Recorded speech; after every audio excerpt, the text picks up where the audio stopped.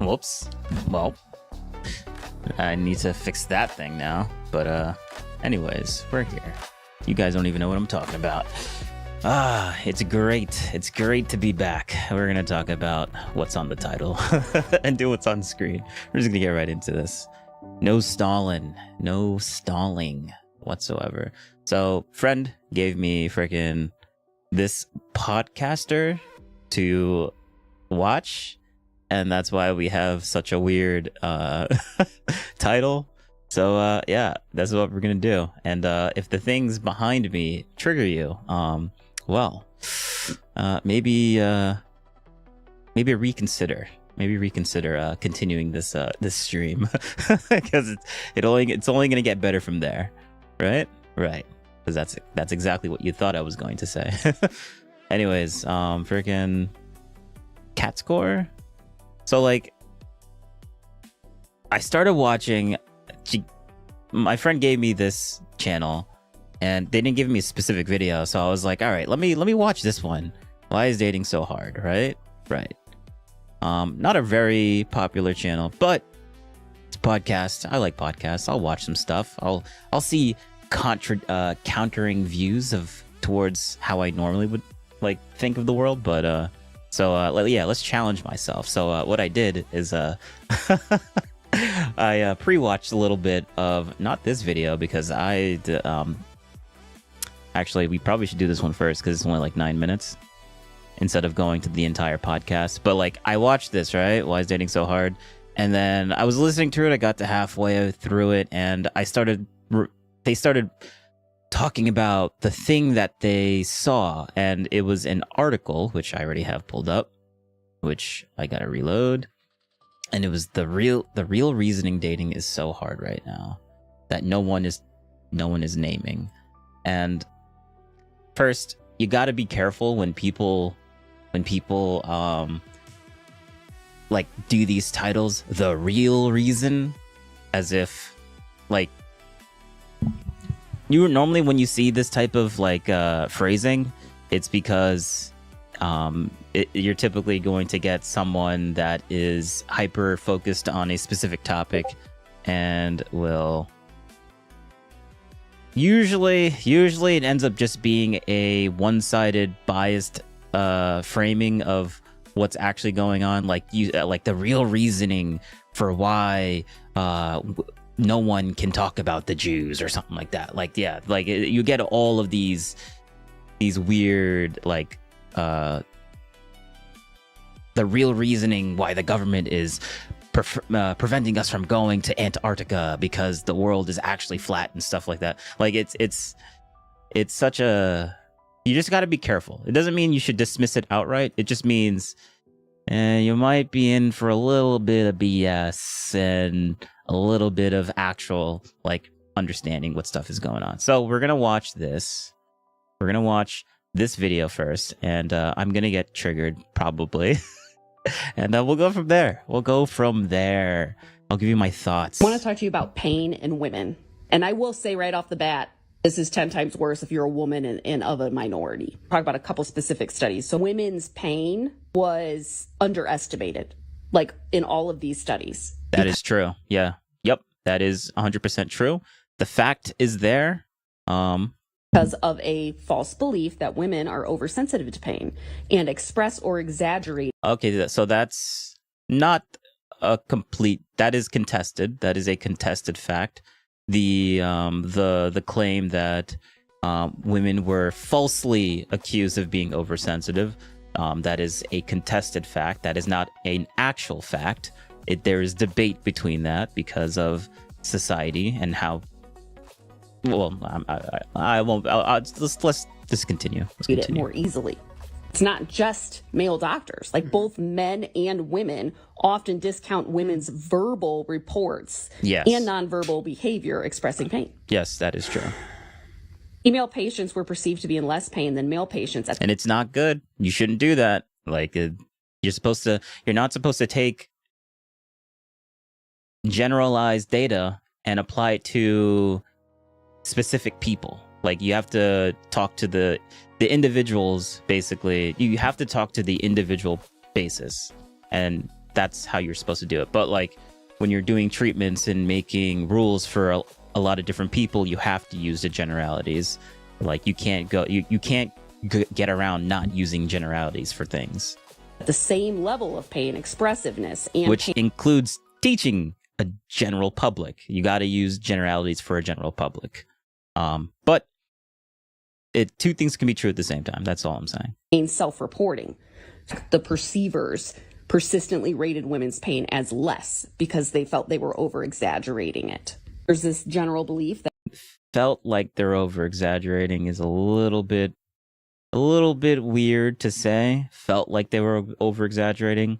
Like that's an opinionated way of saying it. Like they're observers and they're doing this experiment. They're coming out with the conclusion within this specific experiment. They chose people specifically to do this experiment. Like this is not a like this is an actual like study of trying to do things. This is not an opinionated piece of random different of people that just hate women to do that does this. This is an actual like aggregate thing that is supposed to be unbiased. So saying that they felt that way when this isn't a legit thing, it's misleading. That men seek like wait longer to go to the hospital for things. Mm-hmm. So, they must really be in pain. Yeah. All right. It's an assumption. More stoic than women and less expressive. Mm-hmm. So if a man's being expressive, he must be in severe pain. Yeah, and that's normal. That is a normal thing to assume. But you shouldn't go off of just assumptions, obviously. Ever seen a man with a man cold? I've seen you with I've one. been one. They would also overestimate. Yes, and things that don't go in. Yes, that's why you should never treat generalities to the individual. COD because player for 2001. Yoru. Cool. This is why you should never shoot. COD player for 2001. I'm just going to. What's SWG? I don't know what that means. Now you made me lose my train of thought. I've seen you with one. They would also overestimate the pain that men were in. Oh. So it wasn't just underestimating women's pain. It was overestimating men's pain, too. My name is Just Shadow. overestimate everybody's pain? 80% of pain studies. No, you should never overestimate everybody's pain. No, you should not do that. This is why this is a stupid response to that, right? We're using... Actually, you know what? Should I... I'm going to turn that off. Thank you. The reason why you should never... Yeah, this is going to... Friend gave me a link to this person's channel, and I'm here because they think that I'm being a bit too dishwasher. My goodness. All right. I'm just gonna yeah. We're just gonna pretend the chat doesn't exist for now. To not trigger the person that actually sent me to this video to have an actual legit, a more nuanced take on this, right? But I wanted to explain why that was a dumb response that this guy has made. Shouldn't you just overestimate everybody's pain? 80% of pain Yo, mind watching this, please? studies are done on males. Oh yeah, do what's on screen, by the way.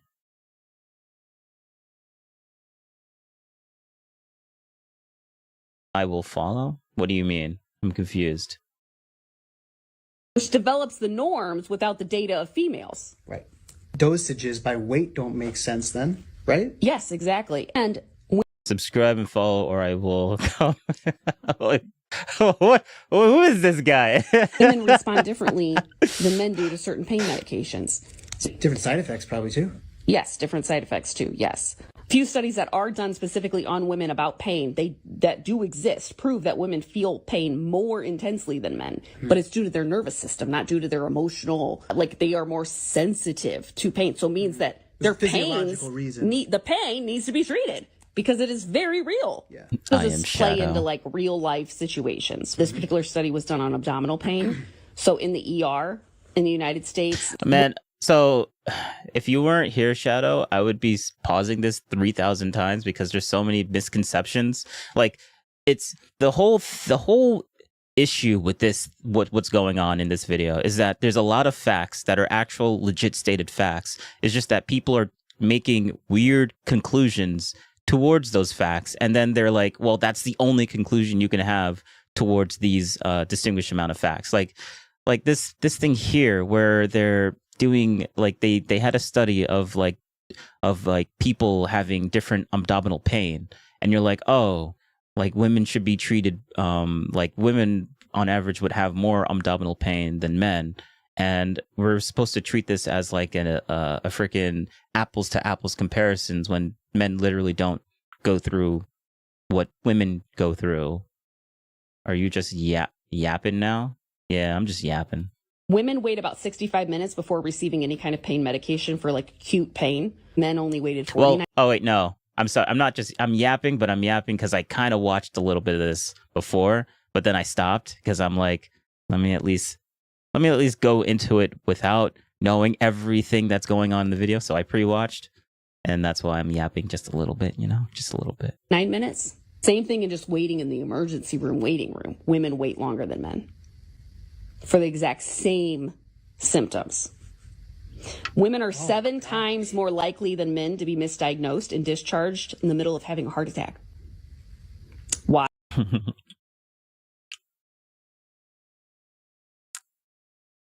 Yeah, I don't know if they did, but are women more likely to get kicked in the nuts than men?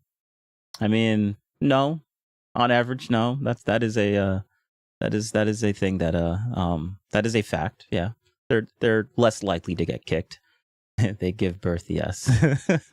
Why? 7 times. 7 times. Why? Because the medical concepts of most diseases are based on the understanding of male physiology. Yeah. And women have altogether different symptoms than men when No, see, that's a lie. That is a lie.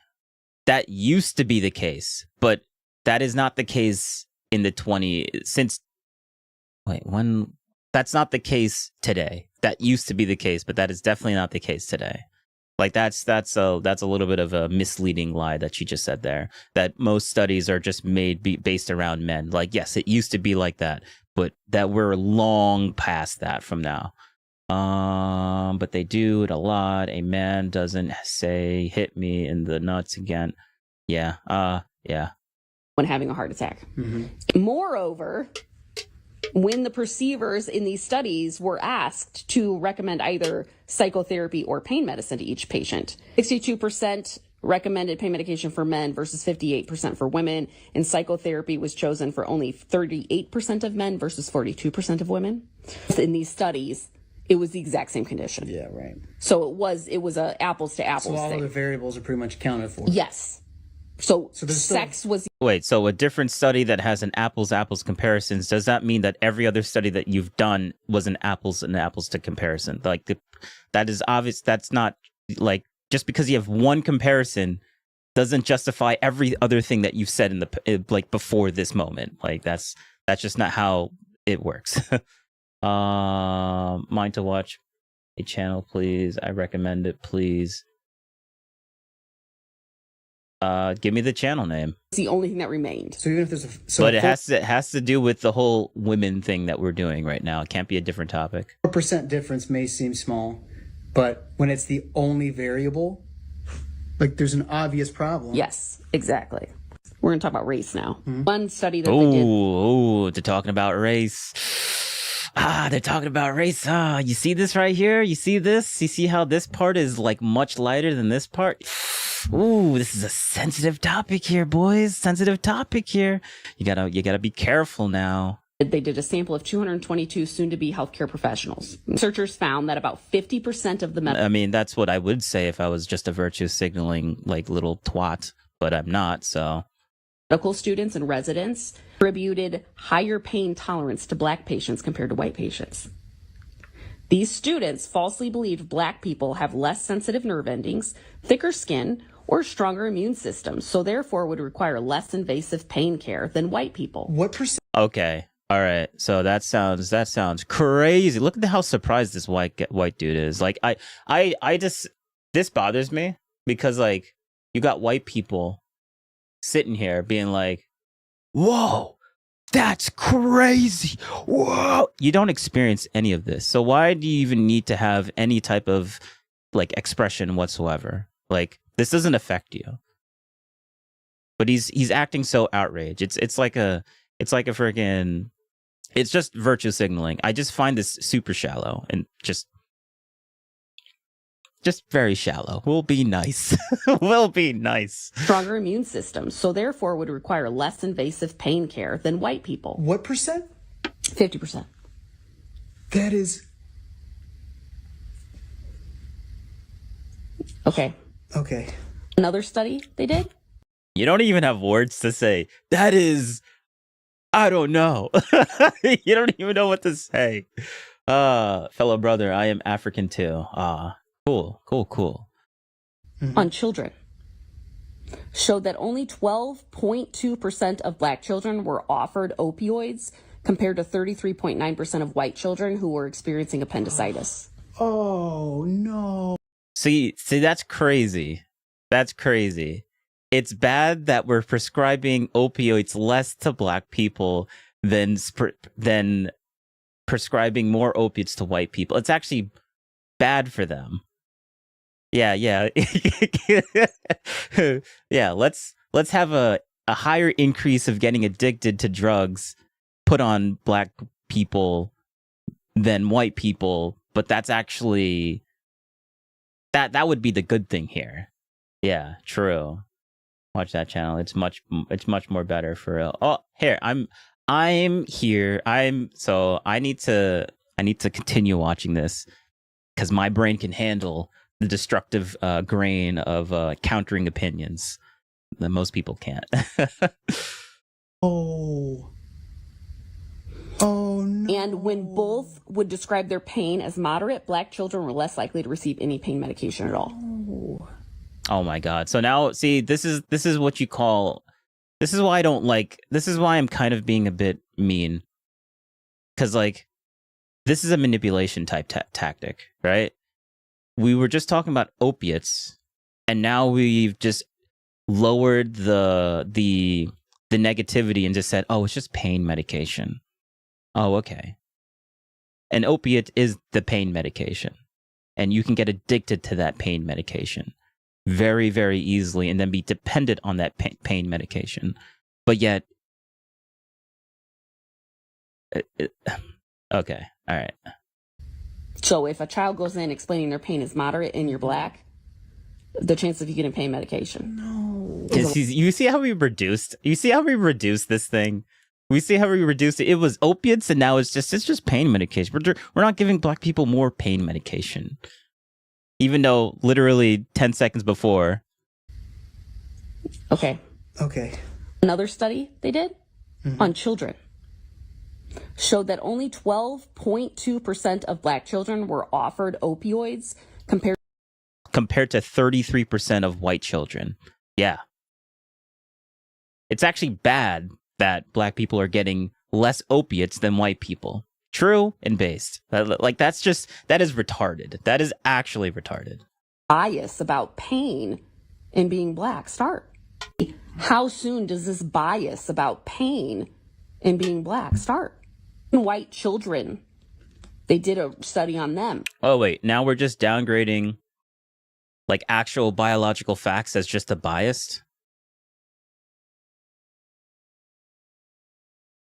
Another manipulation type thing.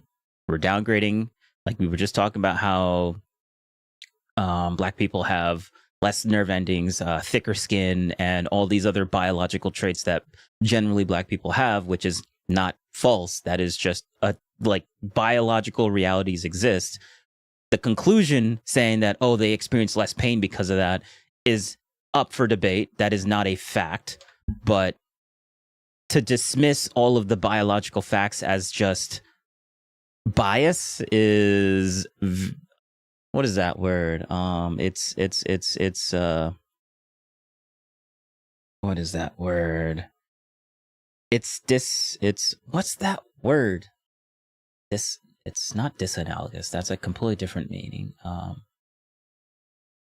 It's disingenuous. Yeah, disingenuous. That's the word. Like, no. To see, had them rate each other's pain, and they were able to pick. All right, chat. Sending it back. Just don't worry. I see all your chats. Like, just why? Discipline? No, it's just like people evolve different traits based on the environment that you and your ancestors have been growing it. Like white people that grew up in like Northern Ireland or really high up in the latitude where they experience a lot of cold weather, like their skin turned white because they don't need to block the sun. If anything, they need more sunlight because they need more vitamin D. And then people that lived in the tropical climates where there's a lot of sun, their skin get darker because they don't need all of that sun. They only need a little bit. So like it's just biological things of where they existed for hundreds of years. Like it's in a nutshell, it's just evolution of like your environment. It has nothing to do with what's going on today or whether there's like a bias here or whatever. Hereditary traits, yes. Yes, I know that. The channel National Geographic. Yeah. Up on a weak racial. But just to dismiss it as like, oh, it's just bias, something that you can just easily change because you can change bias. And I'm like, yes, you could change bias, but to dismiss it as just bias is just factually wrong. Like it's very disingenuous. It's downplaying the actual. Yeah, okay, Mr. Yappington.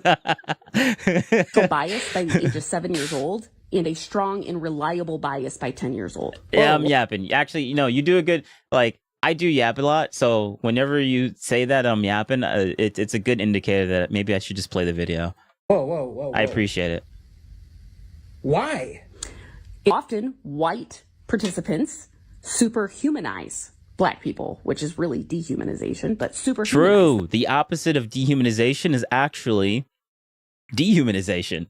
Based. Them and attributes like these power capacities to Black people in order to justify beliefs that I forgot I ordered a yappuccino. I love it. Oh, your jokes are good. I love it. they're inherently more resilient when hurt. 7? Why would you be thinking that at age 7? I have no idea what I'm talking about. I just Who would have thought, Mr. I don't know what I'm talking about. Yeah, I didn't realize that you had no idea what you were talking about. True. know that is wild by age 7. And then what did you say, age 10? Age 10, it was reliable and strong bias. What the heck? That is a symptom of a sickness. So then you add in being a woman and being Black. Mm-hmm. Biology is a sickness based. And having chronic pain issues like one of our dear friends has. Yeah. And she cannot Anecdotal get experience. Just not freaking listening to her. relief. No. It's bias upon bias. Stacked. It's stacked. So see, this is, oh my God. This is what is annoying. Like what they're saying with this anecdotal experience. Yes, don't use generalized information for the end goal conclusion of that individual person. Obviously, if they're using the general knowledge and applying it to her and not thinking about her is bad, regardless on if it's a girl, guy, or if they're white or Black. Like it's just, you just shouldn't do that, right? Want to hear some dark humor? I do enjoy the good old dark humor. What? Wait, this automated follow system is actually working properly now? Do I need to lower the time on this? Because it was not working before properly, but now it is. But do what's on screen. Thank you. I appreciate it. Yeah. Oh, yeah. Also, I think I got to this part, and that's when I stopped. Examples of systemic medical racism explicitly taught in textbooks. 2017 called Nursing, a Concept Based on Approach to Learning, which contains advice for nurses from when administering pain relief to people from different ethnic backgrounds. screenshots from the BBC article about it. So I actually looked into this and was trying to figure out where this comes from, this 2017 textbook thing, and it does exist. Want to hear some dark humor jokes? Yeah, give it to me. So I actually found. So basically, no, this is something different. No, this is a different thing. Could you find me the full podcast of that? No. All right, how far up did I go? No, that's not it. Is it this one? Maybe I went. No, this was a single thing. This one. Okay, there we go. Is there a nursing textbook that gives advice on how to treat people differently for medical pain relief? And is this rooted in racism or actual biological fact? So I don't think biological facts can be racist. It's just facts. It's how people choose to implement those facts to their conclusions. Their conclusions based on the facts is the racist thing that could be deemed racist, not the facts themselves. And I know it's very hard for some people to distinguish between facts and conclusions, and claims, facts and claims. So let's listen to this because I thought this was very interesting. Meta-analyses show average group differences. Oh wait, people hold of up, African. hold up. I need to turn that off, and then we got to go back here. What do you call a wolf that only hunts baby sheeps? I don't know. I'm afraid to hear. I don't know what do you call that? And Yes, such nursing textbooks. we're gonna use a female's voice. Yes, such nursing textbooks have existed. One prominent example is predator? Nursing, a concept-based approach to learning. Pearson, editions around 2015, which included a section on cultural differences in response to pain, or focus on diversity. It opened with, a client's culture influences their response to and beliefs about pain. Some cultural common differences related to pain are listed here. It then provided group-specific descriptions for categories like Arabs, Muslims, Chinese, Indians, Hindu practices, Blacks, Jews, Hispanics, and Native Americans. Examples of the content included, Arabs, Muslims, may not request pain medicine but thank Allah for pain as a test of faith, must endure it for forgiveness and mercy. Blacks, often report higher pain intensity than other cultures, believe suffering and pain are inevitable. Jews, may be vocal and demand assistance, believe pain must be shared and validated. Indians, Hindu, believe pain must be endured in preparation for a better life in the next cycle. Hispanics, may see pain as punishment, some stoic, some expressive. Chinese, may not ask for medication to avoid burdening the nurse. Native Americans, may prefer shaman-blessed medications, pick a sacred number on pain scales. These were So these are all generalities based on stereotypes. Now, stereotypes aren't inherently incorrect. They're stereotypes because there's kernels of truth within those stereotypes. That's why stereotypes exist. It's not 100% fact. It's not 100%. It's not 100% false either. But we should not be going. We shouldn't be. This is like all of these could be the conclusion of a bunch of different facts, which could make these things racist or not racist. So yeah, I'm not saying that this stuff is racist because I don't know. Maybe it is, maybe it isn't. I'm not here to determine that. But let's continue later on. framed as practical advice for nurses managing pain relief. In 2017, after images went viral on social media, Pearson apologized, called the presentation inappropriate, removed the passages from current future editions and e-versions, and reviewed its nursing materials. Critics labeled it racist stereotyping that could encourage nurses to discount patients' self-reports or apply group assumptions instead of individualized care. Yep. So that thing that people keep catastrophizing, saying all this stuff is being taught to nurses. Yeah, the guy that created, he took it away. He said it was inappropriate. He removed it, and now it's gone. So since 2017, that stuff is all gone. So saying that this is an issue today is just a false assumption of something that does not exist. You're basically shadowboxing a thing that never existed, that doesn't exist now. It's a problem that has been solved. So anyone that keeps saying this stuff is just it's annoying. It's just annoying to listen to. I don't want to keep hearing people talk about how we're still going through this issue where they're being taught to do this in schools when it literally got deleted. All right, let's Similar continue. discussions appear in other nursing resources on cultural Wait, competence. hold up. Before we do that, here's another one.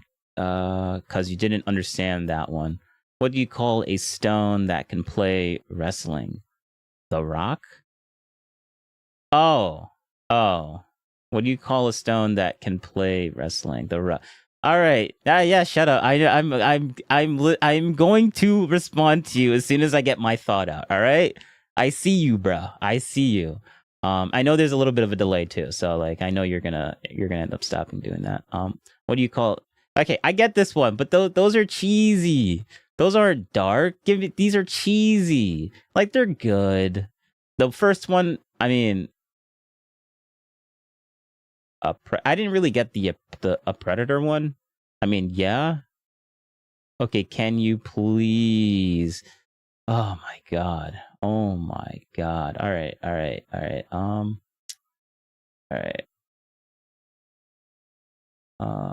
Copy text. All right. We're gonna take this, throw it over here. Throw this here. Let's see. Okay, so you do some cool Minecraft stuff. Let's see. Twister Gaming. Yeah, that is really cool. I looked at it. All right, I looked at it, but it has nothing to do with what we're talking about right now. So, react to my channel. Well, it's another person's channel, but it's my suggestion. Yeah. 64 subscribers, 64,000 subscribers. So you have more subscribers than the YouTube channel that we're watching right now. So yeah, pretty cool. But we're not doing this right now. We're doing women. This is what we're talking about, women. Let me continue my women good arc right now. Transcultural nursing or diversity chapters, which sometimes list broad patterns in pain expression, stoicism versus vocalization, or beliefs about suffering, e.g., religious views on endurance or punishment. These aim to help nurses understand influences on pain reporting and acceptance of treatment. Rooted in racism, biology, or something else, it is not purely one or the other. The textbook example was primarily cultural religious generalization presented in a reductive, stereotypical format rather than rigorous, evidence-based guidance. It drew from some observed patterns in pain behavior and beliefs, which can have cultural roots, but it essentialized diverse groups, ignored massive individual variation within any category, and lacked citations to strong data. This approach risks bias and was widely and reasonably criticized as insensitive or harmful, echoing historical patterns where group Which is true. It is insensitive and it is harmful, but it is sensitive and it is harmful, but it's not like sensitive and harmful isn't, oh, the whole world, the whole industry is trying to destroy us and oppress us. Yeah. Like like those two, like going from sensitive and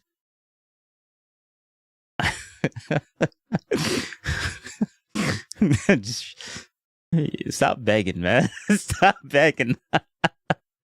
Oh my god. Generalizations justified unequal care. Biological realities do exist separately, however, and they provide a factual basis for some ancestry-informed considerations in pain management. Yes. Pain sensitivity and tolerance. Multiple experimental studies and meta-analyses. Like just because they're like what we saw up here with the general, I guess I'll just say that it's racist stereotypes. With these stereotypes, like just because they're stereotypes doesn't mean that we have to completely outright dismiss the biological facts that those stereotypes came from, right? So that's like my whole point. Show average group differences. People of African ancestry, Hispanics, and Asians often exhibit higher pain sensitivity and lower pain tolerance compared to non-Hispanic whites across stimuli, like cold pressor, heat, and ischemic pain. African Americans, for instance, frequently show lower tolerance and rate pain as more unpleasant. These are not threshold differences in every study, but appear more consistently in superthreshold, clinically relevant measures and temporal summation, wind-up pain. Ethnic identity can partly mediate this in some groups. Pharmacogenomics and drug response. Genetic variants affecting opioid metabolism, receptors, and pain pathways differ in frequency across ancestral populations due to evolutionary history. Examples include OPRM1A118G variant affects mu opioid receptor response to morphine and other opioids. Much higher frequency in East Asians, 10 to 15%, than in Europeans or Africans, 10 to 15%. Wait, hold up. I want genetic variants affecting opiate metabolism response in pain pathways differ in frequency populations due to evolutionary history. Examples. Okay. So opiates or pain medication. Let's just call it pain medication. It seems like there's different variability of like if you give two people that are different races, the same pain medication, you're going to get two different responses from that pain medication. I wonder if that plays a part in why there's a difference in percentage of different types of races getting the same pain medication. Maybe it has something to do with how they actually respond to that, and not just some racist bigot stereotype of them not being able to like consider pain. Like they don't. It's just so dumb. It's just so dumb. Like there's so many other reasonings for why there's a thing that looks like it's racist, but it's not, or why people are treating people differently. It's not just racism. It's like there's other factors here, and people just don't like they would rather just view a very simplistic world of the view. Those were not the words I meant to say. People would rather just have a more simplistic view of the world than an actual complex, nuanced, and not everything is what it seems type of view of the world. Like let's just keep going. CYP2D6, key for codeine, tramadol, oxycodone activation. Ultra-rapid metabolizers more common in some North African Middle Eastern groups. Higher toxicity risk. Poor metabolizers more common in Europeans. Other genes like COMT also show ancestry-differentiated allele frequencies. Clinical Pharmacogenetics Implementation Consortium CPIC guidelines exist for genotype-guided opioid therapy. Ancestry can serve as a rough proxy for variant likelihood when testing is unavailable, though direct genetic testing is superior and colorblind in principle. Some FDA labels have historically included ancestry notes for certain drugs. Other factors, conditions like sickle cell disease, far more prevalent in African descent populations, require specific pain crisis protocols. Broader Yes. physiological differences, e.g., inflammation markers, vitamin D status influencing pain, can contribute on average. These differences are real, measurable, and rooted in genetics plus environment, not social constructs or racism. Yeah, oh my God. Yo, bro, yes. Like just blaming everything on social constructs and society when there's literal biological reasonings for why these things are. It's complicated. It's very complicated. Like this is why people go to 12 more years of schooling to become a doctor or to become a nurse. I mean, nurse is a little bit less, but you still need to take a lot of schooling to do that. Like it's complicated. And I feel like people just write off the complication as like, oh, you're just brainwashed or something. And I'm like, bro, like there's a thing called projection, and you really should look into that. Like it's wild. Racism. Population genetics shows continental ancestry clusters correspond to genetic variation relevant to medicine, pharmacogenomics, disease risk. Ignoring them entirely can harm patients, just as crude racial stereotypes do. Important context on disparities and myths. Clinical data often shows the opposite of old racist tropes. Despite average higher sensitivity or reports in some minority groups, Black and Hispanic patients have historically received less pain medication, lower doses, and less adequate treatment for the same conditions, e.g., fractures, appendicitis, cancer pain, postoperative. Meta-analyses document this gap, around 22% lower likelihood of any analgesia in some reviews. This is frequently attributed to provider implicit bias, false beliefs, e.g., Black people have thicker skin or less sensitive nerves, myths held by a significant portion of medical trainees in one 2016 study, communication issues, and So those are myths. Okay, so that's not real. All right. Yeah, we shouldn't be using myths in biology. But guess what? You know what happened with that article when that guy did those guidelines? He deleted it. So yeah, you know those myths that everyone keeps harping on? They're gone. They don't exist anymore. So calm down. We're making progress. Chill. systemic factors. The textbook's claims, e.g., Blacks reporting higher intensity, loosely align with some self-report and sensitivity data, but were framed in a way that critics feared would worsen undertreatment rather than improve it. Bottom line for nursing practice. Good modern approaches emphasize individualized, patient-centered care. Pain is whatever the experiencing person says it is. Self-report remains primary. Use validated tools but assess holistically. Cultural humility over rigid competence checklists or stereotypes. Ask patients about their pain experience, beliefs, and preferences rather than assuming based on appearance or broad categories. Evidence-based treatment. Titrate to effect. Monitor response. Use pharmacogenomic testing when available for precision, better than race proxies. Bias awareness. Training to counter implicit assumptions, including debunked biological myths that historically justified undertreatment. Group averages inform population research and hypothesis generation. They do not dictate bedside decisions for any one person. Intragroup variation is huge. The 2017 textbook incident highlighted risks of poorly executed cultural content. Yeah. Biology supports ancestry genetics as one tool among many in precision pain medicine, Yes. but it does not justify the kind of categorical lists that sparked the controversy. Current best practice prioritizes the individual while incorporating real. Yes. This is why I keep saying stop exaggerating the freaking catastrophizing. That's the word, catastrophizing. Like things that like you yes, these things are poor, they're bad, but guess what? They're getting deleted, they're getting updated, they're getting changed. Like, we're moving in a good direction. We are not getting worse, we are getting better. That is actually what's good, the truth here. Things are getting better, and we need to stop catastrophizing, saying things are just getting worse and worse and worse. And like, it's crazy. It's crazy making. But Scientific that's differences where they improve outcomes. yeah, but that's basically it. Alrighty. So now we'll go back to this video, and I think I paused at this point. So anything else that's said later on, I don't have any pre-watch. So let's see. Oh yeah, wow, look at that. The thing that I used actually pointed these out. Yes, we shouldn't be using these biased things. And guess what? You know what happened?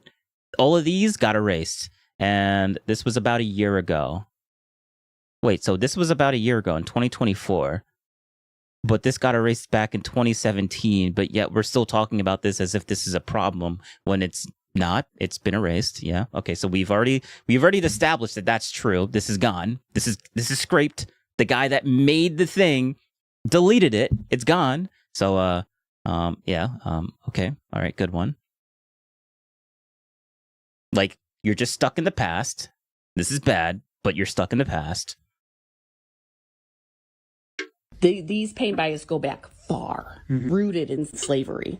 In all of the I am Arab and Muslim. So it's just a generality. So like, it's like, just because you're Muslim doesn't mean you're automatically going to like not accept pain medication. It just means that on average, Muslim people end up doing that based on their religion, because most Muslims like to be Muslim and like to follow their rules in their religion, and would rather do that than to oppose their rules within their religion. So like, that's just it's not a negative or positive. It's just a what we see in the world. It's not a bad or a good thing. The experiments we did on Black people and all the medical advances that we owe to Black people. The history of gynecology, real fast. Physicians saw a real opportunity in the institution of slavery to elevate themselves, and they took it.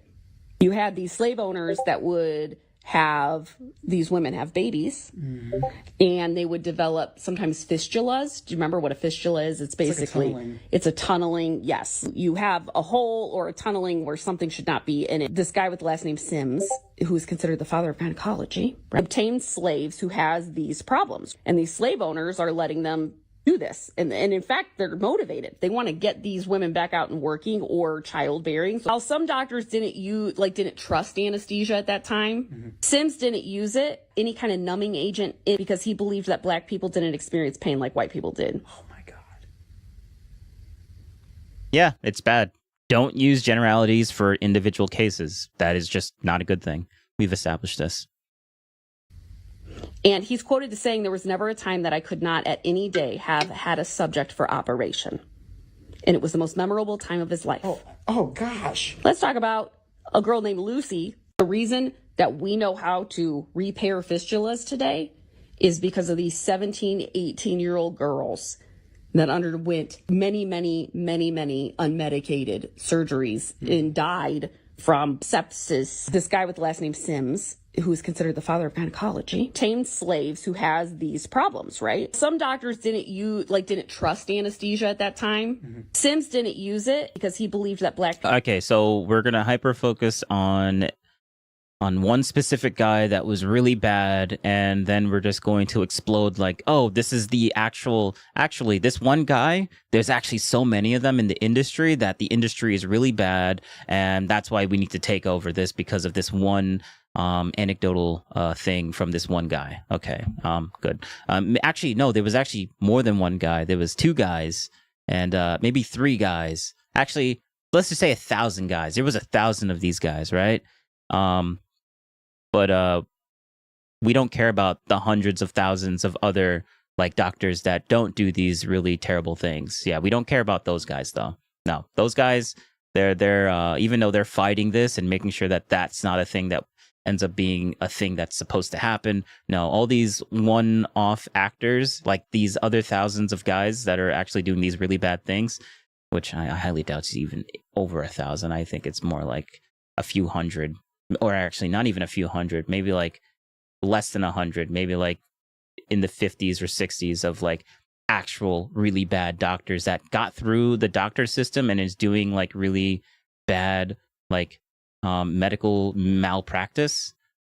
I highly doubt that's actually going through, because remember, you do medical malpractice, you get sued, you lose your license, and you're not a doctor no more, and then you stop making really good money. So doctors have a really, really, really, really, really high incentive of not doing medical malpractice. So that's why I don't think they're bringing up this one guy that was how long ago was that? Like before the early 2000s? Like, okay, do you have any? Well, I don't know who this person that they're talking about, but all I'm saying is that using one guy, I feel like they're just going to use this one guy, and then they're going to catastrophize and make it seem like the entire industry is really, really bad. And I'm like, okay, all right. So you're doing the thing that you hate that they're doing. They're taking a general, they're taking one thing and exploding it to the entire actual system itself. Like, you're doing the opposite, basically. Instead of actually using a generalized system and using that general information and pointing it towards an individual, which you should not do, that's a bad thing. You're taking one individual's experience and then exploding that. This is what the general purpose of this entire thing is going. And that's like a really, really bad thing. Subscribe. Okay. We don't need you spamming. No spamming. All right. No spamming. I'm gonna have to time you out for 30 seconds. People didn't experience pain like white people did. Oh my God. A girl named Lucy, 18-year-old Lucy, given birth a few months prior, couldn't control her bladder. During the procedure, patients were asked to perch on their knees and bend forward onto their elbows so their heads rested in their hands. And Lucy endured an hour-long surgery, screaming and crying out in pain, as nearly a dozen other doctors watched. As Sim later would write, Lucy's agony was extreme. I thought she was going to die. It took Lucy 2 to 3 months to recover entirely from the effects of that particular operation. But there was multiple operations done. 17 years old, Anarka had 30 operations. Those are just two of the women. There were so many women. Mm-hmm. Those are just two of the women that I chose. Until he finally perfected his method. And that was after 4 years. No anesthesia, no pain medication. Then he was able to do it on white women. Yes, really, really bad. Yes, really, really bad. It's bad, guys. Don't do it. But that's all it is. It's just really, really bad. Okay? Doesn't mean that there's a systemic thing that's going on because this one guy did these really terrible things to women. All right? Stop jumping to the extreme conclusion of like, it's all bad because of one guy. All right? But of course he used anesthesia. That is retarded. Yeah. So thank you to these women. This guy with the last name Sims, who is considered the father of gynecology. Before and after. All right, so let's look up this Sims guy. All right, we're gonna do some research on this Sims guy because I can't. All right. We're gonna do a new chat. The Sims guy that was the creator of gynecology, apparently he did really bad things. Can you please explain what was going on and how that happened? The guy that was creator of gynecology apparently did some really bad things. Can you please explain what was going on and what happened? Also, and are people still using his methods of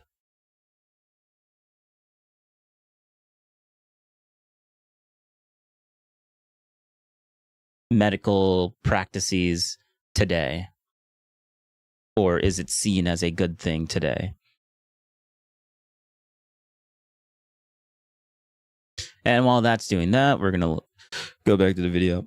After his gynecological experiments, He tested surgical treatments on enslaved black children. Doctors didn't trust anesthesia at that time. Sims didn't use it because he believed that black people didn't experience pain like white people did. Thanks, Schwarzenegger.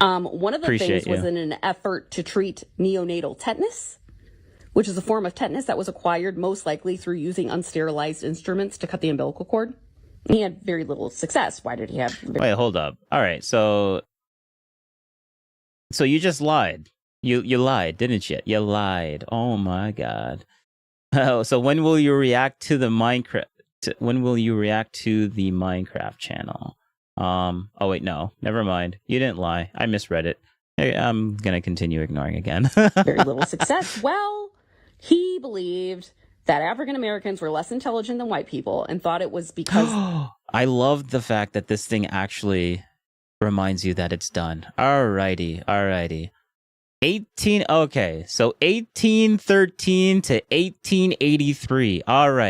All right, boys. We definitely have not moved past since the 1880s. True. Let's say that today we're still doing these bad malpractices that this Martin Sims has been doing.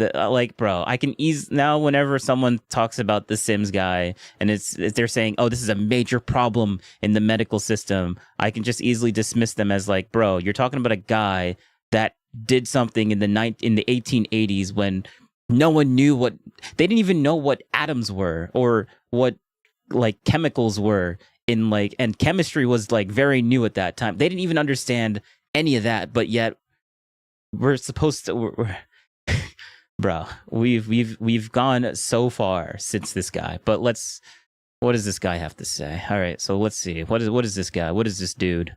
We're going to read it aloud. With a female voice. J. Marion Sims, 1813 to 1883, is the physician commonly referred to as the father of modern gynecology. He developed the first consistently successful surgical repair for vesicovaginal fistula and rectovaginal fistula.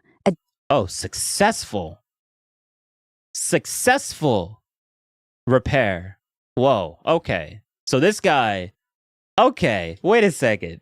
They just framed this guy as like a terrible person that did really bad things. But he actually successfully created a new surgery, vaginal. I'm assuming that's female, a successful female type of repair. So before he created this, just understand that before he created this, if women were going through the issue with the whatever this is, they would just have to suffer through it. There's no that's it. So he's okay. All right. Not as bad as I thought he was going to sound, but devastating okay. childbirth complication. However, he did so through repeated experimental surgeries on enslaved black women in the 1840s without anesthesia or meaningful consent. Yeah, that's bad. That is bad. But honestly, what do you want? Right? 1880s, they didn't care about black people back then, but we're supposed to compare that to how we feel about it's not an apples to apples comparison. We're talking about the mind rot of people that lived back then that thought this was normal to when we evolved culturally to today, and we're supposed to just compare these really racist bigots back in the 1880s to what we're doing today when we don't even think that anymore. Okay, I guess virtue signal more History is now widely recognized as a profound ethical failure involving medical exploitation, racism, and the abuse of power under slavery. The medical problem he addressed. In the 19th century, prolonged or obstructed labor, common due to young maternal age, malnutrition, lack of skilled obstetric care, and no safe cesarean sections in many cases, could tear a hole between the vagina and bladder, vesicovaginal fistula, or rectum. Women suffered constant, uncontrollable leakage of urine or feces, leading to chronic infections, skin breakdown, terrible odor, infertility in many cases, and severe social isolation, often being shunned by family and community. There was no reliable cure. The condition was sometimes called the opprobrium of surgery.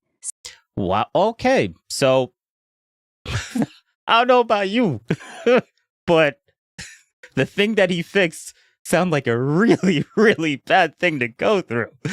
He did it unethically, obviously, which is bad that he did it unethically, but bro, that's which would you rather have?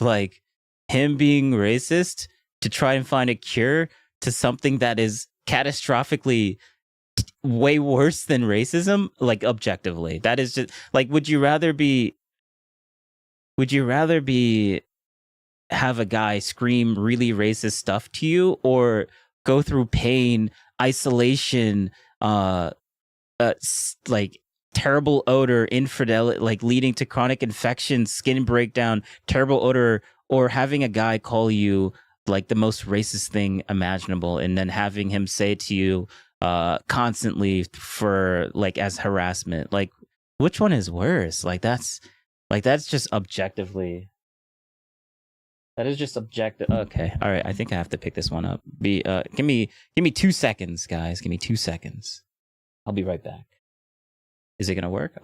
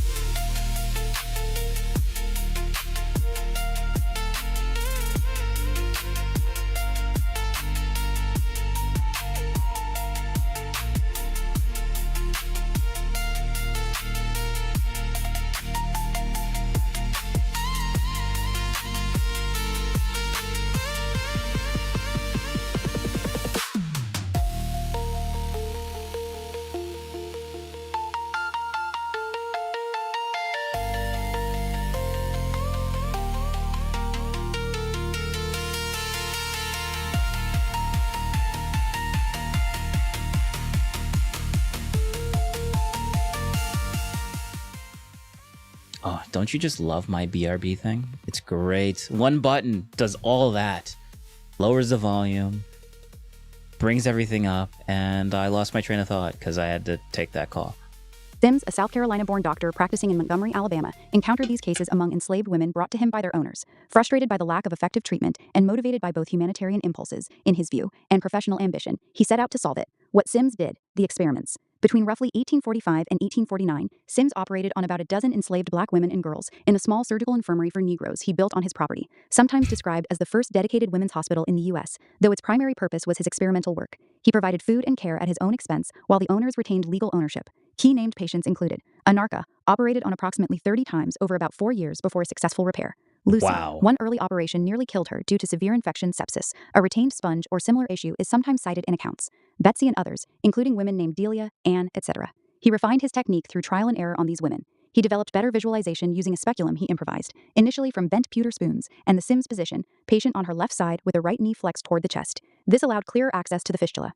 He pioneered the use of silver wire sutures instead of silk, catgut, or lead, which caused infection or other problems. Silver was non-reactive and allowed the tissues to heal. He performed the surgeries publicly, with other doctors observing, to demonstrate and refine the method. Anesthesia and consent issues were central to the controversy. Ether anesthesia was publicly demonstrated in Boston in October 1846, about a year after Sims began his fistula experiments, and chloroform came into limited use shortly after. Sims did not use... Wait, hold up.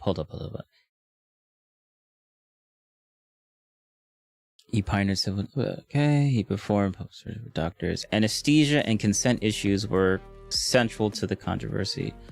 Either was publicly demonstrated about a year after Sim began his experiments. Okay, so it seems like they did start using anesthesia after a whole year of experimentation, which is obviously really bad for those people. But so it seems like he did experiments with these 3 people. At least these 2 didn't get... Well, okay, I was gonna make a claim, but this is not specific enough for me to make that claim. Okay, so they did actually start using anesthesia. So it's not like they did the entire thing without it forever and that's it, and he's just really bad, I guess. Anesthesia during the core experimental period on these women. He later claimed he was unaware of either at the start. Many physicians at the time were hesitant about anesthesia due to risks, overdose, respiratory failure, etc. Sims and some contemporaries. Yeah.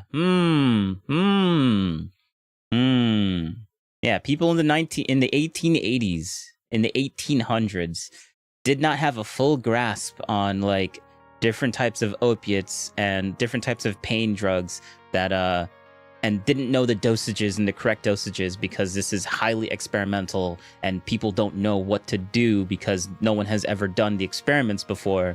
Yeah, that's obviously an invalid way of taking everything. It's like it's just that is an obvious risk. That is obviously a legit risk that you have to take. Like, they don't know. Like, if you're doing an experiment for the first time, why would you add a variable that could potentially end up leading to their deaths to ruin the experiment? That is just how experiments work. Now, experimenting on people, that's like a moral failure, but like without experimenting on people, we probably wouldn't have we probably wouldn't have figured out that we need to use silver instead of using lead to for like it sounds so easy to think about it now because we have that information now, but like, all right, then go figure out how to make teleportation. Oh, you don't know how to do that? Oh, we don't know how to do that because we don't have that information? Oh, okay. Go tell that to the people thousands of years later when they actually know how to do teleportation, and then talk to them and then have them laugh at your face because you're so dumb that you didn't understand how to do teleportation, even though we just never knew how to do it because we haven't done, like, it's just so stupid. It's so stupid. It's so dumb. Like, just because it's obviously very, like, you can't put yourself in the shoes of a person that was born in the 1980s with the limited information and knowledge that they have, and then pretend that they should have known that with hindsight 2020. Like with hindsight, like hindsight doesn't exist, and we use hindsight so easily all the time, without even knowing it. We take hindsight for granted. We really do, and people need to stop doing that.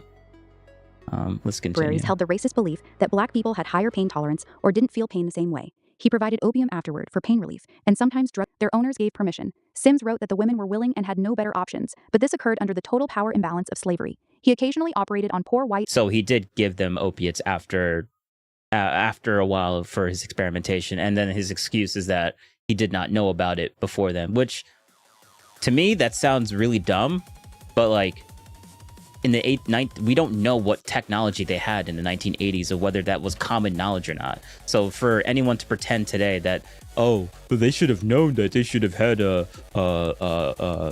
they should just know that because they're doctors in the 1980s. Like, bro, like, medical malpractice wasn't considered medical malpractice because they literally had no idea what was going on because they did not do the experimentation to figure that information out. Usually because of moral issues. So like, morals really hindered medical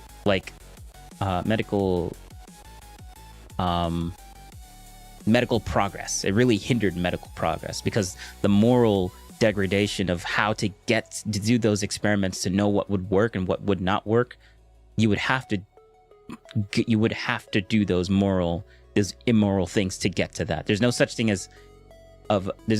as a moral experiment. If we couldn't operate on people, and we never did, then most of the advancements of what kills people and what doesn't kill people would not exist, because sadly you just have to have sacrifices in order to figure those things out. Like, that's just true. We're trying to test it on rats, but like, we're still not 100% sure that the drugs that we're putting in rats would actually affect humans the exact same way. And then that's how you get side effects that just pop into existence that we had no idea about because we can't do it on humans. We have to do it on rats, and rats are not 100% the same as humans. Like they're very close, and that's why we use rats, because they're very, very close. And then, but yeah, whatever. Let's just keep going. Or Irish immigrant women later in New York, but the foundational development of the technique relied on the enslaved subjects. After perfecting the repair, notably on Anarcha with silver sutures, Sims published his results in 1852. He moved to New York City in 1853, founded the Women's Hospital, the first dedicated women's hospital in the U.S., gained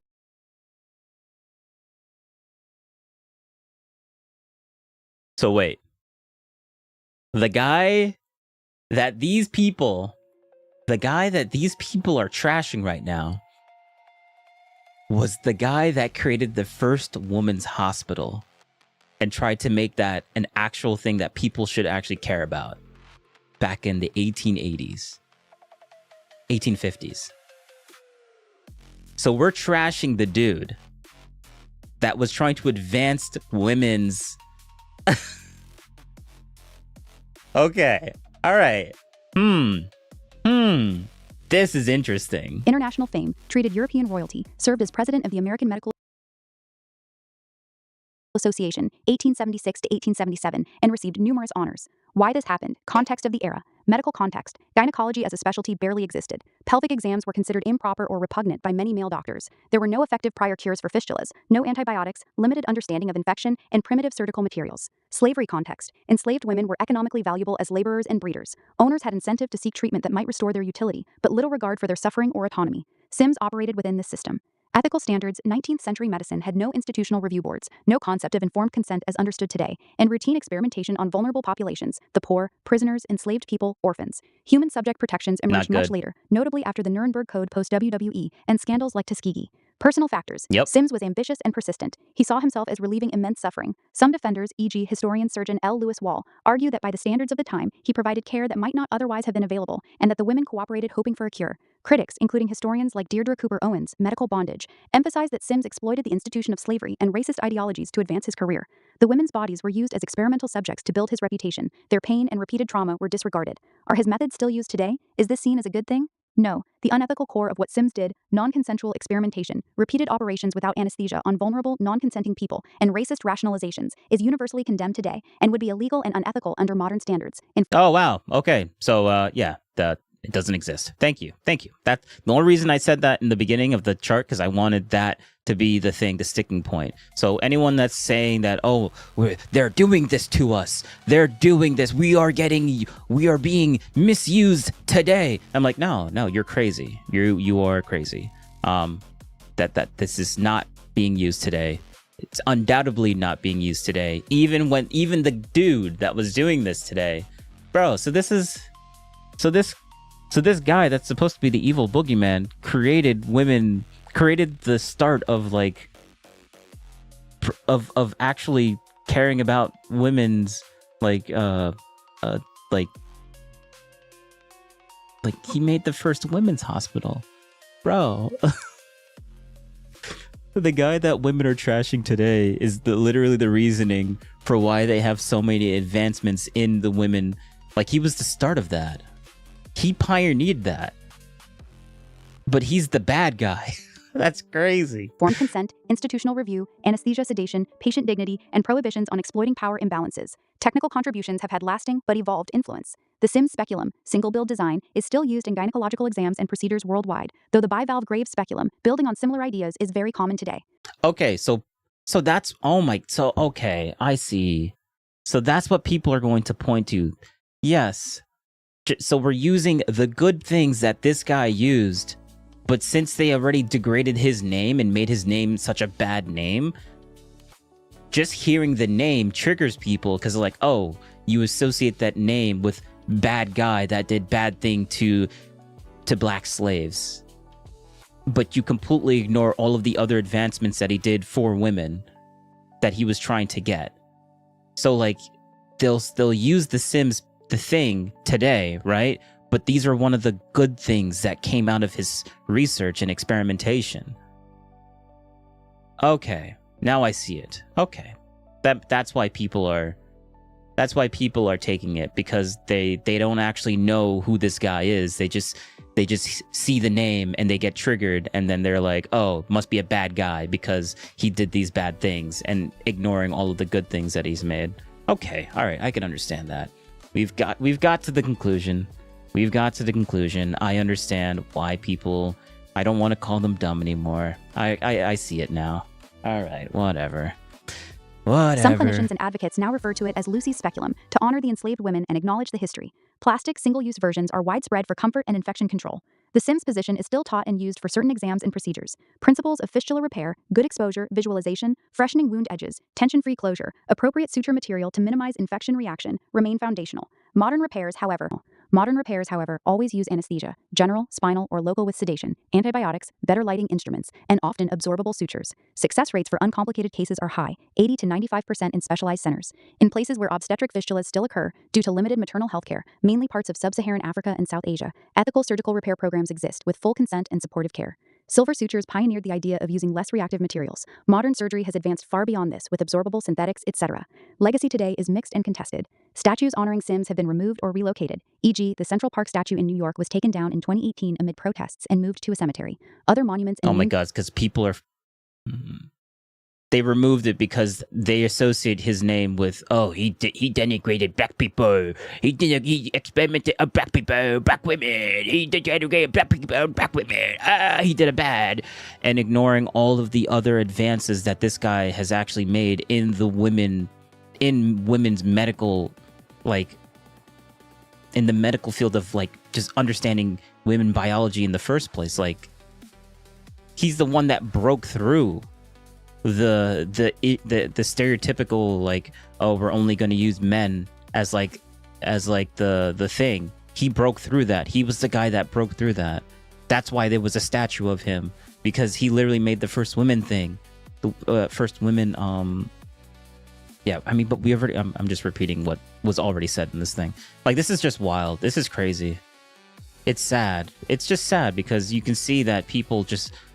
They're getting, like, there's more and more information, but so much propaganda goes out, and then people think that they have this hidden knowledge, but they're just using little bits of kernels of truth and not actually looking into it and doing your own research and actually seeing, okay, this guy, okay, he's really bad, but why do people think he's really bad? Why was he even in this, allowed to do this in the first place? And then you look it up, and then you're like, oh, he actually, like, the opposite is actually true with this. This is kind of wild because I don't know any of this, and I'm actually, this is crazy. Institutions have faced renaming campaigns or contextualization. There is growing emphasis in medical education and public history on centering the stories of Anarcha, Lucy, Betsy, and the other women, sometimes called the mothers or foremothers of gynecology. A Mothers of Gynecology monument in Montgomery honors them. Many in medicine acknowledge. I mean, yes, we should honor these people because they were the test subjects, but, like, they wouldn't be test subjects without the guy in the first place. That guy, he is the real reason why these women are held to such a high standard, because they decided to take on this role and be the experiments. Well, back then, I don't know if they were willing because they were slaves, but yeah, we should have, like, that Sims guy. They should be right behind these people. They should be the big statues. He should be the little statue next to them, because without him, these people would not exist. Sims' technical innovations while strongly rejecting the means. His work helped establish gynecology as a field and alleviated suffering for countless women afterward, but it came at an... Oh, so gynecology as a field wouldn't exist without him. Wow. Okay, wait, hold up. Let me, okay, what is gynecology? Because I kind of understand it, but I need to make sure that I fully understand it, because I'm not just going to go off based on, like, my intuition of what I'm thinking or my biases of what I think. I actually will look it up, based, like, asking really simple questions and getting an actual specific answer, than actually just being like, oh, it must be something along with these lines and something along with those lines. I don't go off of I want to be correct. I don't want to be 98% correct. I want to be 100% correct. Unacceptable human cost and contributed to a legacy of medical mistrust in Black communities. Gynecology as a whole has advanced enormously since the 1840s. Pap smears, laparoscopy, hormonal therapies, cancer treatments, minimally invasive surgery, etc. Sims represents one early, deeply flawed chapter, not the entirety of the field. In short, what happened Yeah. was a product of its time's medical limitations, the horrors of slavery, and Sim's ambition to solve a real clinical problem. The Yep. suffering he inflicted on enslaved women was real and unjustifiable by today's or many contemporary ethical standards. Yep. His surgical advances provided a foundation that evolved into ethical, effective care. Modern medicine explicitly rejects replicating his methods and works to address the historical harms through better consent practices, equity efforts, and honest historical reckoning. The women he operated on deserve recognition alongside, or instead of, uncritical celebration of Sims alone. Yes, that is. Yeah, I agree with that. The Sims should be there. But he has to be there. But the women that he operated on obviously needs to be there alongside with him, because without them, he wouldn't have been able to actually do those experiments. Like, both those people need to be there at the exact same time for these advancements to even exist in the first place. And that's the moral of the story. All right, so the Sims guy. Hold up. So these guys, oh my God. So they're bad-mouthing this guy. They're bad-mouthing this guy. Yeah. So thank you to these women. This guy with the last name Sims, who is considered the father of gynecology. Before and after his gynecological experiments, he tested surgical treatments on enslaved black children. Doctors didn't trust anesthesia at that time. Mm-hmm. Sims didn't use it because he believed that black people didn't experience pain like white people did. Oh my God. No, that's no. Wait, actually, hold up. Gynecology is the branch of medical field focused on female reproductive system. Okay. So that's all I needed to know. That's all I needed to know. So he created. Okay. All right. Wow. The evil racist man created gynecology. The evil racist and misogynist man created reproductive rights and reproductive. Yeah, that's wild to me. But he's the bad guy here, bros. He's the bad guy. Hold up. Let me take this over here. We are going to we'll just continue with this for now. One of the things was in an effort to treat neonatal tetanus, which is a form of tetanus that was acquired most likely through using unsterilized instruments to cut the umbilical cord. He had very little success. Why did he have very little success? Well, he believed that African Americans were less intelligent than white people and thought it was because their skulls grew too quickly around their brain. And he would operate on African American children using a shoemaker's tool to pry their bones apart and loosen their skulls. We're talking about a dude, the first doctor, one of the first doctors to ever really exist to do this type of field. We're literally talking about doctors in the 1850s. Bro, that's more than 200 years ago. Do you understand the medical advancements that happened since then? People believe that the earth was flat and that we were the center of the universe, like, a long time ago. Like, why are we acting like this is such a surprising thing? People were really dumb back then. They didn't know stuff back then. This is just the truth. Like, the Holocaust happened back then. We're not doing it now. Bad things happened in the past.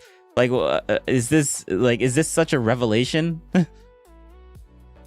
It's done. I'm 17 years old. Anarcha had 30 operations. Like, I feel like the emotional response to this is just way overblown than what it needs to be.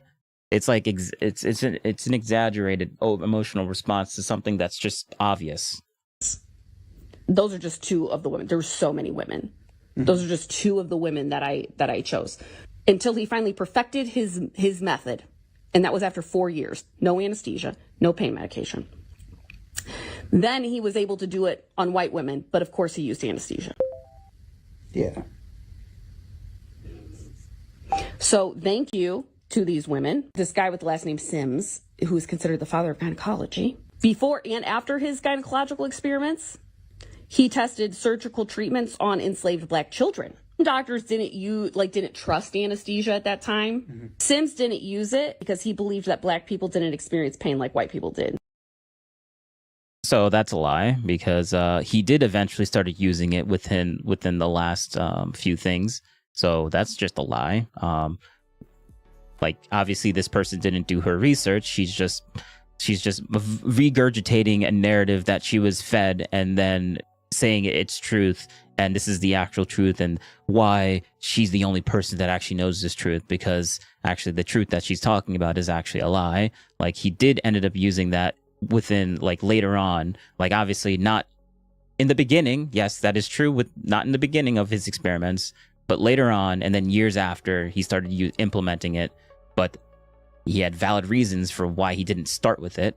The valid reason is that pain medication was like barely existed back then as well. Like, it's kind of crazy. It's kind of crazy. Oh my God. One of the things was in an effort to treat neonatal tetanus, which is a form of tetanus that was acquired most likely through using unsterilized instruments to cut the umbilical cord. He had very little success. Why did he have very little success? Well, it's never been done before. Huh. Who would have thought? Believed that African Americans were less intelligent than white people and thought it was because their skulls grew too quickly around their brain. And he would operate on African American children using a shoemaker's tool to pry their bones apart and loosen their skulls. And in the 1850s, Sims moved to New York and opened the first ever women's hospital, where he continued testing controversial. Now, this is going to sound like a cop-out, but, like, actually, no, I'm not even going to say the cop-out. Like, it's bad. Like, he did bad things. Yeah, he did some bad things. But the good things that this guy has made completely destroy all of the little, like, bad things that he may have done, because, like, we don't know that if that's even, like, correct or not. Like, this video has already been proven that they don't even know all of the information. Like, they're literally bad mouthing a guy that created the father. Like, when she said the father of gynecology, they said that with quotation marks. So, like, yeah, I don't believe that for a second. Like, this guy's an evil dude. How could he be the creator of that or the father of that? That's crazy. Like, they framed it like that, meaning they don't think he is, which means they don't even know that he actually is. They don't know the actual reality of what this guy was doing and all of the good stuff that came out of what this guy had done. They don't know that. They don't know that. And that's why you need to be skeptical on, like, the opinions that these people are, with some of the little stories and maybe the myths. And that's why I'm skeptical on it, or invalidating it, or whatever you want to call it. Like, it's because they don't even know the full truth of all this. Like, why should I take something at face value when I know for a fact that they don't even know the full context or the full information of what they're even talking about in the first place? Like, I mean, yeah, I guess dismiss it as like, oh, you're just invalidating their response,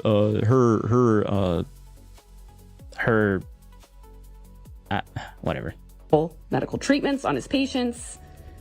And anytime anybody died, he blamed, according to him, quote, the blame laid squarely on the sloth and ignorance of their mothers and the black midwives who attended them. He did not believe anything was wrong with any of his methods. Yeah, racism was very prevalent in the 1850s, yeah. They had slaves back then, yeah. It was really bad, yes. Good for you for figuring that out. Wow. I bet they don't even know when this guy came. Like, bro, he's so surprised that someone in... Sorry, He's so surprised. He's so surprised that someone in the 1850s said some very racist shit. Like, this is just... This is just like... What do you call it? It's just virtue signaling. Like... Okay, good for you, man. Like, wow. Look, he's such a good guy. He's a white guy. He's such a good guy. Racist? It's so bad. Racism is bad, guys. Look how bad it is. Look at his expression. It's so bad. Like, yeah, okay. I mean, I guess good for you, man. I guess it makes him feel good that he's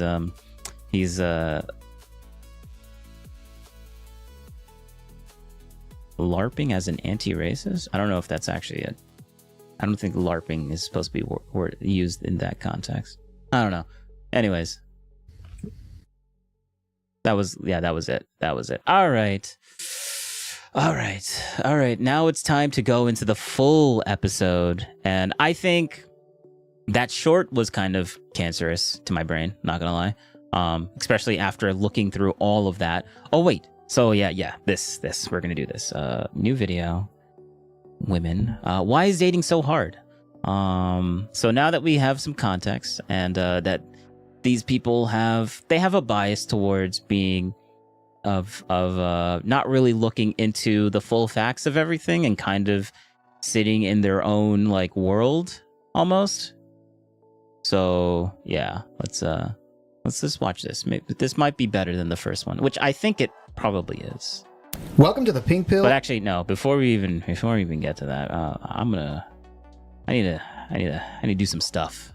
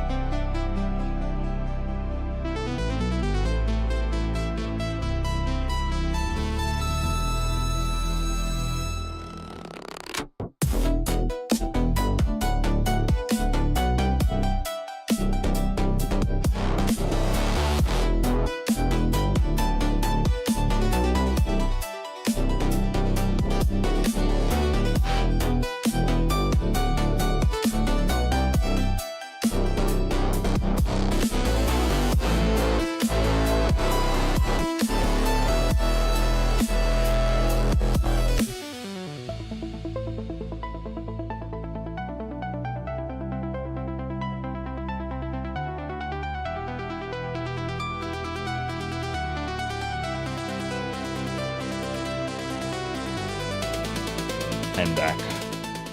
We are back. We're going to continue. Episode 66. Why is dating so hard?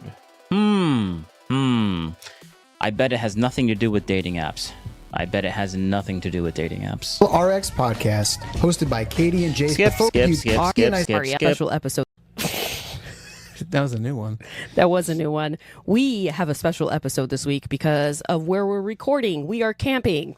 So there are about a million. Also, it's just a little nitpicky because I'm a little frustrated, so I'm gonna nitpick just a tiny bit, only a little thing. You do a podcast, right? I know you only have like just 5,000 subscribers, but like that's way more than me, and even I know how to actually like sync the audio with the visuals, right? And stream it. Like I can do that properly, right? So like you already saw it within the first video that we watched that everything was synced, right? This isn't synced. So like you'll see these things low down because they're not talking, but like in the video you will vocally hear them still talking even though this thing isn't like moving anymore, and it's off by like maybe half a second, so it's not even that bad. And honestly, it's kind of dumb to even like complain about this in the first place, but like it's such an easy thing to fix. But maybe I don't know what system they're using to even make this in the first place. That, and I'm way more technologically savvy than they are, so Million things that could go wrong with this recording, including golf carts driving by, cats meowing. And I only say that because anyone that's watching the VOD, or if I make a video out of this, that's not me. That's not me doing this. It's just baked into the video, and I can't fix that. We have one in our camper right now, and children interrupting us. So if there's any background noise, we apologize ahead of time. We're real life people with real lives, and this isn't as professional as it might seem.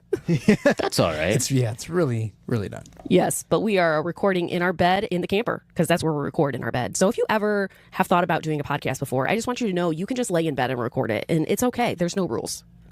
I love that about podcasting. You can kind of just do it wherever. Yeah, and again, I got a shout out to the Selfish Woman podcast, who was the first podcast we were ever guests on. You got a shout out from the Selfish Woman podcast. I mean, that should tell you everything that you need to know about the Pinkpill podcast. Selfish women. If that's not a self-report, then I don't know what is. Holy crap. I love the fact that I got a shout out from the Selfish Women podcast. Bro, come on, man. Come on, man. Now you can't even say that you're not selfish because you literally are grandstanding and being like, yo, guys, guess who shouted me out? The Selfish Women podcast. You know, that just shows how good I am, right? Like, my goodness. Because she, in one of her episodes, had mentioned that she records in her bed sometimes, and I was like, you can do that? That's illegal? You don't need to have like this whole professional setup, I guess, We've been here ever since. And we've been here ever since, so shout out to that.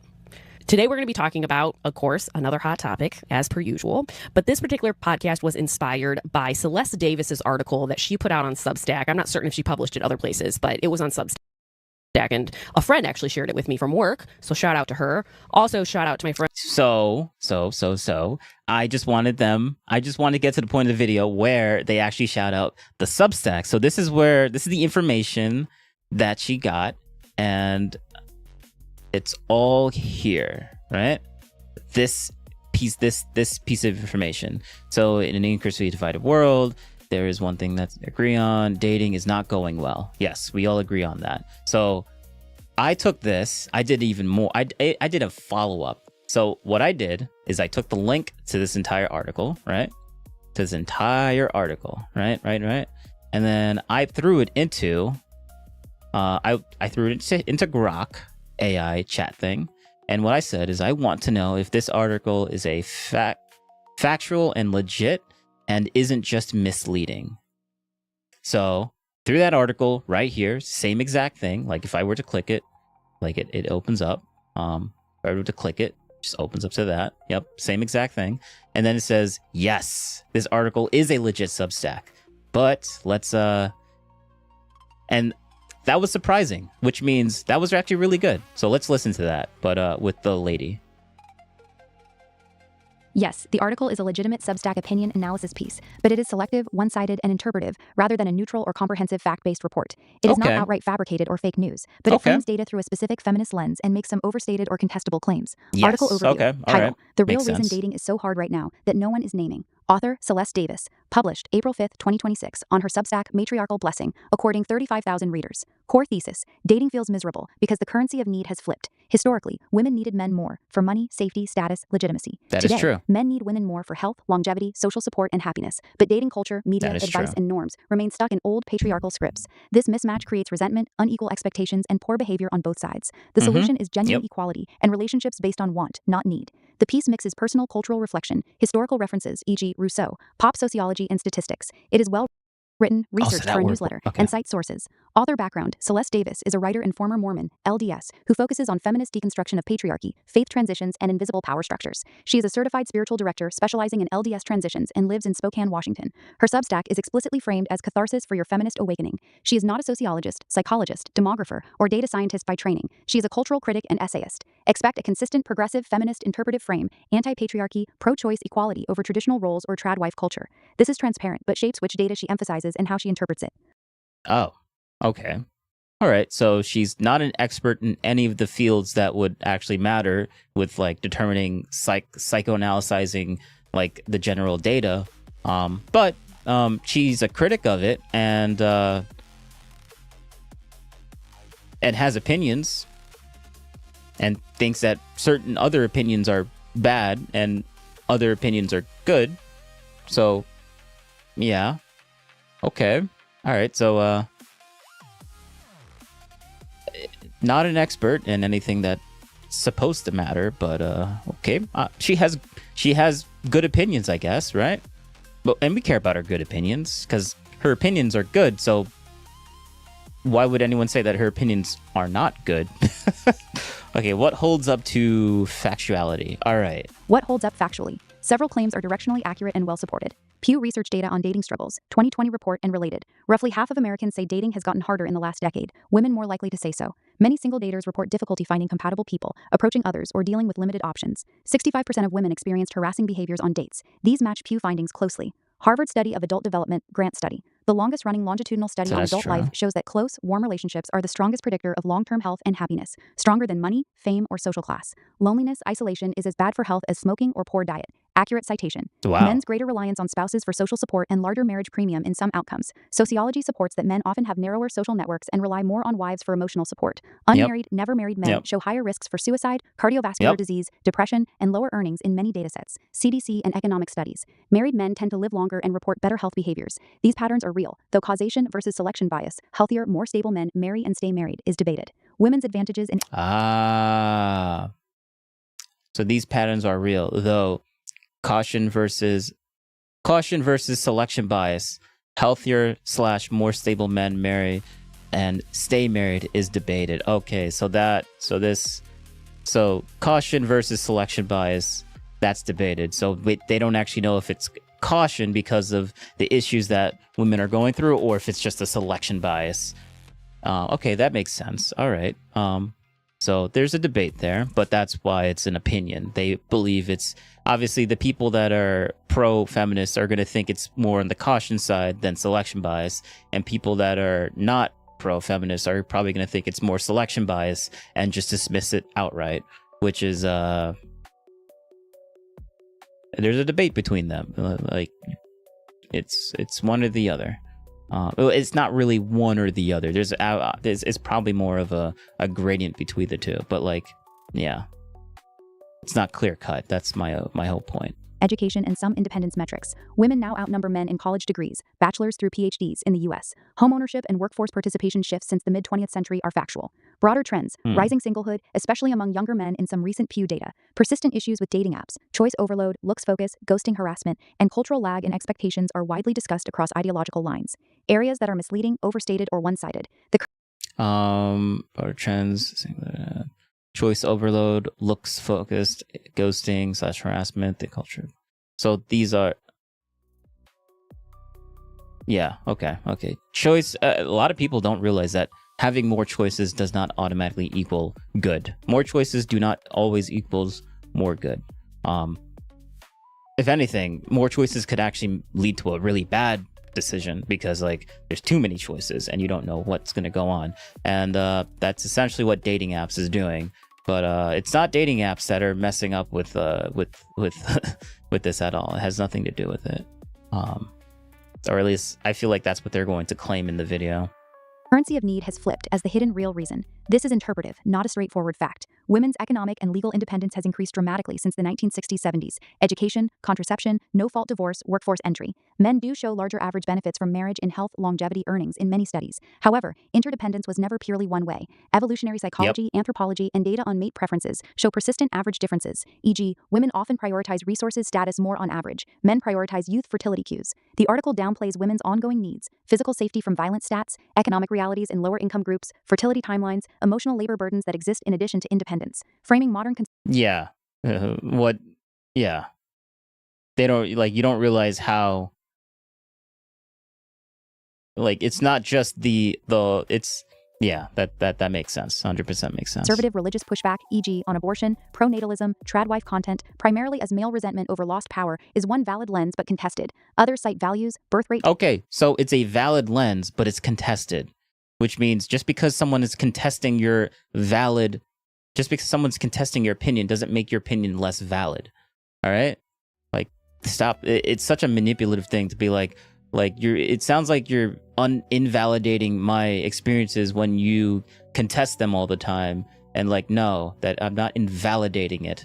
You're allowed to have those opinions. I'm just giving an alternate, like, version of what other people, other perspectives. Just because I share another perspective doesn't make your perspective invalidated.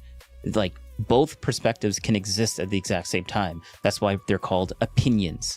People think different things and are allowed to think different things, and it's okay for people to think different things. But the thing that I dislike is when people try to push their opinions of how they see the world onto other people, and then you're a bad person objectively because you don't have the same opinions that I do. And I hate that. It's gross. It's gross. It's a manipulative, like, type of behavior that both men and women do. But one sex does it a little bit more than the other.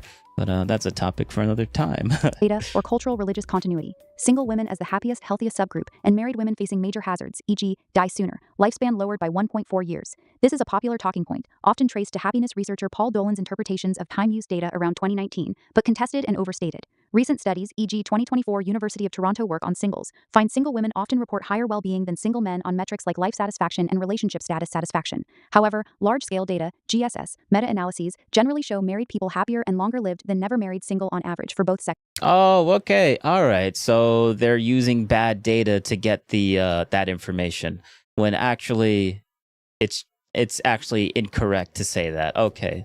So the data is saying that, oh, single women are actually more happier than married women is actually that's not a true statement. That is contested. And it seems like there's more evidence leading that both sexes are actually more happier than being single. And that is actually the truth. Okay. All right. That's good to know. With a marriage benefit typically larger for men. Marriage extends life expectancy for women too in most rigorous studies, gains of 1 to 2+ years in various datasets, though smaller than for men. Claims of married women dying sooner overall lack strong mainstream support and appear to stem from selective or flawed citations. Flawed citations, like I said. They're using bad data. Marriage matters enormously. Unhappy marriages harm health. Selective framing, and no one is naming this. The article presents its thesis as a suppressed truth. In reality, male loneliness, singlehood Yeah, a suppressed truth. Just like how the people that end up saying, like, the same people that use the conspiracy theories on like Jewish people, or the conspiracy theories on like, oh, the government is suppressing information because they actually don't want us to go to Antarctica because the world is flat and that's why we can't go to Antarctica. Oh, they're suppressing the truth. Like, it's such a conspiracy theory type brain rot like thing, or they're suppressing the truth. It's a big thing. It's a much bigger thing than people realize, and they use that to justify all of their, like, I guess radical. I wouldn't necessarily call it radical, but like, for the lack of a better term, radical like beliefs that are just not held by a lot of people, which there usually is a valid reason why most people don't think that way. So, but yeah, let's continue. Struggles, asymmetric marriage benefits, and dating market imbalances, e.g., more college-educated women than men, app dynamics are discussed extensively across sources, from evolution for family formation, cultural individualism, declining religiosity, trust, pornography, social media effects, and the paradox of choice from apps. The piece is stronger on diagnosis of misalignment than on multifaceted causes. Tone and conclusions. It is advocacy. The paradox of choice from apps. It's the paradox of choice. The paradox of choice is essentially, like, if you don't have a choice, it's inherently viewed as like a bad thing, right? Oh, you're forcing me to do this. Yeah, that's intuitively, that just feels bad. But then you give them the choice to do one other thing, and you're like, oh, that's a good thing.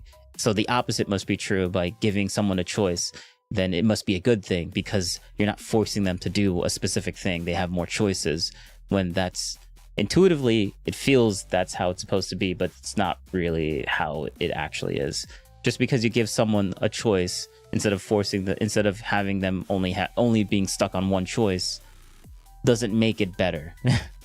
Like, the choice that you're forced to do isn't always the bad choice, isn't always the bad thing to do, just because you're forced to do it. Like, being forced to do something isn't inherently a bad thing. Like, oh, I guess we're forced to follow the law, but I guess that must be a bad thing because we're forced to follow the law all the time and never not follow the law. Yeah. Like, but that's not, like, we're forced to do that, and it's the only choice we have to do, but that's not a bad thing. So that's why it's kind of, it's intellectually lazy to just do that. Like, you're not thinking about it when you think about that. That's why you shouldn't go off of intuitive things, right?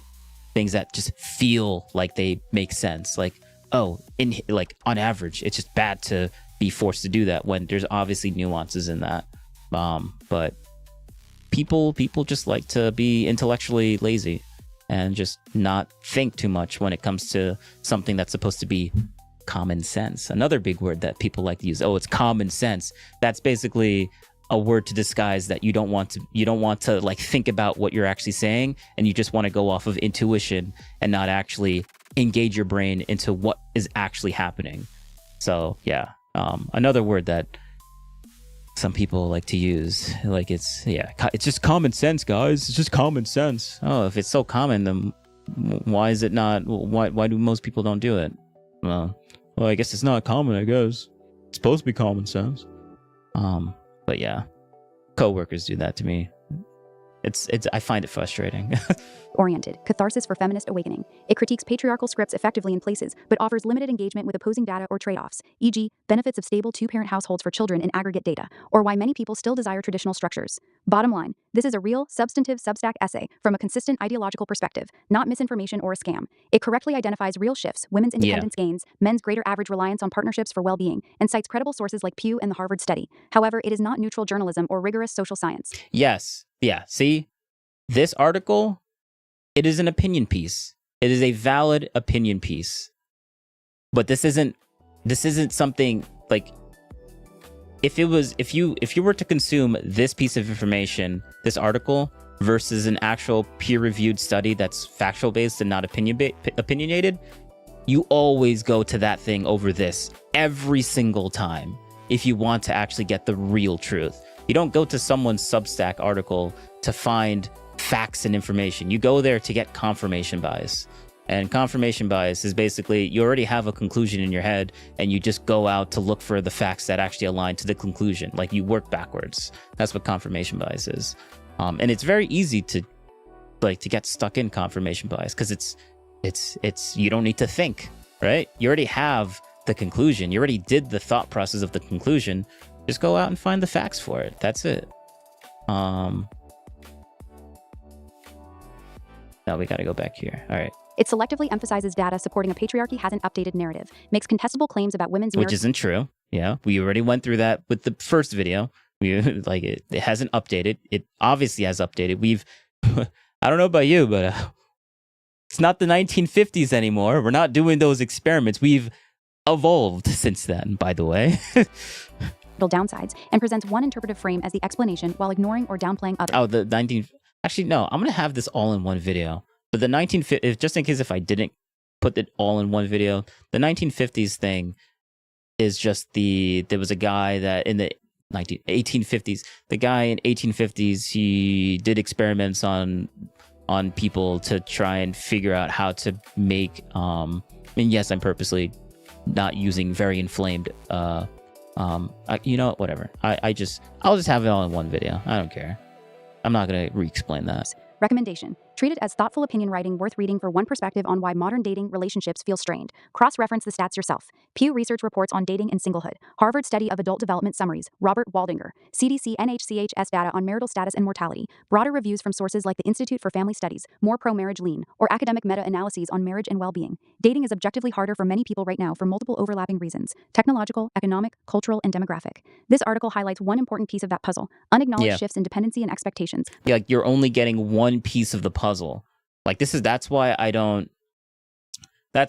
like I wanted to go through this first, because this podcast, this whole entire basically 40 minutes is just them going off of one piece of the puzzle and only having one perspective of actually going through this. But I guess they would argue that this perspective is the only perspective you should have because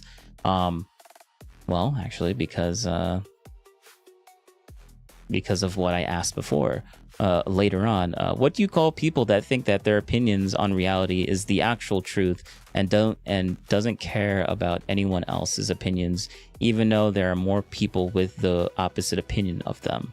So yeah, most people actually think that Israel is like is not an evil, crazy, disgusting place. Most people don't actually think that. Most people think that Israel is like, yeah, there's some issues, there's AIPAC, but they're not inherently an evil group that's like basically Hitler-esque.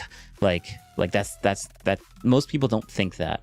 But like people that say that Israel is evil, they think that their opinion on that is actually how most people think. And or maybe they might not think that, but if they don't say that, they cope and they say that actually it's because everyone else is brainwashed, or you're being fed propaganda, and that's why most people don't actually think that, because their propaganda is so strong. Yeah, it's the cope to kind of go through those types of susceptibility. I'm using the Israel analogy as another thing that's separate to the women thing, because the people that are going to disagree with me on the women thing aren't going to inherently disagree with me on the perception of that with a completely different random topic that is also comparable to the specific thing that I'm talking about with this. It's the thought process, not really the thing itself, is what I'm comparing. You know what I meant to say. But yeah, let's just finish the first part. It doesn't capture the full picture. If you're looking for balance, pair it with data-driven work from varied viewpoints. Oh, wow, that was it. Okay, so I did this. I said that already. What did they say to this? What do you call people like this? Because like I really wanted some words for this. Naive realists, or people exhibiting naive realism. This is the most precise term from social psychology for exactly what you're describing. Naive realism means. Naive realism is the widespread human tendency to believe. We see reality as it objectively is. Our perceptions, interpretations, and opinions about how things really are unbiased and accurate. Other people would see it the same way if they were rational, informed, and thinking clearly. Yeah, true. Yeah. See, that's what they think. So it must be, so they must not be, they must be irrational. Yes. Okay. All right. Let's keep going. Anyone who disagrees must therefore be uninformed, irrational, biased, ignorant, or willfully wrong. Yep. See, that's what they say. It's a cope. Because of this, people high in naive realism often don't seriously engage with opposing views. They treat disagreement as evidence of the other person's flaw rather than a signal that their own view might need updating. The number of people who disagree, even a large majority, doesn't matter much to them because truth isn't determined by a popularity contest in their mind. Their perception is reality. This matches your Mhm. description closely, treating one's own opinion about reality as actual objective truth while dismissing or ignoring others' perspectives regardless of how many people hold the opposite view. Other common labels Like the whole trad wife thing. Like, why is there so many women that actually like being just just like being the traditional, or like going into the traditional role of what women typically are? Why is that so popular with a lot of different women? It's not just a little bit, it's a lot of different women. And most women won't even like admit that because there's a social stigma around it. And women don't like being socially ostracized, so they're not going to verbalize they're less likely to verbalize their disagreement with a politically incorrect take to have. So like, there's already a bias of people actually having that belief to be even skewed smaller, because most women don't want to be seen as like, oh, you're just a housewife. Like, it's socially stigmatizing. So like, the pool of women admitting that is going to be inherently smaller, which means that you can infer that the pool of those people are actually higher than before. Unfortunately, my headphones broke today because of my naughty cat, so I can't hear your voice. Oh wait, no, screw off. You're just yeah, ignore that. That's just dumb. Another bot that's just going to be like, hey, you want some art, or you want go for me for Discord, so because I can't hear what you're saying. Why are you chatting if you can't hear my stream? Get out of here. Like, bro, what?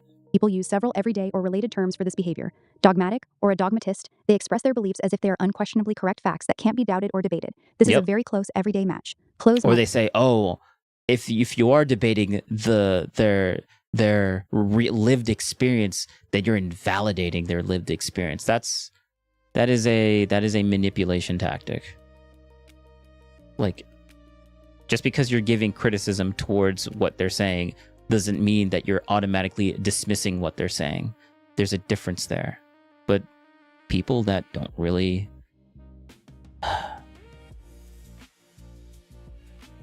I've been avoiding using this word because it's triggering, but like, I've noticed a pattern with like just people in my life. Not one person, it's multiple people, coworkers, friends, where it really correlates with people that don't have. I'm gonna stay away from that for a little bit longer. Or narrow-minded, unwilling to seriously consider information or viewpoints that challenge their own. Opinionated in the strong sense. They state opinions with high certainty, often blurring the line between this is my view and this is how it is. Pontificator, someone who delivers opinions in a pompous, authoritative way as if they were established facts.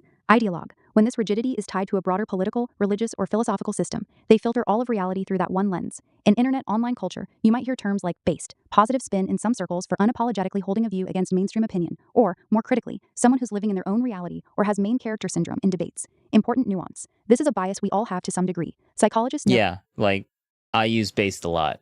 So like, yes, I do have a perspective and a worldview, but I usually use based ironically though. Like, when they were saying like, actually the real reason that this is going on, and then they explain a completely fictitious reason that is just wrong, but then I just say based afterwards because it's so wrong that I know that. But like, people that are like indoctrinated into thinking that way is going to say that they're so right, even though objectively it is wrong. I'm just going to say based to pretend that I'm that indoctrinated person that's agreeing with their bullshit. Essentially, that's why I would say based ironically, which is fun to do because it's just I like pointing fun at people like that. It's just a thing I like to do. That naive realism is a basic feature of human cognition. We naturally assume our own experience of the world is the neutral default one. The difference is in how strongly and rigidly someone holds it, and whether they're open to evidence that challenges it. It can sometimes look like intellectual strength or independence, e.g., sticking to a minority view that later turns out to be correct, like certain scientific or moral pioneers. Other times, it's just stubbornness or overconfidence. Related concepts include confirmation bias, favoring information that supports what you already believe, and the false consent. They said the word confirmation bias. Yep. Confirmation bias it's stronger than you really think. It's really stronger than you really think. This effect, overestimating how many people agree with you. But naive realism specifically captures the my view is objective reality part. If the person you're thinking of also refuses to update their view even when presented with strong contrary evidence, it edges into stronger dogmatism or epistemic arrogance, overconfidence in the reliability of one's own knowledge. In Yep. short, So yeah, it definitely is bordering dogmatic, I guess. the cleanest, most accurate single concept is naive realism. Because like I'll be giving a lot of pushback, and then at the very end you're like, it feels like I'm not going to be mean. I'm not going to be mean. Casual conversation, dogmatic or closed-minded gets the point across effectively. Because Does I this ma- was talking about a specific experience that I just had recently, and I was about to be mean. I'm not going to be mean. the kind of person or situation shit. you had in mind, or is there more context that might point to a different shade of the behavior? I highly doubt they'll ever watch this, though. But still, I won't be mean. I won't be mean. All right, so now that we got the full context of the article that they actually are watching, let's continue with this. Friend who's watching my kids right now while pregnant and camping next to us. She said she would do it as long as we gave her a shout out. So I just want to shout out to Julie. She's the real MVP here. Thank you, Julie, so much. Thank you. So back to Celeste Davis's article. It's called "The Real Reason Dating Is So Hard Right Now That No One Is Naming." So I want to extrapolate some themes out of it and just have a discussion about this because I think it's really interesting. We do have single friends that do struggle with dating. Mm-hmm. Women are reporting unprecedented dissatisfaction with modern dating. Men are reporting record levels of loneliness and relationship difficulties. Marriage rates have fallen dramatically over the past several decades. Meanwhile, we have dating apps that have created more access than any generation in history. Yet many people describe dating as worse than ever. So if everyone has more options, why is nobody happier? Because literally the paradox, like she's asking this question as if it's like a very thought-invoking like type of thing that no one has ever thought of ever, and it's like so hard to understand this, and it is such an interesting conversation when having more choice does not always equal better, right? The paradox of choice, of more choices, is that at a certain point you get to a point where there's too many choices, which is the point that we're at, and you get choice overload, information overload. You don't know what to pick because there's so many different choices. That's the answer to that question. But I guess this is a very interesting topic to go through because we have no idea, right, guys? That's a great question. You have information to share about it? I do. 'Cause I had She shares some theories in her article. Celeste Davis argues that the answer is not dating apps, feminism, social media, or unrealistic standards alone. The deeper shift is this. For most of It actually has nothing to do with dating apps or anything that's actually legitimately a problem. No. Actually, what's the real problem here? our history, relationships were built on necessity. Actually, not what's going on today. That has nothing to do with what's going on now. The stuff that's going on today? No. Actually, it's what happened in the 1950s is what's actually the real reasoning for why we have so many issues today. Yeah, that's the reasoning why, guys. True. Okay. Today, they are increasingly built on choice. So the central argument is not that women have become too picky or men have become worse. It is that society underwent a massive structural shift, and relationships are moving from necessity-based arrangements to choice-based partnerships. So yes, they did get too picky, and I forget what she said about the men. That's probably true too as well. So like, yes, we have more choices, which inherently makes it so that people are more picky. Yes, that is just true. Having more choices means that you're allowed to be more picky. That's just like facts. So when people no longer need each other to survive, they began asking a different question. We didn't need people to survive arguably since the early 1900s. Now, I wouldn't debate the early 1990s but that is an argument that someone else could make, and I can kind of see it. But arguably since the 1970s, because that's when women were able to that's when women were basically equal, like monetarily, to men. So they were able to take out credit cards and loans and stuff like that, it's great for them to do that. But then now they have to also deal with all the extra stresses of dealing with, well, what if there's fraud? or what if you don't get accepted for the loan that you thought you were going to get accepted. Like, there's a lot of, like, it's great that they're able to do all this stuff, but they forget. I feel like this podcast is going to forget about all of the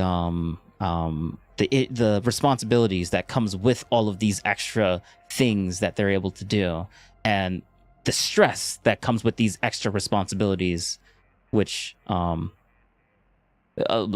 forgets that. Like, they forget that, which extra added stress will contribute to your unhappiness, because more stress does make you more unhappy. I don't know anyone that likes being stressed, or stress equals happiness. I don't know how. Usually the opposite is the true on a general sense. So maybe on an individual, that maybe it's not 100%, but like nothing on an individual is 100%. So it's a meaningless statement to even bring that up. Being with you make my life better than being alone. And modern dating is difficult because millions of people are still operating with expectations designed for the old system while living inside the new one. So would some expectations be inside of the old system? I think the expectation is that that marriage is this necessity, I guess, or like this thing that people naturally desire. And I don't think that that's necessarily true if it makes your life harder. And nothing is necessarily true for any one specific thing. Yes, that is true. I think because women don't need men to survive. But like, generally, people try to get married. So the technicality on this is borderline irrelevant. Like, she's correct, but like, she's correct on whether it's like saying like water and H2O is not the same thing, even though they are basically the exact same thing, because water is more than just H2O. Water has minerals, sometimes vitamins, sometimes little bits of bacteria that we can actually consume. Like, there's microorganisms in water. There's like hard water, there's soft water, and then there's pool water. Like, there's so many different types of water, right? But water isn't pure H2O. H2O is just pure water, right? But like, that's what I mean by like, it's such a semantical thing to like, you bring it up. It's like, it's pointless. Like, yeah, water is basically H2O, but like, there is a technical distinction there, but it's without a difference, in my opinion. Survive anymore. That it puts them both in precarious situations, because it really becomes like that marriage is this necessity, I guess, or like this thing that people naturally desire. And which is true. Basically, it is basically true. But that's necessarily true if it makes your life harder. And I mean, yeah, but if it makes your life harder, but if it doesn't make your life harder, then it's obviously true. I think because women don't need men to survive anymore, that it puts them both in precarious situations, because it really becomes a choice-based system versus a survival-based system. So is it shifted to a choice-based system just for women? But men, it's always been a choice-based system? I believe, yes. And I think now they're both choice-based systems, which I would, I guess, rewind a little bit, because I do think that like men way back when, obviously, property was handed down through the male line. So it was important to have male heirs. So there was a necessity there. Until you have a son. And then... But we're talking about a necessity that was pre-1990s, pre-1970s. Yes, yeah, that's true. Yeah, history was bad. Yes. No longer. So it was like survival of the name versus survival of the person, which is what more women were. Like, they needed to be able to survive outside their father's household. Wasn't there also more of a societal expectation on men that when you become an adult, you marry? Yeah. Versus now it's more acceptable just to remain a bachelor? Yeah. Is that a thing? That is a thing. Yeah, I do think it's more acceptable to remain a bachelor. And I think it's becoming more and more acceptable to remain a single woman. Mm-hmm. I agree. Yeah. But I do think that there's this big thing that she touches on that is like really... Oh, yeah, we should move on from that. That is true, but we should move on to that. That's not actually interesting at all. Revelationary. That's a big revelation. TM. Yeah, revelationary. That's not a word. Is that, survival, this was a survival institution. Now it's a highly selective choice situation. 47% of Americans say dating is harder now than 10 years ago. And 75% of daters say it was difficult to find people to date in the past year. With more access to people. With more access to people. That's interesting. It is interesting. Because for much of modern history, women often... Wait, what did you say? 47% of Americans say dating is harder now than 10 years ago. And 75% of daters say it was difficult to find people to date in the past year. With more access to people. With more access to people. That's interesting. It is interesting. Wow. So it's yeah. This is why I make fun of it, because it's incomprehensible to these two guys to think that more choice actually could equal bad. It's very interesting. How could that be? More choices? What? They got more choices though, so it should be good, right? Yeah. Because for much of modern history, women often could not open bank accounts independently. They needed a man. Obtain mortgages, they needed a man. Build wealth, they needed a man. Access to higher education equally was not available. And they weren't allowed to pursue many careers. So none of this opportunity was available to them. So marriage functioned partly as an economic institution. And women needed men for financial security, housing, social status, legal protections, which created an enormous pressure to pair up regardless of relationship quality. So the quality of relationship was not as important. Oh, yeah. Also, I looked that up. The quality of the relationship wasn't that important when actually in the early 1990s, I did another search. Was it this? No, was it this? Wait, why do I have... Oh, this is something different.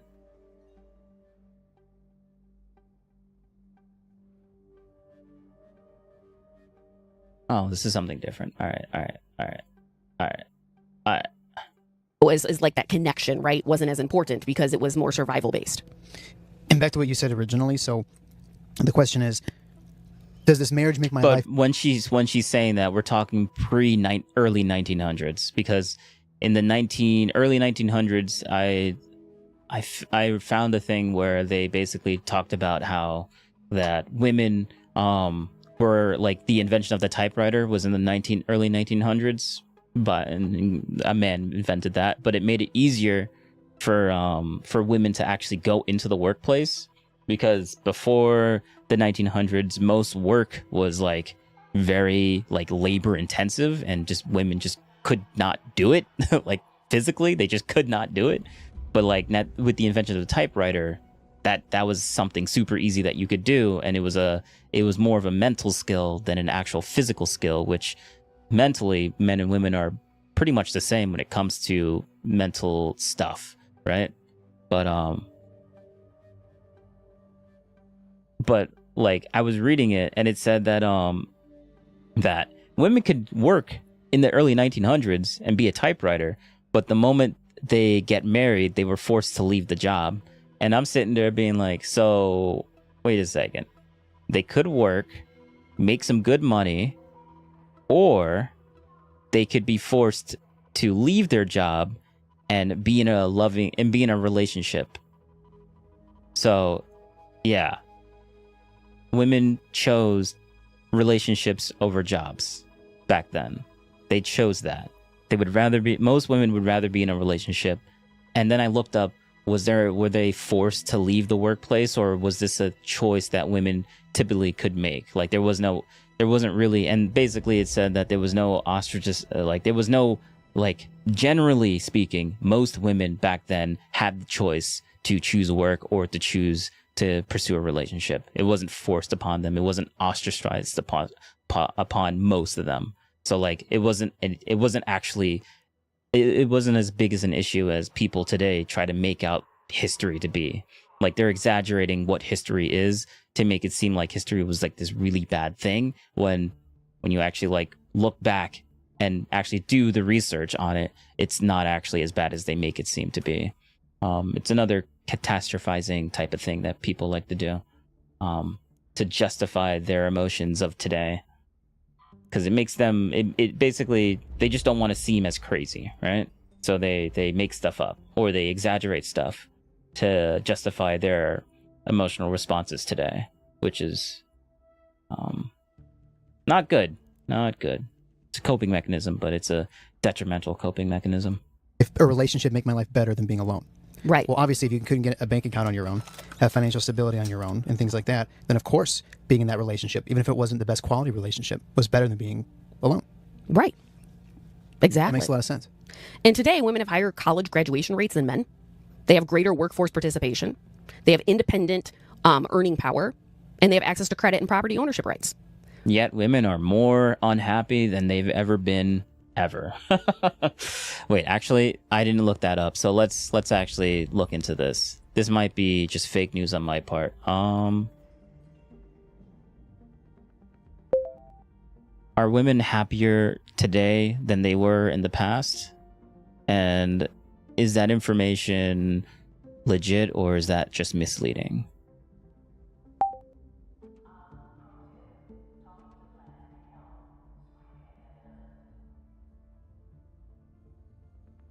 Actually, I should ask.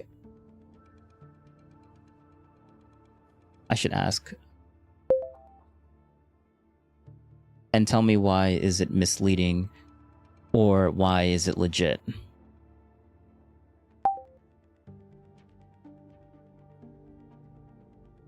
Or no, unhappier.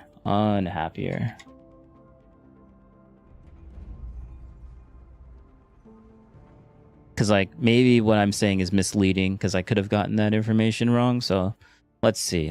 This is how you actually unbiasedly do research. You put in the thing that you basically frame it in the opposite of how you think, and then see if the opposite is true. All right, so while that's doing that, oh, that was fast. Okay. I gotta wait for it to spit out all the information, and then, oh no, what did I do? No, stop it. Investigate male mental. I don't care about that. I don't care about investigating male mental health trends. Like, I already know all that stuff. I don't need to look into that right now. Right now, we're focusing on women. Yes, there is legitimate empirical evidence for relative declines in women's self-reported happiness and sharper recent deteriorations in their mental health in many Western developed contexts. But the picture is nuanced, context-dependent, and often oversimplified in public debate. Okay. The data, what the evidence shows. The most cited finding is the paradox of declining female happiness from economists Betsy Stevenson and Justin Wolfers, 2009, using the U.S. General Social Survey, GSS, 1972-2006, and other sources. In the 1970s, women reported higher happiness, life satisfaction than men on average. Women's happiness declined both absolutely and relative to men's over subsequent decades. By the mid-2000s, the female advantage had eroded or reversed in many specifications. This held across age groups, marital status, education, work status, working moms, stay-at-home moms, etc., and appeared in other industrial... Oh shit, so that is a real thing. Okay. So I'm not just exaggerating. I thought I was exaggerating something, or something was misleading, but this is real. Okay. So that is something that they've done studies on, and they took away all the other... They took marital status, they took education, work status. All that is not even included with this, and it's still true? Oh, that's okay. Countries. They documented this despite major objective gains for women, closing wage gaps, rising educational attainment, now surpassing men in college, workforce participation, legal equality, and reduced overt discrimination. Later updates, e.g. Blanche Flower 2024 using GSS through 2021, overall happiness for both sexes has trended downward over decades in the U.S., with a sharp drop around 2021, COVID period. Gender differences in mean happiness are often small or statistically insignificant depending on modeling choices. Trends are sensitive to assumptions about the happiness scale. Men sometimes show higher financial satisfaction. Women retain a slight edge in some overall very happy reports in recent GSS snapshots, e.g. minus 33.5% women versus minus 31.3% men in one 2014 analysis. But marital happiness patterns can reverse. Globally, Gallup World Poll, World Happiness Report, women often report slightly higher life satisfaction than men on average. I don't really care about globally. I mostly care about the US. Though gaps are small. In high-income regions, North America, Australia, New Zealand, young women, 15 to 24, have seen steeper declines since 2012, sometimes now reporting lower evaluations than young men. Negative emotions remain higher among females. Mental health trends provide a stronger, more recent signal, distinct from general happiness questions. U.S. CDC data. Past 2-week depression prevalence rose from 8.2% 2013 to 2014 to 13.1% 2021 to 2023 among those 12 plus. Highest in adolescents, 19.2% overall. Females show markedly higher rates, e.g. teen girls historically parasitically 2x boys. Increases occurred in both sexes, but the female burden is larger. 20 and colleagues. Post-2010-2012 surges in U.S. adolescents and young adults. Major depression up 52% teens to 63% young adults. Serious psychological distress up 71%. Suicidal thoughts attempts up a period 47%. Increases far more pronounced among girls and young women. Linked in time use data to smartphone social media adoption. Dose-response relationship. Strong... So the smartphone. Okay. Deeper effects for girls via social comparison, body image, relational aggression, sleep disruption. Global patterns, anxiety and depressive disorders. It's not the patriarchy. Cell phones. Which is unironically probably correct. Incidence rising, faster post-2014, accelerated by pandemic, with consistently higher burden in females and younger age groups. High-income regions often hardest hit. World Happiness Report analyses note girls' life satisfaction often drops around puberty, age 12+, widening in teens. Pandemic amplified gaps in some places. Why this is legit, not just misleading. Real trends in self-reported well-being and clinical indicators. The Stevenson-Wolfers pattern is replicated across datasets for that era. Recent mental health deteriorations, depression, anxiety, self-harm, are documented in large government surveys, NSDUH, YRBS, CDC, not just convenient samples. Young women in rich countries show particular vulnerability post-smartphone era. Paradox holds weight. Objective metrics improve dramatically for women in the West. Autonomy, health, education, legal rights. Subjective. Yeah. Okay. Well, paradox holds weight. Objective metric. Okay. So yes, women objectively have gotten better education, more autonomy, more health, more education, more legal rights, but they are subjectively more okay, all right, continue. Measures did not rise commensurately, and in key U.S. data, declined relatively. This challenges simple progress equals happiness narratives. Sex differences are not zero. Females show higher average rates of internalizing disorders, depression, anxiety, rumination, cross-culturally and historically, consistent with moderate average differences in neuroticism, emotional sensitivity, big five personality traits, partly heritable and hormone-influenced. Modern environments, social media emphasizing appearance, status, delayed family formation, may create mismatch. Not universal but patterned. Declines concentrated in developed nations, younger cohorts, and certain domains, e.g. family satisfaction, financial perceptions. In developing countries, women's well-being often rises with economic development and rights expansions. Why it can be misleading or oversimplified. Measurement limitations. Happiness, life satisfaction questions are subjective and ordinal. People's willingness to report unhappiness has likely increased with destigmatization of mental health. Scale interpretation changes over time. Some econometric critiques, e.g. Bond and Lang, show gender trend reversals are sensitive to functional form assumptions. Median-based approaches sometimes alter conclusions. Happiness conflates hedonic feelings with eudaimonic meaning. Absolute levels and yeah, it is very hard to get an objective happiness stat because what you think is happy is very subjective. So like, but like honestly, I think I get that distinction, but like if someone is going to claim that they're happy, whether they're actually happy or not is irrelevant to whether they claim that they're happy. Like that's the whole, like you kind of have to just trust that what they're saying is actually how they feel, right? But I understand the distinction though. relativity. Women did not become broadly unhappy. Most still report pretty happy. The original paradox was largely closing a female advantage. Men's happiness was flat or also declined modestly. Global data often shows women with comparable or higher life satisfaction. Not uniform across women. Huge variation by age. Older women often fare better. Marital, parental status, socioeconomic factors, and culture. Married mothers or those with strong family community ties frequently report higher well-being. Single childless trajectories differ. Causation is multifactorial and contested. Stevenson-Wolfers explicitly avoided pinning it on one cause. Legitimate pressures. Yeah. Actually, that is true. Yeah, it's not just one cause. Yes. But the other side that's trying to make the opposite distinction is trying to say, oh, the only reason that things are getting worse is because of one thing. Yeah. It's society or it's systemic.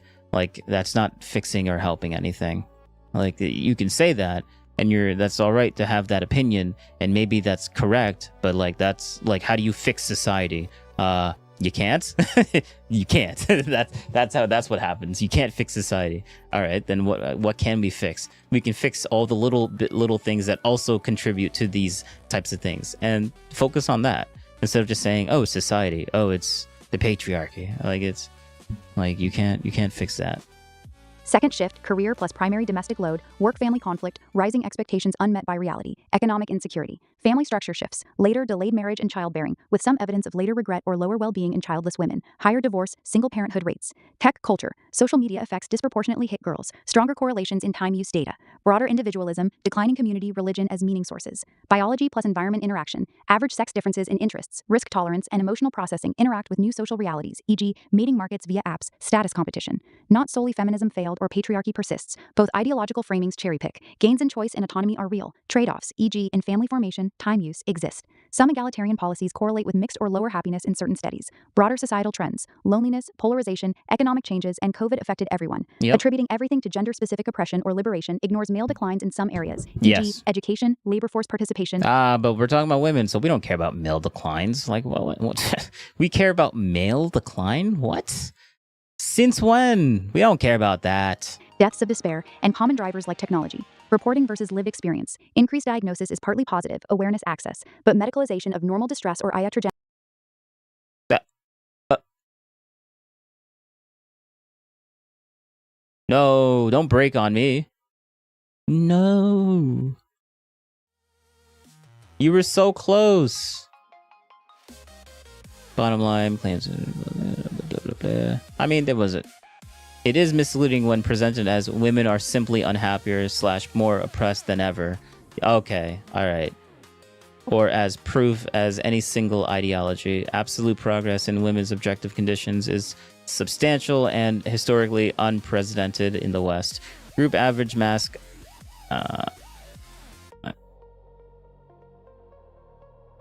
Progress women's conditions. Groups average mask enormous individual variation. Many women thrive. Similar. The road to often challenges meant. There's so many quotations. Holy. Improving mental health. Blah, blah, blah, blah, blah. Okay, so it's very nuanced. It's not just one single thing. That's essentially the crux of this entire thing. All right, okay. All right, let me delete these because I don't need these anymore.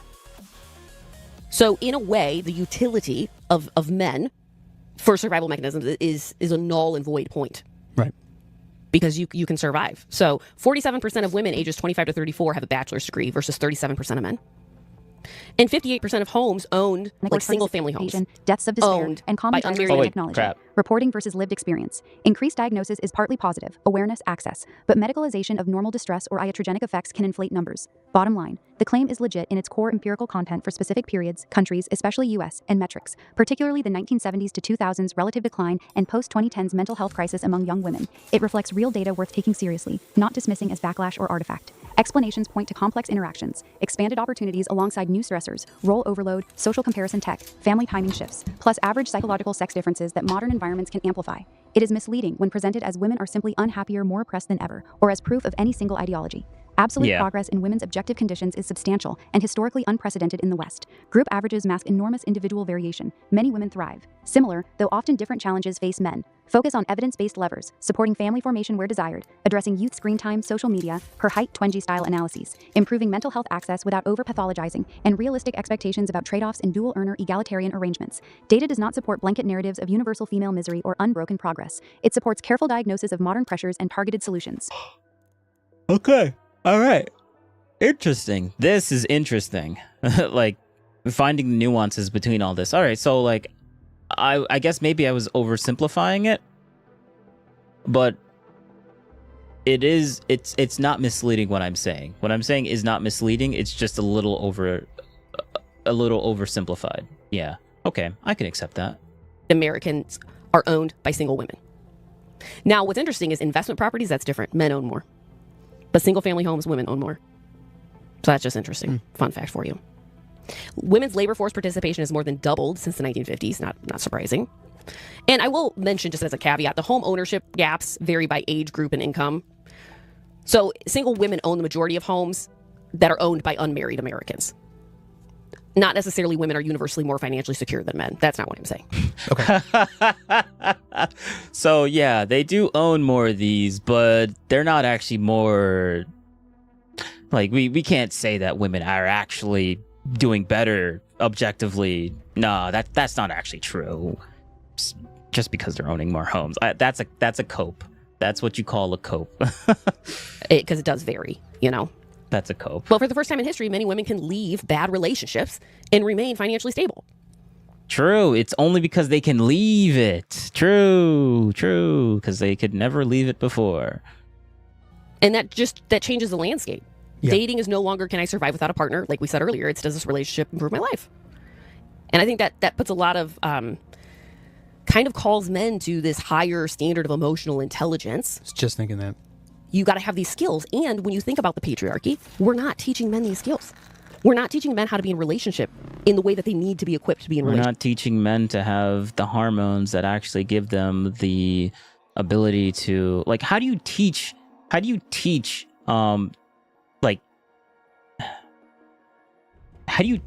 guy to act like a girl and have these very high emotional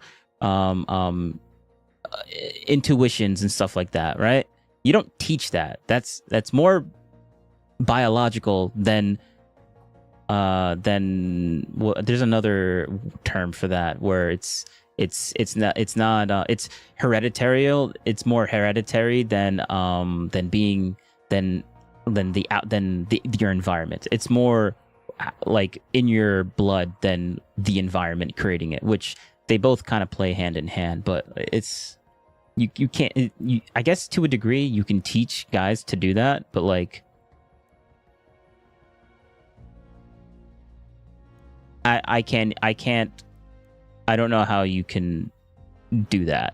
Like, it's possible, but like, how do you teach that? Like, how do you teach that? Like, if she were to give me the answer or the answer to how do you teach that, then maybe I would take it with more. I would take the criticism more seriously. But like, if you don't even have an answer to that, then why should I listen to that? Like, why should I care? Right? Intelligence. I was just thinking that. You got to have these skills. And when you think about the patriarchy, we're not teaching men these skills. We're not teaching men how to be in relationship in the way that they need to be equipped to be in relationship. How they need to be? No, they don't need to be that way. They don't need to be that way. Like, what do you think? Men just exist to just help women's emotional issues? Is that like? What do you mean they need to do that? Like, just like how you don't need men don't need women. You can't have it both ways. Like, oh, we don't need men, but we all know that men need women. Yeah, okay, good one. Like, that's just it's a little narcissistic. Just gotta say, it's a little narcissistic. The phrasing there. Yeah, because we're never taught how to feel our feelings and communicate them. We were never taught how to feel our feelings and communicate. Like, this guy doesn't even know what he's even talking about. Like, feel our feelings. What does that even mean? What? Be able to listen to somebody else's. Like, that's not a skill that's developed among boys. Right. So then it's not present when you're men in a relationship, so it's going to be dissatisfying to their female partners. Yeah, and you're going to have a harder time finding quality partner. Yeah. Yeah, so really the issue is... You do realize that there are women out there that don't need all of that, right? There's simple women that are simple and don't need all that extra stuff for you to know all these extra things because they know that, well, I mean, they just don't need it. So like, yeah, like men can find women that are not like super emotional like 90% of the time and need to deal with women's baggage all the time. Like there's women with very little baggage. Let's just say that exists, and very little mental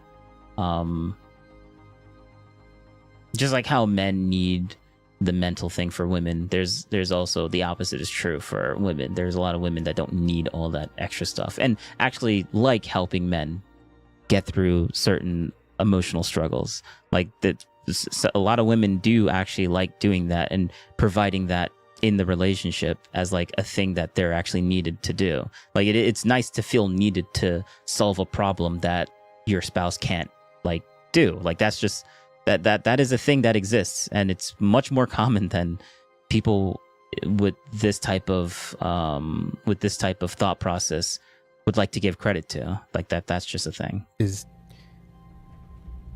the skill set, because to say that it's a quality of men, yeah, I mean that might be an accurate description. It could be, sure, but communicating it that way is more alienating language. Mm-hmm. Whereas if you differentiate between, there's a skill set that men have not developed. Yeah, that is really what I mean, and I apologize because that was poor wording on my part and more. Okay, all right, that was good criticism, good self-criticism.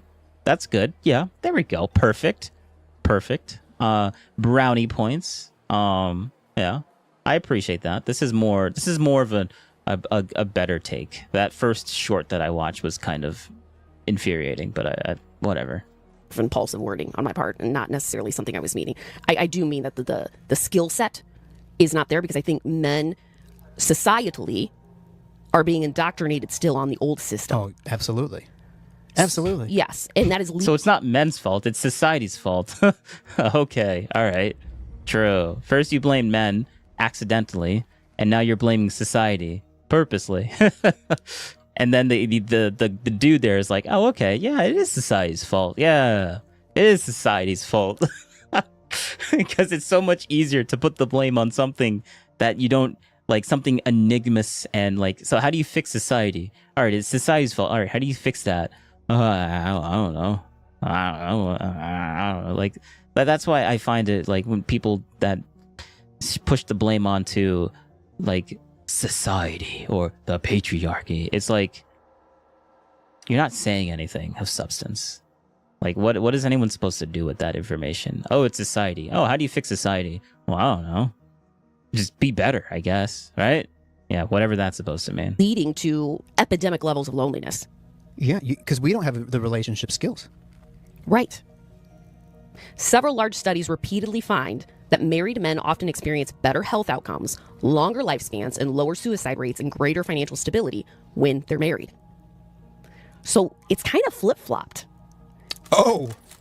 When it comes to like survival, literally. We need you to survive. For the first time probably in history, men need women to have longer lifespans. But you don't need us to have longer lifespans. And better financial stability. And women, don't need men in that same way. That's interesting. No, that's false. We already went through this through the first thing. This is false. This is false. It is false. That is not true. They're using. Remember when I was talking about that they were using bad data? Is this actual? Where does it say that in here? Bottom line, this is a real subject with a considered ideology. Recommend treat this as a thoughtful opinion writing worth reading for one perspective on why modern dating relationships feel strained. Cross references with status. Yeah. Well, where is this? Areas that are misleading. The currency needing to be flipped and hidden. Real truth perspective. Single women happiness. Is that subjective framing and no? The article feels truth reality. Marriage. Oh yeah. Asymmetric marriage benefits and dating markets imbalance. Blah blah blah are discussed with cross-running evolutionary physiology.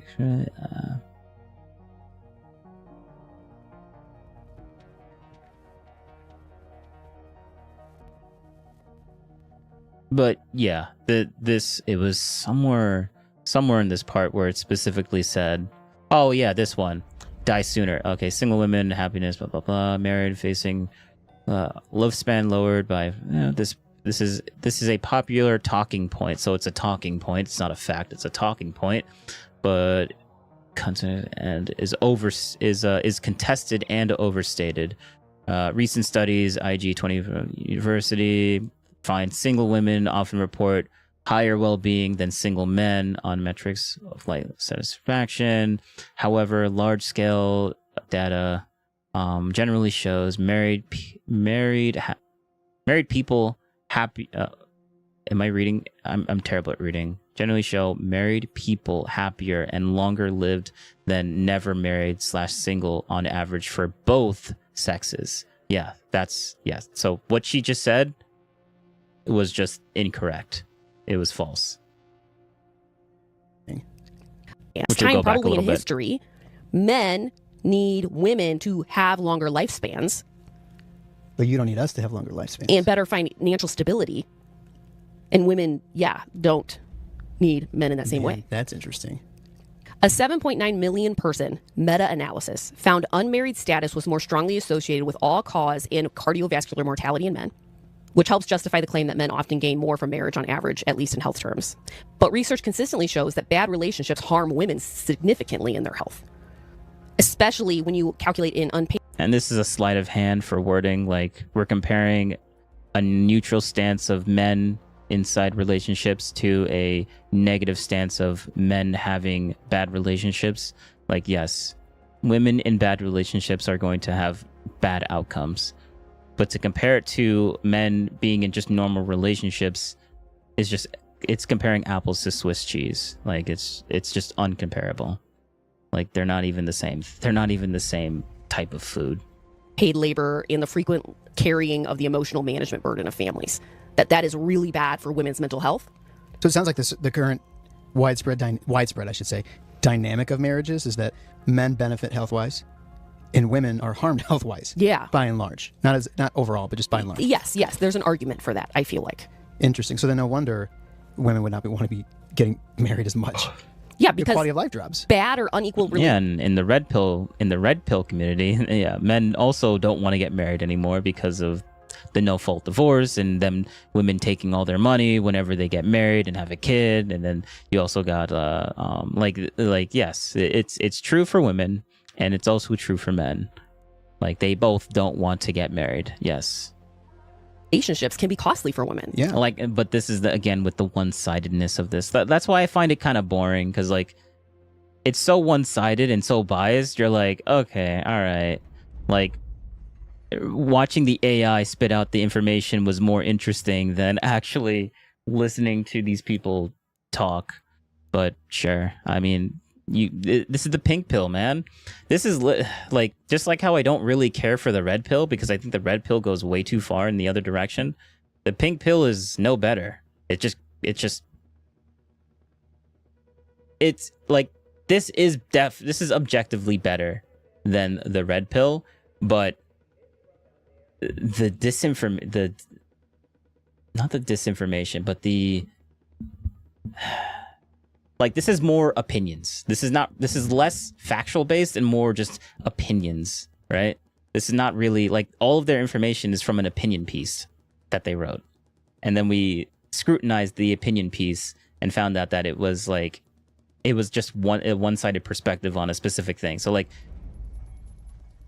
in the statement that they're both the same, red pill and the pink pill, is that they both are just looking at a one-sided type of thing and then just saying that, and then just looking at that one perspective and going throughout the world with that one perspective instead of actually having a more nuanced perspective on like what's actually going on. But yeah. Even if single life is difficult, partnered life can be costly, you know? It's a different type of difficult. One could argue more difficult, but it's a different type of difficult that has more concrete negative effects. Mm-hmm. And there is actually a happiness gap. Single women frequently report higher life satisfaction. Single women often have stronger friendships and report better well-being comparable to their married peers. Oh. And then women are increasingly choosing singleness over unsatisfying partnerships, of course. That makes sense. So it creates a new dating marketplace. So it sounds like there is a low supply with an equal amount of there's a demand for men who are able to be in a healthy relationship, but there's not enough supply. Yeah. The currency of need has switched sides. Yeah, that's interesting. But many cultural expectations remain rooted in this older relationship structure. So there's this expectation that women should tolerate poor treatment because relationships are necessary, when the reality is women can live. No one who is saying that women need to tolerate worse expectation. No one's saying that. Like, bro, no one is saying that. Maybe the opinion piece is saying that, but no one legitimately is actually saying that. That's like, find me someone that actually is like not just some crazy right winger or some crazy left winger. Find me a neutral perspective person saying this type of stuff as like the norm. This is not the norm. But many cultural expectations remain rooted in this older relationship structure. So there's this expectation that women should tolerate poor treatment because relationships are necessary, when the reality is women can leave. And very possibly be happier. Yeah. And domestic labor naturally falls to women. Why don't they do that then? Oh, because they've been indoctrinated by society. And I'm like, oh, okay, all right. Yeah, that's that. I mean, sure. That could be that's. Now I understand how Destiny feels. Oh my god. Is the expectation culturally. Like, that's just a natural thing that happens. Because I'm literally just going to do what I was criticizing Destiny a long time ago, saying, oh, you're just going to call Asmongold stupid and not actually, and then just agree with them. And I was just about to call them dumb, but agree with them. And now I understand how Destiny feels. Like, yes, true. You're entitled to your opinion and your worldview. It's just that your worldview is flawed, and it's not as clear cut and simplistic as you guys are making it to be. You're not wrong with that statement, but it's just oversimplified, and it's not nuanced enough. There's a lot more, like, you're gonna find that it doesn't match up with reality as best as you would want it to, versus other types of thought processes or perspectives. Yeah. So if you split from your husband, you're still going to, either way you have domestic labor, but if you split from your husband, you have less of it because it's just you. Yeah. Unless there's children involved, that's a Yeah. bit different, but. No. You actually have more when you split up. Like, that's the misconception of, like, if you're in a relationship, you do realize that most of the stuff that's being done in the relationship is split between you two. You don't see all of the things that your spouse is doing, so you don't really recognize it as like something that's really that important because they just do it. But they're not going to tell you every single little thing that they have to do within the relationship, because, like, most of it is kind of just like you just do it because that's just what you do. You don't really think about it. Like they're about to give examples, and I'm about to be like, oh, okay, so yeah, it's just that stuff. But still, if you're doing all the domestic labor and you have kids and a husband, then you switch, and it's just, and let's say you work too. You split, you're still working, you still have domestic labor, but one less person's laundry to do, one less person's dishes to do, one less person's everything. Right. Yeah. And one less person to cut the lawn, one less person to bring the car to the mechanic shop to figure out why it broke down, one less person to pay the bills, one less person to take out the trash, one less person to keep the house in an actual, like, good state of, like, cleanliness and stuff like that. Like, it's just one less person to deal with maybe people that are, like, with the neighbors and stuff like that. One less person to actually help you with, it's like countless of other things that you end up having to do all by yourself because you decided to be in a relationship, to be by yourself instead of in a relationship. Like, it's yeah, that's yeah, but who cares about all that extra stuff? Yeah. We just care about, you don't gotta clean so many clothes, and yeah, you don't have to wash so many dishes. Whoa, oh my god, man. Like, that's crazy. Doing the dishes, that's like so hard, so difficult, and obviously women only do that and guys never do that ever. Like, bro, like, it's just so dumb. Like, my brother does the dishes all the time. Like mentioning that is like such a big win, and completely ignoring all of the extra responsibilities that you got to do is just dumb. And it used to be that a man being employed is enough to be considered a good partner. As long as you can financially support the family. It's not dumb. It's just like, they're not putting that in perspective. Right. And now women are expecting emotional intelligence, shared labor, communication skills, active parenting, mutual respect. Again, the skills that aren't really valued or taught by the patriarchy and in the culture that we are raised in. Right. Yeah, because it's a shameful thing to interact with your own emotions as a man and to share them, or it's just you. Yeah. Unless there's children involved, that's a bit different. But I will pause this game. I mean, the video if I have to like basically not think about, if I have to like engage with like other people in this game. So be prepared for that. Still, if you're doing all the domestic labor and you have kids and a husband, then you switch, and it's just, and let's say you work too. You split, you're still working, you still have domestic labor, but one less person's laundry to do, one less person's dishes to do, one less person's everything. Right.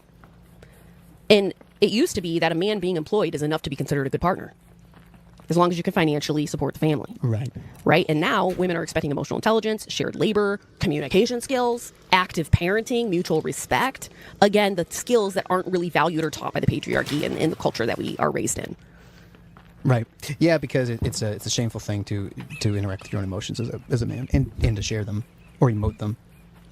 You know, you said something interesting though with a good partner for a man to be defined as a good partner used to just be, can he provide for his family, right? But didn't that go out the window decades ago with our economy now basically requiring 2 incomes to be able to support your family? Oh yeah. So then you're not really providing, just providing your part. Yeah, and I think No. women are like finally, we are not caught up whatsoever, but we are finally reaching that maybe threshold to where we're seeing the cultural shift in this dating dynamic and this relationship dynamic. Because women has had access to education for a while, they've had access to the workplace and stuff like that, but it takes time for an oppressed group of people, whether that's for racial disparities or gender disparities or whatever, to get to the point where it's actually making a cultural impact. And I think women now are getting to that point where it's actually making cultural impact when it comes to education. You know, the majority of bachelor's degrees are held by women. When it comes to home ownership, single family home ownership, you know, the same thing. Yeah. So I think now like the tides are turning. And again, on the flip side of this, I hate that it's called the male loneliness crisis or epidemic. Because I do feel like it's like so. See, and this is another reason why I feel like this is just a very one-sided bias thing. Why would you hate the lonely? Like if you're this like virtuous good person that wants to see, that cares about people and stuff like that, wouldn't you be like just as annoyed with the whole like male loneliness thing? That like that's a problem that's starting to rise up, but I guess we just don't care about it because men in the past had it easier, I guess. And that is such a childish way of thinking. Like, oh, I don't care about the problems that they have because they actually never had any issues in the past, and we should like tough love, I guess. That's it's self-created, but and that like, oh, it's self-created. Oh, like they okay. wouldn't speak so kindly to women if they were in this situation, and wouldn't be this loneliness crisis. It would be like, yeah, and men created good things for women too as well, but I guess men just can't get the credit for that. Like, what's going on here?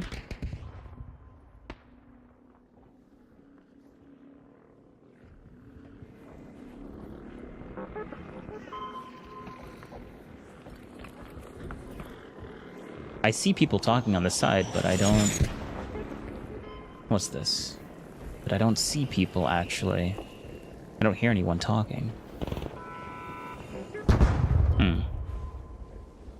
Okay, well, whatever. this unsubordinate crisis, right? Or something like that. Like that there's something women are doing wrong versus men. It's like they're lonely. Like something's happened to them. So really, women are treated like millennials have always been treated by boomers in the news headlines and stuff. Boomers are millennials are killing the housing market. Yeah. Millennials are killing this or killing that. But that's how women would be portrayed in the headlines. That's what I think. Yes. Yeah, I totally agree with that with the caveat that not being self-inflicted because it's... This is wild though, because like, oh shit.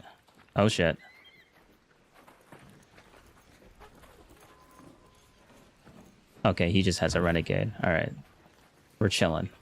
Freaking scaring the shit out of me. Holy crap.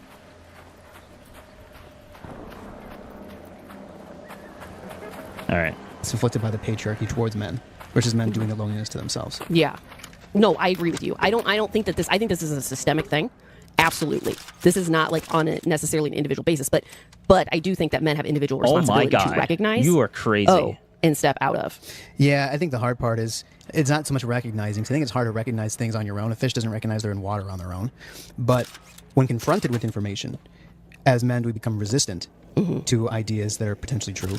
Or are we open and just allow ourselves to think about them, entertain it? You know, I forget if it was Aristotle or Socrates that said it's the mark of an educated mind to entertain a thought without accepting it as true. Can we just entertain it and play around with it and say, hey, could this possibly be true? That we are harmed by the patriarchal structure of emotional suppression, and that's leading to loneliness. It's not women's fault, right? Because I feel like it gets spun as it's women's fault that I am lonely. Because like I think I've seen it before in Facebook comments, even anecdotally, that like, oh, it's women's fault, or sometimes even just liberals' fault. But it's women's fault that feminism's fault that we're lonely, we're not valued in the culture. But it's patriarchy's fault. But really, it's the patriarchal system. It's because you wouldn't be lonely if your relationships were able to have a bit more depth to them or a bit more longevity to them, which is difficult when you and your male friend were not reared with the emotional and relational skill set that you should have been. Right. And so it's hard to maintain or go deep in relationships. Not saying that they don't have any depth to them, not saying that at all, but there is a difference of what is versus what could be. Yeah, I mean, I think if you're not teaching your boys as they're growing up to be emotionally intelligent and in tuned, you are really doing them a disservice when it comes to finding a partner in this society. Yes, very, very much. That's a good key takeaway too, for those that have kids or might want to have kids. Yeah, like it is a necessity to find quality partnership. Hold up. There's players here. I need to focus on this.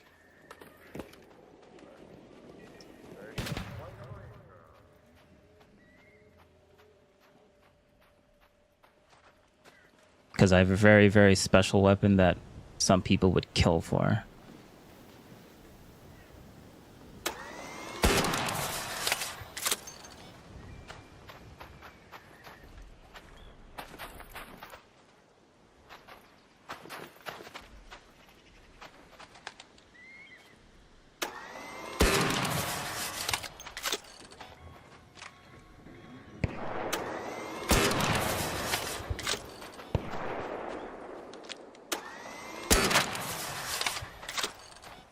Nice.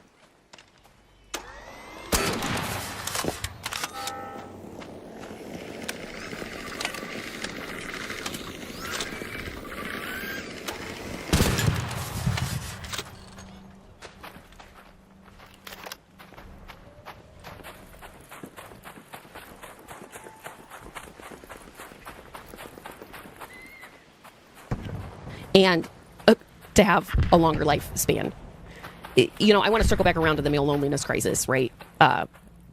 So men are less likely to maintain emotional support networks if they're not married. Like women are their primary tied to emotional support networks. Yeah, totally. Women are often the anchor to those family connections and community networks. Yeah, I that is true. That's true for our dynamic.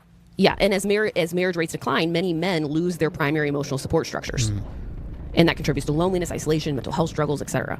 So many were socialized to outsource emotional intimacy almost entirely to a partner. Yeah.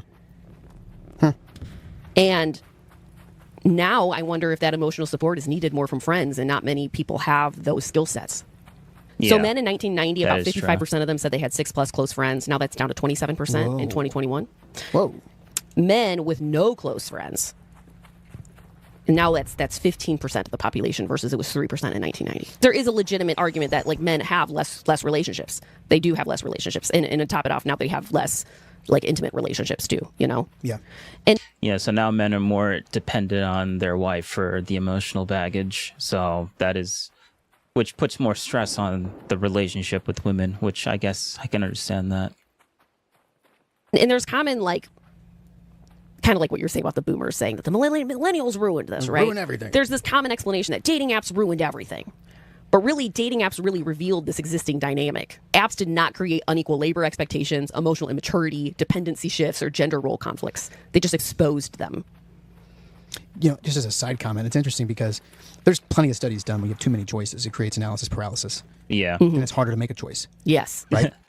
Yeah. So let's guess. Are they going to actually talk about this and be like, oh, this is actually a problem that we should probably fix? Let's actually go into the nuances of this, or are we just going to completely dismiss it as a unable to fix problem? So many things give me 15 choices for what to eat for dinner versus 2 or 3. It's hard to make a choice. Dating app, you have a giant pool of people, and there's so many choices. Yeah.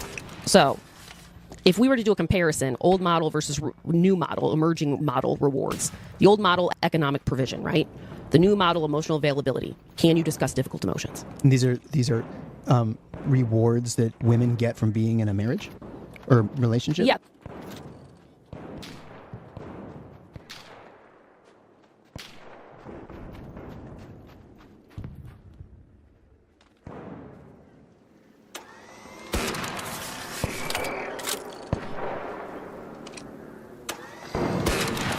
Oh my God.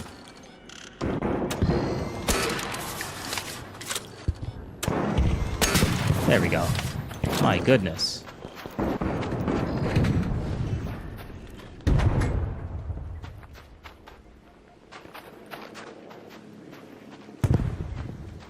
Yes, reward models. Yes. So Okay. women would have economic provision. Now women are looking for emotional availability. Can you discuss difficult emotions? Yeah. Women were looking for stability. Now they're looking for shared labor. Do you contribute equally? Women were looking maybe for social Holy status. shit. Now they're looking for respect. Go Do you fuck genuinely yourself. value your partner's autonomy? Friendship. Would someone enjoy your company even without romance? And accountability. Can you admit mistakes and change behavior? These are becoming the relationship differentiators. And this is where, if men...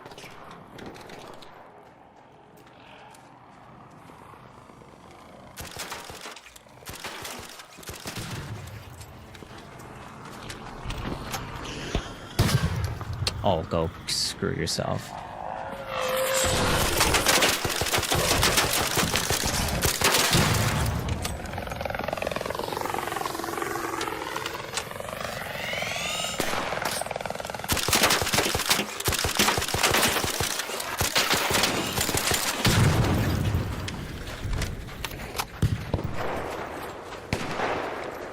You know what? I despise you so much that I'm going to get a vaporizer to go and kick your ass.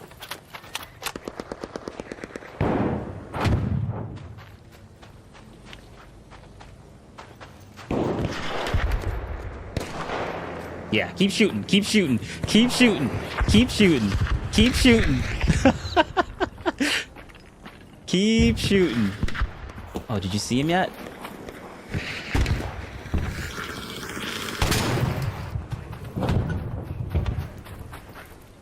Damn it.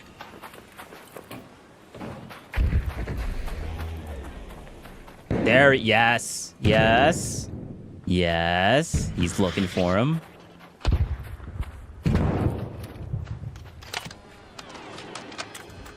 There we go. Oh, wait. No, he's not attacking these guys, damn it.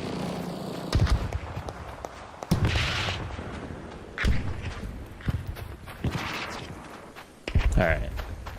and have these abilities, they will rise to the top. So you're basically giving away the cheat codes for any guys listening who are single. Hey, these are the things you should be focused on developing to be attractive to a woman.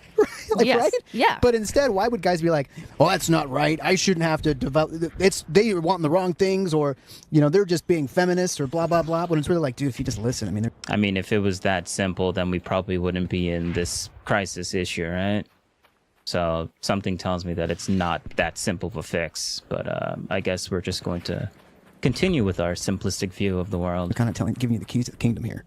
Yeah, and, Right? and I think a lot of women are giving the keys to the kingdom often. When people talk about this stuff, And I want to say again, this whole episode is heavily based on Davis's article, which I am going to link in the resources and in the show notes. So I don't want you to think that this is all like original content. This is kind of... Yeah, and we scrutinized it. So, and we know that the information that you got was a very heavily opinionated, one-sided thing. So, yeah.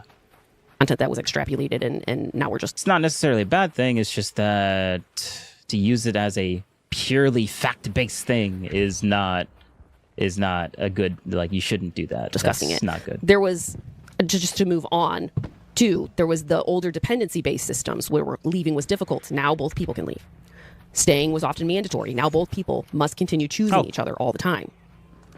That requires trust, vulnerability, and emotional maturity. Because it used to be that you're married, you're stuck. But now we have no-fault divorce. And so it's so important that no-fault divorce goes away.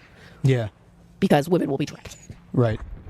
Here are some good discussion questions. Are modern dating struggles mostly technological or cultural? I think we kind of answered that. Yeah, I definitely think we answered that. But I think this is good to, if you have kids or whatever that are older, to maybe discuss.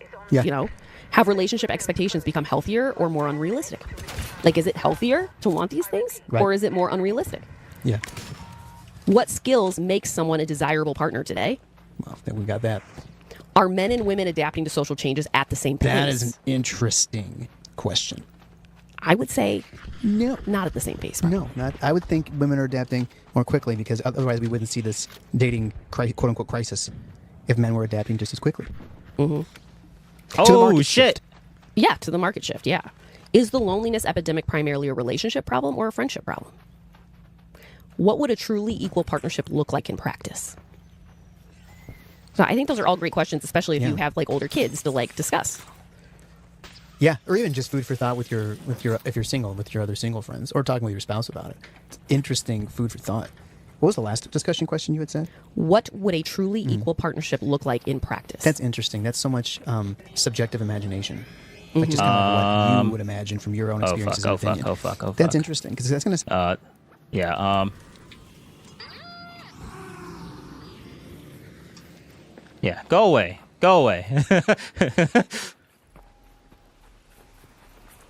I ain't being attacked by that. No, thank you. Sound different to everybody. And I think that's a good question to ask when you're dating. Do you both have the same idea of what an equal partnership looks like? Yeah. Because you can have widely different answers of what that actually looks like in practice, you know? I think there's a lot of men out there who aren't. How do I want to say this? Who are very like pro equal relationships, right? Yeah. I'll be 50-50, right? But I don't think those men always know how to carry the emotional burden and the cognitive load. They're 50% of that. Yeah. Yes, we weren't. Yes. They're 50% of that. I don't think that is quite understood or quite taught, and I think that probably needs to be taught in the home growing up. Yeah, I think a lot of men, myself included, are or have been just unaware. Don't even understand mental load or the emotional load.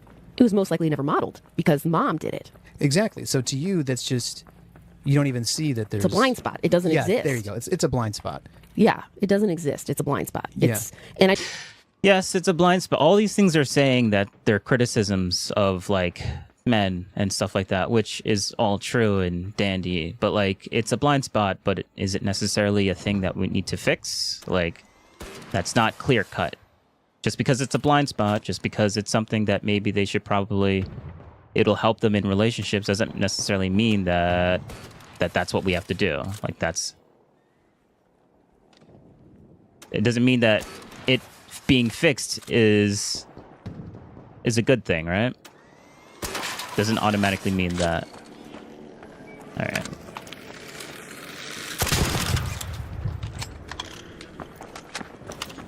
Oh no, what do you think you're doing?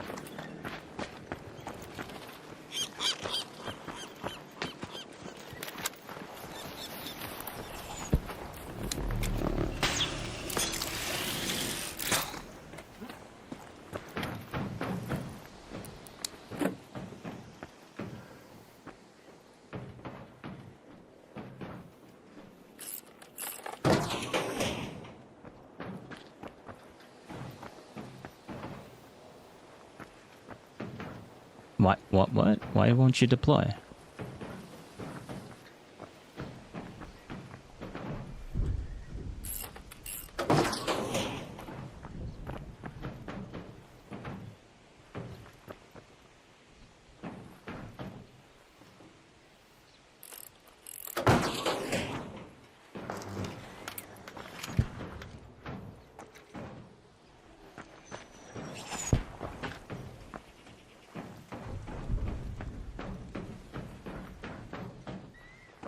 All right, I did this for nothing.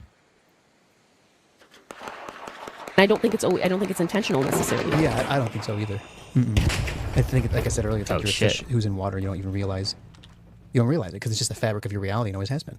Yeah, and I do have a deep compassion. I do like a very big soft spot for men because like. Do you really though? They didn't choose to grow up in this culture. They didn't choose to be raised this way. And now it's shifting and that is I feel like there's like generation here is gonna be lost relationally if there's not a big shift and change. Yeah. It reminds me of like the rapid technological shifting. I can think of my dad. Yeah. Like towards the end of before he retired, you know, people would send him emails, he'd pick up the phone and call you back. You know? Yeah. And you feel lost because the old world that you knew in terms of technology is gone, and there's so much that changed so quickly. There's so much more technology now, and you just feel like I don't have a place in this world. I don't understand this world. And I think relationally, with somewhat rapid relational shifts. I mean, you talked 1990 to 2022, was it? Mm-hmm. So 22 years. Think about how much change there, relationally and culturally, in terms of like men and women. Then, yeah, you probably have some feelings of like I don't recognize this world. I don't know where my place is here, because you have not been able to adapt quick enough. And usually you're not unless you're young and your brain has more neuroplasticity to it and you're less set in beliefs and practices. Mm-hmm. That's hard to feel like you're in a world that you used to fit in but you don't anymore and you don't know how to fit now. Yeah. And it also feels like attack on your personhood, because now who you are is, you view it as who you are is a problem now in relationships, when it wasn't before. At least it wasn't verbalized before. But really, it's a skill set deficit, not something wrong with you as a person. Yeah. All that to say, very. Wait, what's the difference between a skill set deficit that you have and a problem with you as a person? You do realize you are your skills, right? Like, if you don't have that skill, then by definition, it's a problem with you as a person. But, I mean, I guess maybe I'm just being a little too pedantic. Interesting article. I think she made a They probably don't literally mean that. They're probably saying that in the figurative sense. ton of great points, and it's a good read, so I would go read it. I am going to include the link as well as some supporting documentation in my cited sources for you guys so that you guys can see. But great point that the landscape is changing. Men need to have the skill set to participate in the relationship landscape that is currently shifting. I mean, it's happening. And, I think of my best friend. I think of your sister. And I think about the fact that she has said so many times, like, it's going to take a lot for me to get married because I have to be happier with them than I am now. She owns a home. She has a doctorate's degree. She's financially stable. She has a huge retirement fund. She's got a lot of friends. She's got a lot of friends. Like, a man is really going to have to show up and offer a lot. Yeah. Which literally won't happen. But, yeah, and she'll probably end up...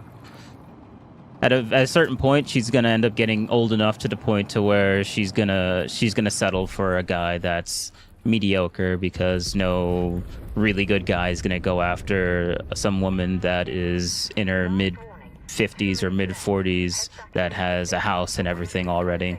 Unless they would like to... Unless they don't really care about that type of stuff. But, like, the type of men that are attracted to that stuff are usually low-quality men. So she's going to get low-quality men, like, just by default because of that. And I do want to say, I do think there's something that men do offer in heterosexual, I'm talking heterosexual relationships, by the way, when I'm referring to this, but that there is something that, like, women naturally desire from men that are heterosexual. Like, I think that there is a spot there, a longing there, a desire there, but that it is a risk. It's a huge risk because, statistically speaking, you have a high probability of being more unhappy. Yeah, these guys are wild for that. Look at that. Oh, I did not mean to do that.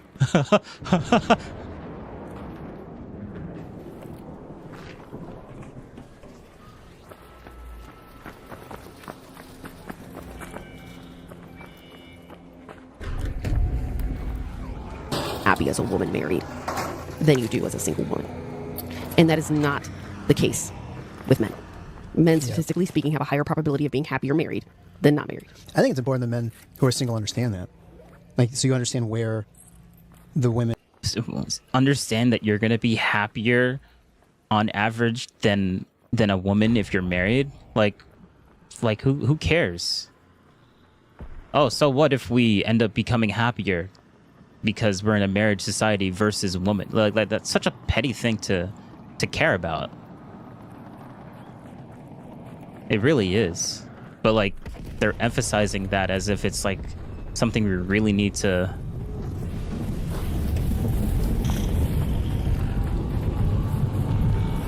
Oh, no, don't you dare, don't you dare.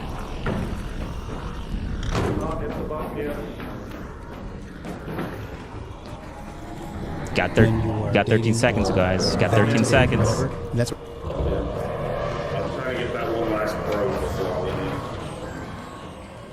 GG's. where they're coming from. That this is a big risk for them. Not as big of a risk for you at all, but a huge risk for them. Yeah. So, understand if they are being... Says the married couple. Oh, my God. Have quote-unquote high standards. Yeah, that's Or good are being quote-unquote picky. Yeah, picky is a word I was trying to think of an alternative for.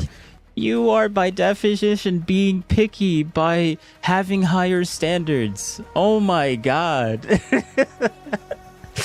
You are being picky. I know you don't like the word and it's negatively loaded, but that is what you are doing by definition. If you don't like the word, then lower your standards. Oh my god. Yes. I finally got damaged stitches. Nice. Yeah, I mean, like, understand why. Because there is a huge risk there that you don't know what that feels like necessarily. Well, then you might feel like, oh, well, Jay, sure I do. I know. I mean, I'm risking too because I could be unhappy. Dude, you totally could be unhappy. 100%, not downplaying that at all. But statistically, there's a higher probability of them being unhappy than you. Statistically. Who gives a shit about the statistic, like the average, when we're talking about the individual? Bro, see, this is what pisses me off. Like, let's get out of this.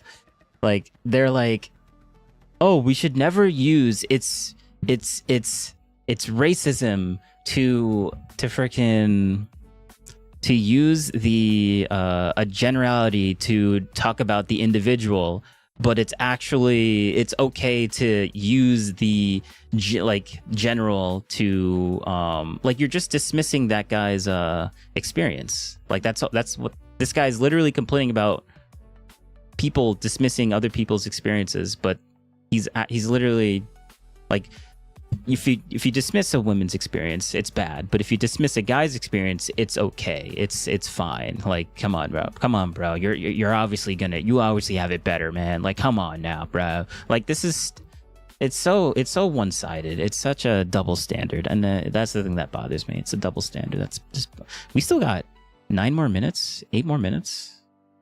Okay, all right. Yeah. And statistically means in reality. Mm-hmm. You know, there's all this talk about how, like, yeah, statistically in reality, women are just a little bit more they are objectively just more emotional than men. So statistically, they're much more susceptible to being exaggerating their experiences, when exaggerating their emotions and pain whenever they go to the doctors, because like, that's statistically just a true thing, guys. So like, come on now, like, can you really blame people for having that thought process when they go into the thing? Like, they might think that you're actually you might be exaggerating with that pain. Oh, you might be doing that. Like, statistically, it's a reality.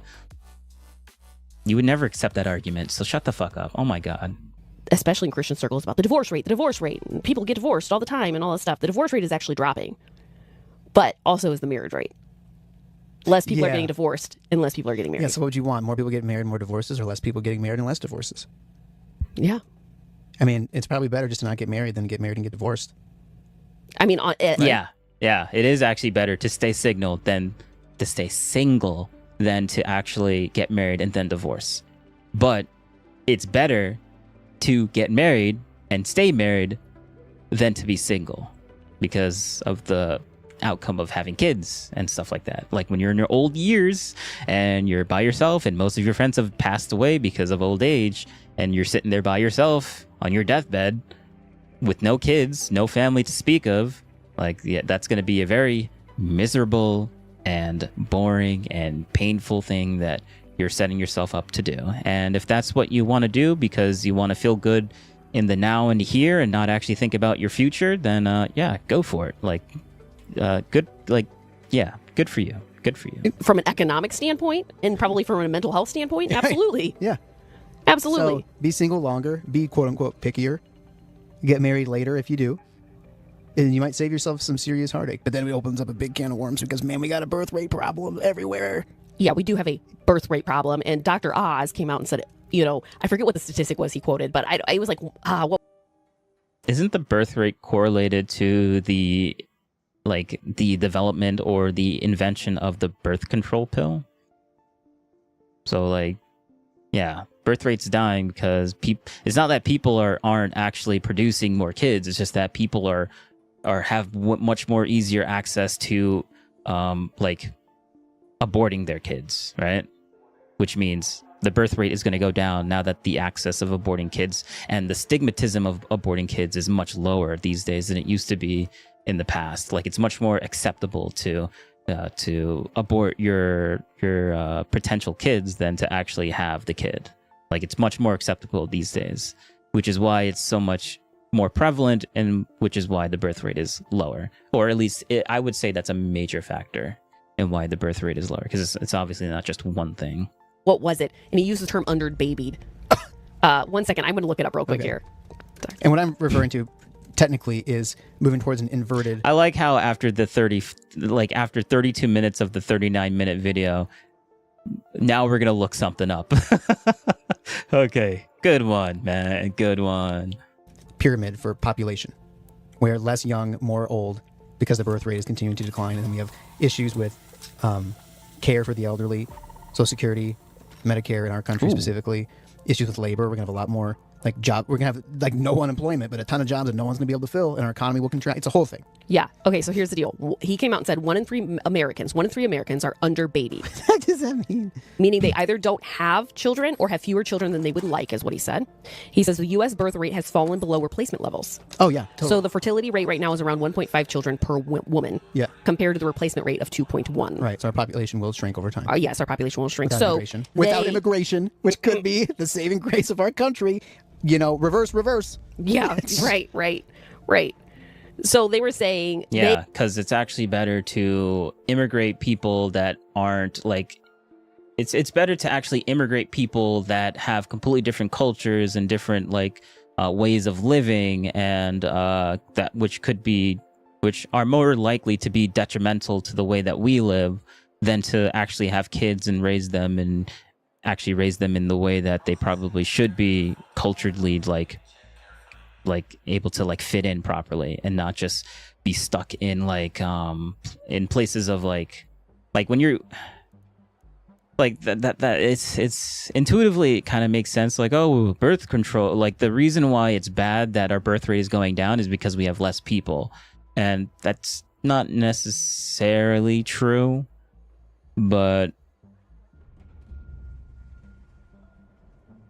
I like it's another simplistic view that there's a lot more nuance to it, but I don't have the brain waves to do this right now. I'm basically almost done. Actually, hold up. I did end up like looking up some other things, like, because I wanted to get an alternate perspective. We're basically done with this. Like, I don't want to. All right, we'll just finish this off. I'll let them yap at 1.5 speed.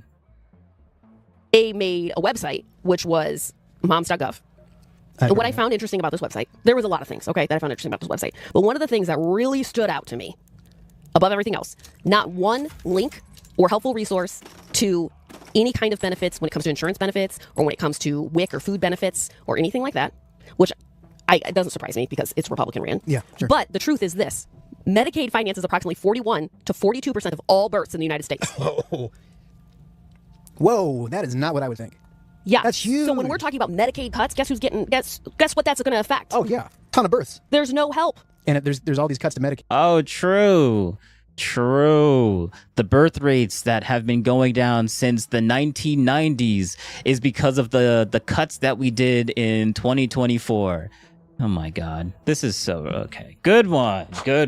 Based. True. Actually, 2024 had like the most amount of birth rate decline ever, which I don't know if that's true or not. I just said that because that's probably what they would say. But like it's good one. Like this is yeah. Kid, right? But there's not going to be any funding going towards contraception, making that more widely available. No, nothing or education. Like that. Yeah. So you're just going to have. So you might even have. You could even have like. It's not contraception is not the mass adoption of contraception is actually not the problem. It's the cutting of Medicaid in 2024 that explains all of the history that 2024, 2025, or the cuts that they did in 2016. Yeah, that explains the pre-2000s issues of the birth rate declining back then as well. Yeah, true. I'm sure it contributes, but like it probably contributes to around like maybe 1 or 2%. Like most of it is because of the mass adoption of all these different birth controls that's I would say that's a good easy 30% of it. And then another good easy 30% of it is the stigmatization that people used to have against aborting your potential kids. So aborting, like the stigmatization on that is much lower than it used to be. Since before, which means it would be less likely for them to even go and take those options in the first place. So the increase in options of that, and the less stigma, I can't even say the word. The less of that word is also of actually using it in the first place would be two big pieces that I would say they're about combined 60% of why we have a lower birth rate now, or maybe 50%, right? I'll say one is 20%, the other one is 30%. Like having the thing there is 30%. The stigma, the emotional or cultural thing is more 20%, 15%. But they both add up to around 45 to 50%. And then there's all the other things that also contribute to it, which is a lot of different nuances and stuff like that I can't think of. But they all add up from like the little bit of 1%, the 2%, 3%. They all stack up to another 50, 60% or whatever. So, yeah. A ton of the same birth rate, just with less money to pay for these births. Mm-hmm. Yeah, so just want to say that, you know, there was no financial anything except for the Trump babies. You could do the $1,000. They invest $1,000 into the stock market. There's a fund. That's stupid. And then it like compounds over time. Yeah, but it's stupid because Trump made it, right? You can add to it or you can't add to it, you know. But like that's not an immediate. That's a drop in the bucket for what you actually need. That's why it's stupid. Yes. You know what? We're gonna pull funding for Medicaid, and we're not gonna do anything to fight massive inflation that affects everybody. But you know what? We'll put $1,000 in the stock market for you. What the heck are you talking about? Well, right. And then who's controlling that money? Who's actually getting to play with that money until your kid becomes of age? Right. Who's managing the account? Right. So really, it's the government giving the government money. A little slush fund. Yes, exactly. A little slush fund, a little bit there. So anyways, I just thought that was interesting. There was a lot of things interesting about that website, but that was one that stuck out to me considering that 41 to 42% of all births in the United States are financed by Medicaid, and we want more babies. And we don't want paid maternity leave or even mandatory maternity leave. Well, we also don't want as much immigration, so less babies coming that way. So what the heck are you going to do? We want rich, white people having babies. That's what we want. But they are the ones who have the least. Yes. Statistically. Yes. I mean, if we want to eliminate, like, forget the whiteness. Like, they're so obsessed with the race talking point. It's kind of gross. Like, they obsess over race like too much in this video. It's really that, like, stop. It's getting kind of weird. Not gonna lie. But I'll take that. But I lost my train of thought. But like okay, she said something. As much immigration, so less babies coming that way. So what the heck are you gonna do? We want rich white people having babies. Yeah. Okay. So the rich part, the rich babies part, the white. I don't know why they're focusing on the white, because like maybe they're a little racist because like they like talking about white people a lot. But the rich part, isn't it better? Like, wouldn't we close the income gap inequality if rich people kept on having more kids? Like, wouldn't the population of the distance between them, wouldn't it shrink? Because now there's more wealth going into the system, and more people are having more wealth going into the system and being born into the system. But then you're like, oh, but what about all the other people that aren't already rich? And well, there is no simple answer to that question. Let's just say that there's no simple answer to that question, other than a very unsatisfying answer of life is just not fair. But if all you care about is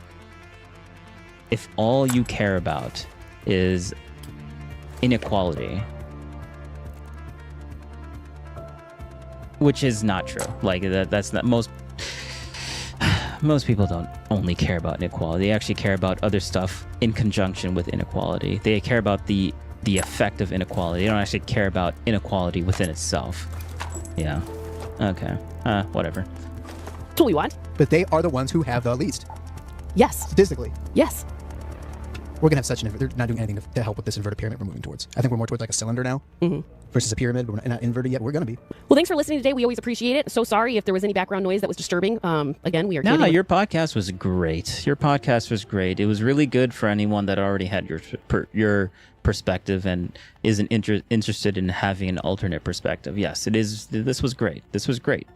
This was a good confirmation bias type podcast. It was very professionally done. I'm not memeing on when I say that. Like, there was no background noise. You got everything pretty good. Maybe I heard a little bit of the crickets in the background from the night, but like that, I thought that was pretty cool. That was that's a nice little touch to it. But yeah, we're gonna go to this Pearl person. And apparently this is like a debate, and it's an hour and 43 minutes, so I'm just gonna watch it passively. I haven't watched it. I just saw it because, like, just like how you have people that are like super feminist that are women, Red Pill look at her, and they say that like this lady here that was in this podcast, like all the feminists are being like, yeah, she's super base. She actually knows the truth, and she's great, and she knows everything. Like, she's actually really like very intelligent person. Like, this is very interesting, all the stuff that she's saying. Like, Red Pill people say the exact same thing about her, because she's basically an anti-feminist, borderline hates women. Like, but let's just listen. I think honestly, she might have a much more fair take on the opposite side than what, and a much more nuanced perspective than what they said in this podcast. So let's just get into this. What up, guys? Welcome to another episode of The Sit Down. I am your host, Pearl, and today I have a special guest, Bronte Remzik. Welcome to the show. Family medical resident, right? Yes. And this Pearl person is already doing one better than the previous podcast, because this is a debate with an actual someone who doesn't think the same way that she thinks. So yeah. So she's already leaving her bubble and going into a debate stage. She's not just reading an article that basically says all the things that she wants to hear. No, she's actually listening to another person that has a different perspective. That's already a +1 from the previous video that we watched, but and TikTok sensation. You have over 500,000 followers on TikTok. And I would say your content is pro-feminist, right? Yeah, I would agree. And anything I missed? No, not necessarily. That pretty much sums it up. Welcome to the show. First off, I want to say thank you so much for coming. You came all the way out to our Chicago studio. And I always appreciate sitting down with people that disagree. And so I think it's great that we can do this. Yeah, I agree. I've come across your videos quite a few times, and I've had a lot of my audience ask me, like, oh, have you ever thought about talking to Pearl? And then you reached out to me, so I was like, perfect. So yeah. I'm happy to be here. So I think me and you maybe have different views on feminism. So why don't we start with what your general, I really just want to understand your general worldview. So what is your definition of feminism? So my definition of feminism is probably the broad overarching definition, which would be wanting equal opportunity and representation for women and, feminine presenting people. I think that we should be equally represented in political and other kinds of positions of power. I think that we should be advocated for in our unique life circumstances and the things that make us, uniquely feminine. And I think that we need to ensure that women have all the opportunity that men are afforded. Okay. So is your view today that we're not being given the opportunity that we are? Like, what is your view on feminism historically, and like where is it needed today? Yeah, so I think where this conversation, especially in sort of like conservative spheres, gets confusing is that you tend to focus more on like legal barriers, that there's no laws that are preventing women from obtaining certain opportunities, applying for certain jobs, going to schools, things like that, where the more nuanced and modern view is there are no longer any legal barriers, but there are still plenty of societal barriers. There's a lot of discrimination, things like not having like maternity leave, the caregiving gap, things like that. She is intelligent. This is an actual interesting conversation. Okay. I feel like I'm just going to agree with this person. I already feel it. Yeah, it's not the legal part, because she's a feminist, and she already knows that everything legally is already equal against men and women. That is not an issue that we have today. Thank you. But societally, okay, all right. See, when she when she already gives out a fact-based statement in the beginning that actually gives her more credibility to what she's about to say next, I'm much more interested in hearing, okay, and I know the whole society thing, people say, oh, it's society's fault, and they just blame society, and they don't actually be specific when they say society. I'm much more prone to listening to this lady because she already granted that first thing. So this is already the start of a good faith conversation that disproportionately inhibit women from being able to go after certain opportunities because of the responsibilities that heavily, rely on us, instead of having a lot of that labor and unpaid domestic labor seen, respected, and divided. Okay, so how does that translate in 2024? Like, how would that have affected me, for example? Well, I can't speak to you and your life experience, but I can speak to mine. Okay, go ahead. So as a woman in medicine, that is a very long journey. I got my bachelor's degree, my master's degree, my doctorate, and now I have my... but just like a guy. Yeah. Right? Yeah. Well, but I'll explain to you how it has sorry. affected me. So, and I'm currently in residency, which is my postdoctoral training. And so a lot of this I've needed to dedicate 80 plus hours a week to studying, to working in order to be able to have my dream job. And so something like starting a family has needed to be delayed because from a biological perspective, I have to keep in mind that I do have a bit of a time clock, but that the academic path that I've been on has primarily been designed for men, and there's not the. I'm actually much more interested in listening to her than actually playing the game. So we're gonna switch over. We're gonna switch over for a little while. Opportunities available to me to take pauses and to take maternity leave and to do a lot of the things that women have to do in order to be able to go after the things that we want and get everything we want out of life. And so and also there was a lot of times when I was in pre-med where people would be like, oh, are you sure you want to do that? Like that's a very male dominated field, things like that. And so there was constant doubt being pushed at me from a young age of like, because that makes sense. That is actually a struggle that is a real thing that women have to actually go through. Like if they want to have, they can't really, it's harder for women to pick and choose a family over career. That's a harder choice for them by default because of their biology. Sure, that is like they can't really go past like that. It's a biological limitation, but it's the same way as like short people are gonna have a harder time playing basketball. That's a biological limitation.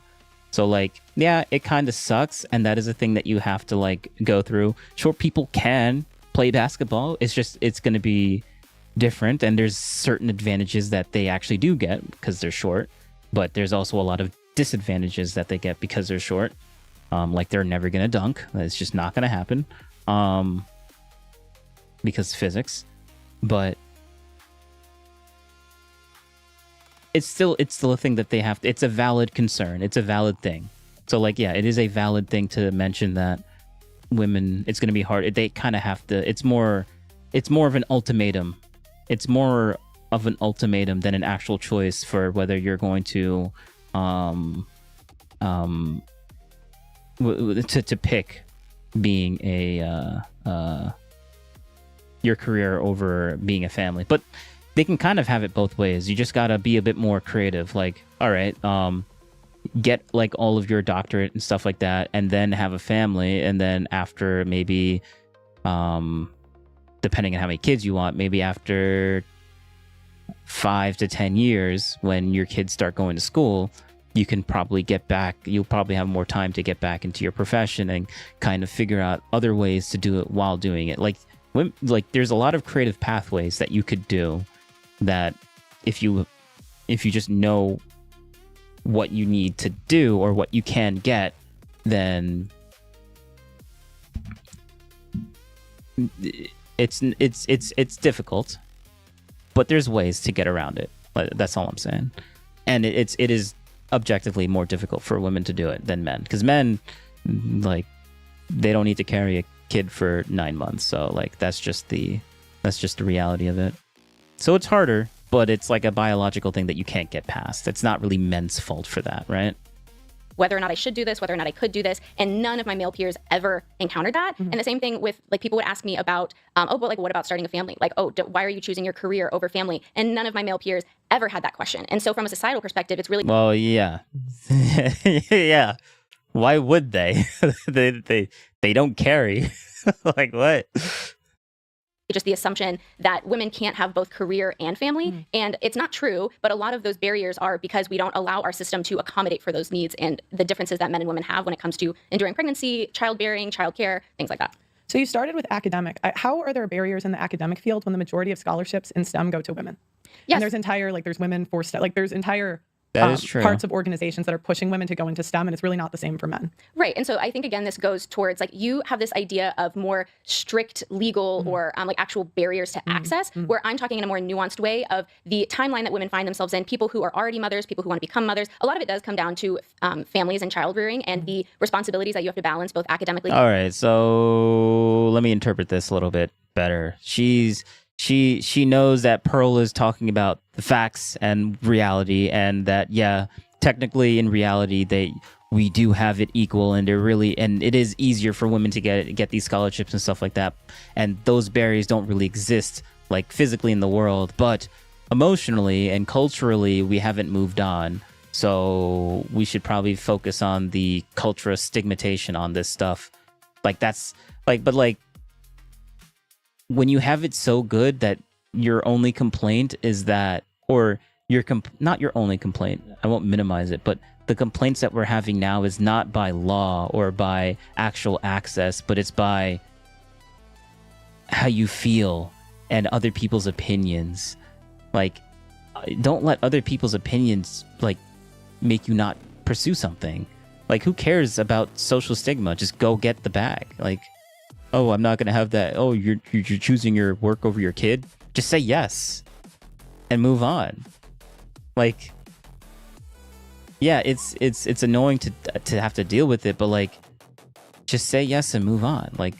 Who cares? Unless it's someone you care about that's saying that, but then that's more of an interpersonal thing that you kind of have to fix. It's not really a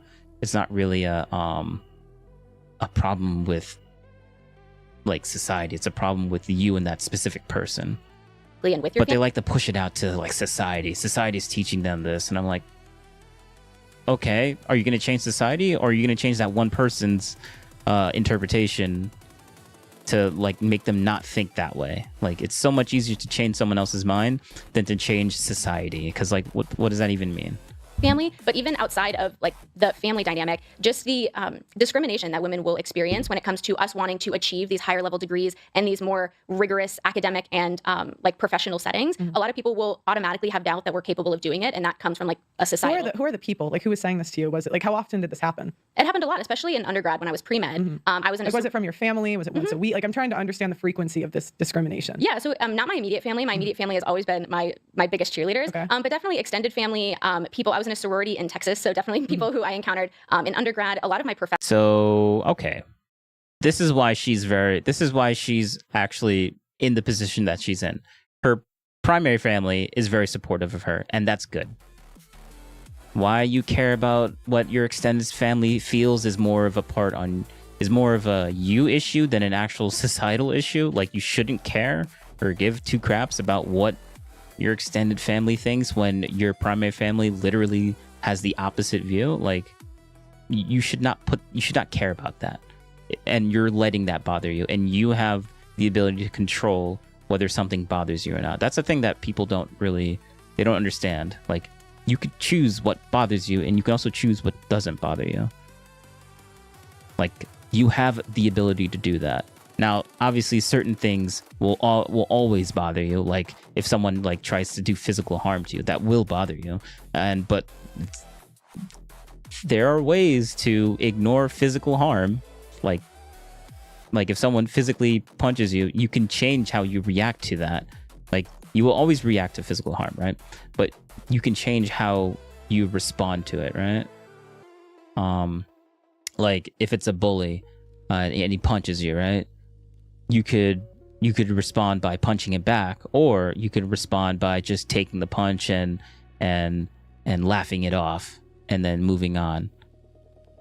And those two things are completely different outcomes. One is enraged and mad, and the other one is indifference and not caring. And if you know that the bully is looking for a rage response and not looking for an indifferent response, you doing the indifferent response will actually lessen the likelihood of him doing it again, versus you doing the rage response would probably make him want to instigate you again so he can get that same response again. Like it's I don't know why I'm explaining professors and advisors, like they'd be like, oh, you know, this is a really rigorous path to go down. Like, are you sure that you want to? And then I would speak to a lot of my male peers who were like in pre-med, the same track as me. And I'd ask, like, has anyone ever told you like you couldn't do this or that you should think about something else? And they would all say no. Do you think it's because women quit more? Because, I mean, the data shows that women quit careers in STEM quicker than men. Right. And that goes back to what I was talking about, right? Because you have to look at the reasons that they're quitting. And a lot of times it's because of things like discrimination against them, which creates a hostile work environment and a hostile academic environment. Discrimination is a very, very, very broad term that could mean almost anything. Like if someone, like if a friend of a friend says that, hey, maybe you probably should like have you ever thought of like discrimination can be as light as someone asking you a simple question of like, well, I know that you're doing all this, but have you ever thought of having a family? And they could like be like your best friend and they might be seeing that you're going through like a hard time and they ask you that. That could be considered discrimination. So that's why like using that as like a statistic is like what does that even mean? Discrimination. Okay. All right. It can also be like it can also mean on the other extreme as well, but like clumping both those extremes with that broad word is just not a good idea. Or they're not able to balance like the needs what of is their the family. discrimination? It just sounds like it's words you don't like. Like people say words that they don't like to men all the time. Yeah, well, I mean, I'm here, right? I'm a doctor now, so it didn't bother me. But I think it's pretty disingenuous to believe that those words don't have an impact, because words do matter. And when they do matter, they do have an impact, but the impact is like, for men, it's less than 1%, and women, it's less than, I'm going to say 50%. I was going to say 10%, but I'm going to say 50%, because women are much more, they're much more susceptible for ostracization, because I can't say the word. When undergrad is 4 years plus, like they just care about that more. Like they're much more prone to that, which means that's why having an argument with a woman, if you want to win or get her on your side, you don't use a logical argument. You use an emotional one. And men don't understand that. Like, if you want to win an argument, you got to use an emotional one, not a logical one, which honestly is super manipulative. So I wouldn't recommend it. But like, that's why so many guys have so many issues with their spouse, because they don't understand why they don't understand, but it's because they're using a logical argument. You got to use an emotional one, which is very hard to do because we don't intuitively think of it as something that should be connected emotionally, but it is. So, yeah. Master's was 1 year, my doctorate was 4 years. And so that's 9 years of my life that I've had to endure people constantly bringing doubt to my ability to accomplish this goal. And I did it anyways, and I'm extremely proud of that. But I also, let me finish, I also don't fault a lot of women for giving into that pressure and having those years and years of people pushing that doubt onto them. Of course, it's going to seep into a lot of them, and they're going to have that self-doubt because of all of Yes, that's a valid, that's a valid thing. It's a problem. But is it a big enough problem? Like, how do you fix that? That's the question. That's the real question. It's a problem. Society is never going to be perfectly. We're never going to get into a utopia where no one judges no one for anything. Like, we're basically scraping at the bottom of the barrel of oppression here. like, just to be clear. But like, it's a problem. This is a thing that you have to deal with, and we accept that. I guess find better ways of coping with this, because or just ignore them. You honestly, the simple answer is just to ignore them. You have to.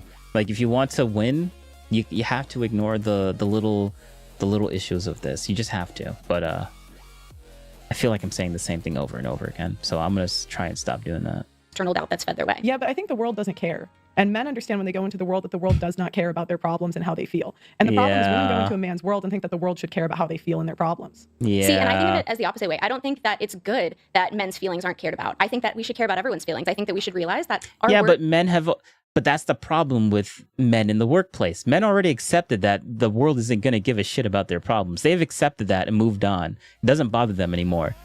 I guess women can't accept that the world doesn't give a shit about their problems. So they have to keep harping on it and harping on it and harping on it and harping on it in order to change the world.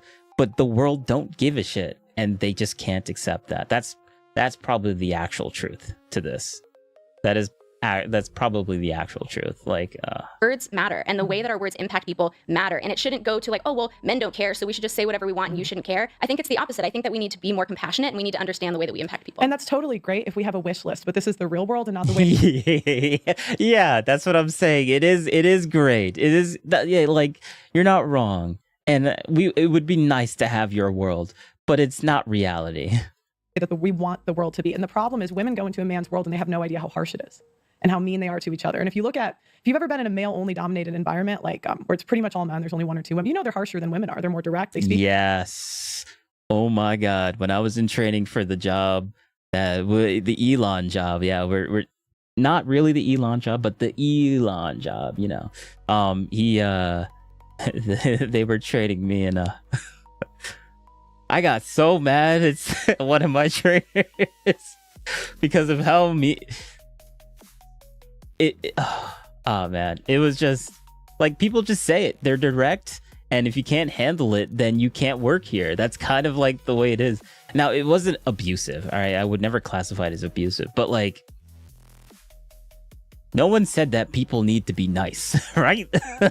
Like, yeah, like this is just a common occurrence, but like, you get used to it, and then you do your thing. You finally are not trained anymore, and you go through the training process, and now you're making the big bucks because you stopped caring so much about how other people see you, Speak in a different way. And the problem is women go into these spaces and they think that men should talk like women talk, and they don't. Right. Well, again, I'm a dreamer, right? Yeah. I think when it's not realistic is the point. And I disagree. I think it's completely realistic to take people's feelings into account. It's called empathy. Mm-hmm. I think that we need to promote empathy. I don't think that we should promote such a callous, harsh world. I think that we all need to be more kind and compassionate to each other. And I also think that the mental health outcomes of men proves that that's not a good way to endure the world. Right.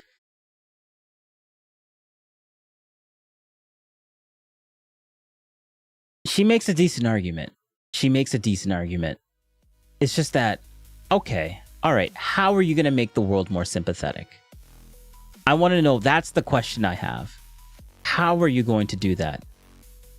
Like, I appreciate, that's a good argument, but how are you going to do that? And then what are the negative repercussions of actually making everyone more sympathetic? Because, like, there's going to be, it's not just like, we're going to change the world, but it's not like we're just only going to get positives and no negatives. There's going to be a negative effect of trying to do that, right? I guess the negative effect is that, like, there's a thing called toxic femininity, and what toxic femininity is basically wrapping your kid in bubble wrap, like protecting your kid to the point to where they can't progress into anything. And I feel like being super sensitive all the time and being super empathetic all the time will hinder certain types of speech because the way you said it and the tone of it could potentially disrupt or make someone feel bad about themselves, when the ultimate, and it'll hinder the end goal of the actual thing that you're trying to accomplish within the business. And so that's probably one problem with always being empathetic all the time and being super sympathetic towards your coworkers and stuff like that. It kind of like the sympathy that you have towards your coworkers should never supersede the end product or hinder the end product of the actual money-making system or product that your company is making. Because the moment it does that, you start making either like a lot of, it's a cascading effect to the point to where the business just shuts down because they're not able to make enough to generate enough money because people were just being too sensitive at the job. And then you have people quitting, and then you have issues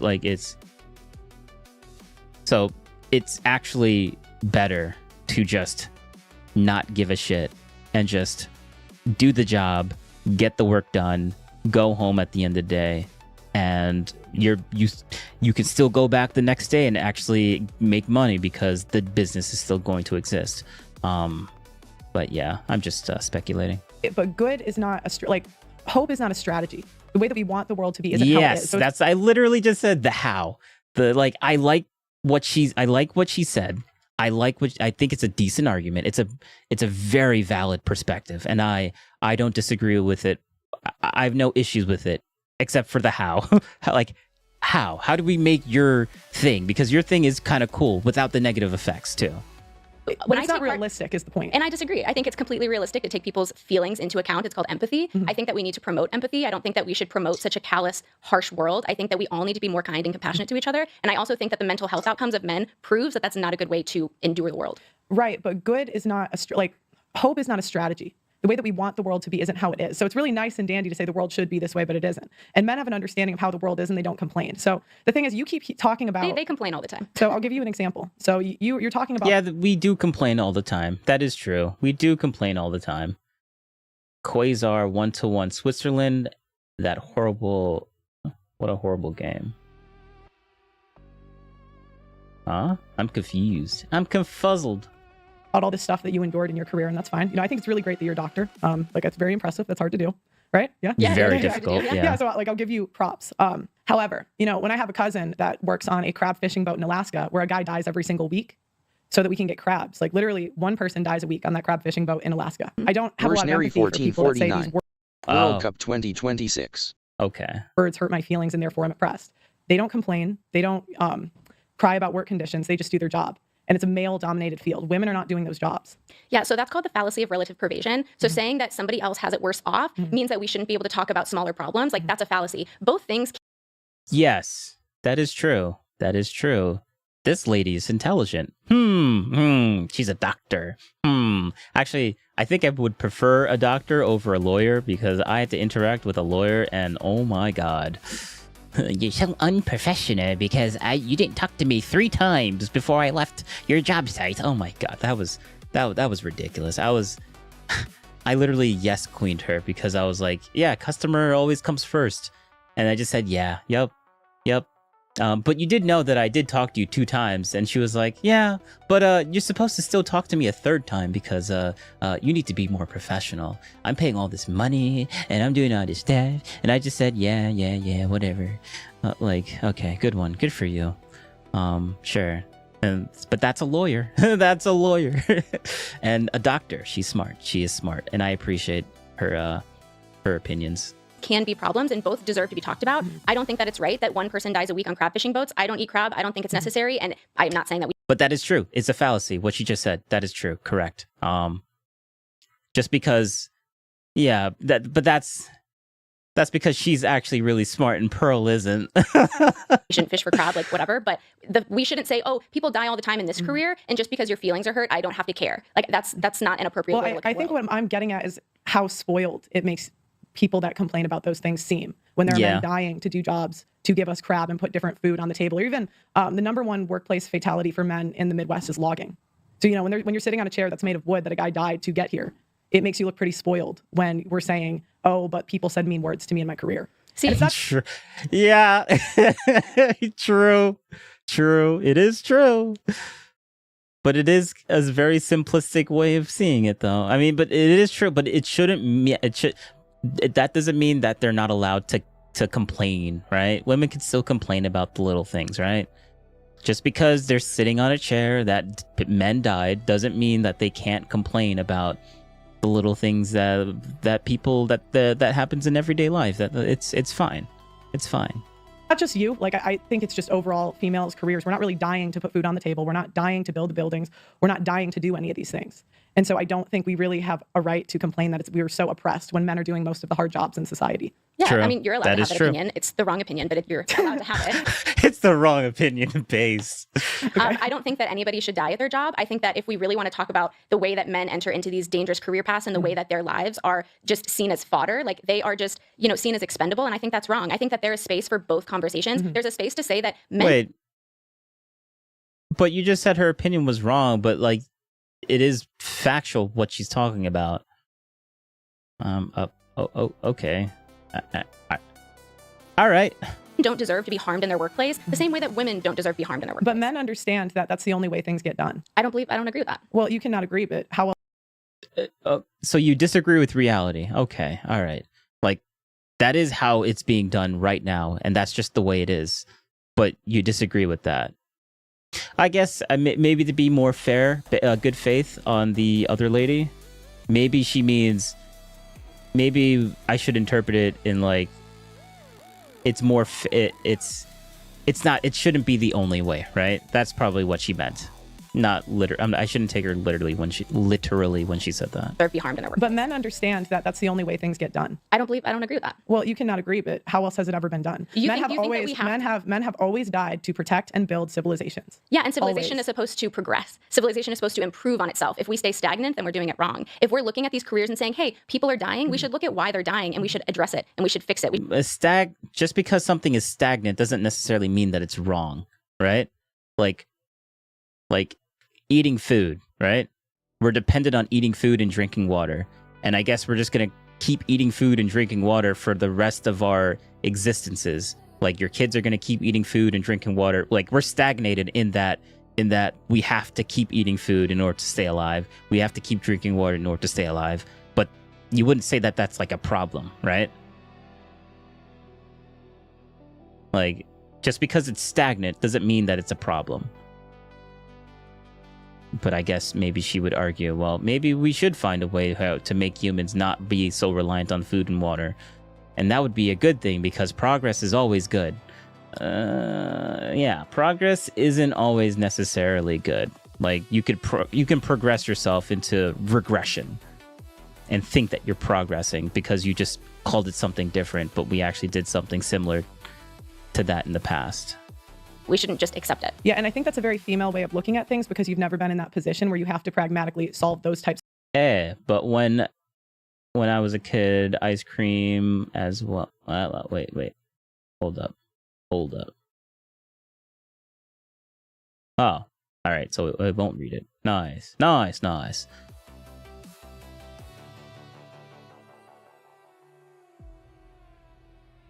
Of problems. The same way, I'm not going to know how to stop the men dying on fishing boats. You're not going to know either. Right, that's not my job. But There are people who have jobs. It's easy to say, oh, this shouldn't happen. The same way we could say, like, we shouldn't have anyone die in war, but we want to be safe. Do you not think that there are people whose job is dedicated to improving worker safety? Like, those jobs exist. It's not my job, it's not your job, but those jobs exist. Mm-hmm. And you should argue that they need to have more responsibility. They need to be doing their job better. Like, workers' unions, safety commissions, like, there are actual jobs and committees and boards dedicated to worker safety. And if they're not doing their jobs appropriately, then that's a totally separate conversation. Yeah, and again, this is all stuff that sounds nice, but it's just it happens whenever I click on something.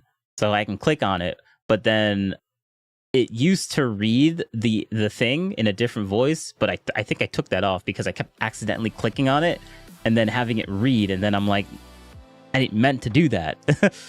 Very pragmatic. Again, men have always died to protect and build civilization. The difference is in the past, they used to get thank you and an appreciation, and now they don't. Because feminism has convinced women that our jobs are equally as important to men's, and they're not. Yeah, and society is the... Yeah. So I wouldn't necessarily... I don't agree with Pearl when she says that between the sexes, because, like, she's a doctor, and her job is objectively more important than a dude that has a podcast or a guy that's like a garbage bag person. As an individual basis, obviously, if we were going to say which one would we rather have, doctors or people that pick up garbage, I think we would want doctors over garbage men as an actual whole. So, like, you can't really say that, but I understand what Pearl's trying to say. Like, yeah. The only reason society exists is because it is built on the backs of the unpaid and unrecognized labor of women. Sure, men have died in war, men have died in dangerous jobs, and I would argue that if women were in charge... No, come on now. Don't do that. Stop it. The reason why we have society is because of both sexes. Don't make it one-sided where women is actually doing the majority of the work, or if men is doing the majority. We both have different roles in society that are maybe not equally as important, but they're very close to being as equally as important, right? Like, we can't exist without the other. Like, no one's better or worse than the other. Like, you can't, like, no, don't say that. We would have less war and we would have less death, but That's that's not a true. whole... Women have waged more war in the last 500 years when they were rulers. Yeah, and you also have to look at who they had as their representatives and for their counsel, because this has been like highly studied that it wasn't necessarily their individual choice. A lot of it was like pressure Right. from Whenever committees. women make a bad decision. Okay. So women can't. So it seems like women can't handle the pressure of being in leadership roles, on average, versus men that just are less susceptible of being pressured into doing things. Okay, got it. Not the response that she was hoping for when she came to that conclusion, but it was a little bit of a self-report. Decision. Women have the privilege of blaming it on someone else, where men have to take the fall. That's an interesting perspective. I disagree. So going back to, do you agree that men do most of the most difficult and needed jobs in society? No. Okay. How would society keep running without men doing the infrastructure jobs? Like, see, I don't like the extreme on the other side either. I like we need women, and like we've incorporated, like maybe in the past when women were like a very small portion of the workplace environment, then yeah, without men, society wouldn't run. But now that we have women and we've integrated women in so many different types of tasks, like without women, most schools would probably not function properly because 90% of the teachers are like women. So like that would disappear almost overnight. Like we're both entangled with each other, right? We are both entangled. Most really big businesses would fall apart if all the men just stopped like going, like just stopped doing, stopped owning or stopped running their businesses, because they would just stop and they would be gone. And Globalism Agenda 69. Also nurses and OnlyFans actors. well, OnlyFans actors we could live without, but nurses though, that's also a big piece of it too. So I can't really. Globalism I feel like Agenda it's a bit 69. more.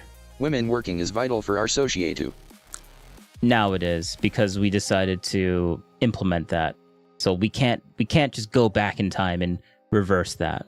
But I think Pearl has a little bit of a naive take on that. Fishing, trucking. Oh, do you mean like in the world wars when men left and women took over those positions and we ran the entire country and took over the jobs that you say that we couldn't? No, they didn't take over the majority of the jobs. We did. They did. They took over factory positions. Mm-hmm. We took over the positions that men left. They were not doing the. Yes, it's very easy to. Globalism Agenda 69. Women have been working for longer than they haven't been. Yeah, but I guess some feminists wouldn't include that as actual real work or whatever. Electrical. They were not doing the plumbing. And some red pill people wouldn't accept that as well. But I digress. Building the buildings. They were not. There are paving the women roads. electricians. There are women plumbers. Like there are females in all of these positions. There are. Is it the majority? No, because Okay, so it's not the majority. Because you have to take in the historical perspective. What is stopping a woman today from being a plumber and electrician? As I said, discrimination. Why there's The discriminate. What do you mean when you say that? What discrimination on what?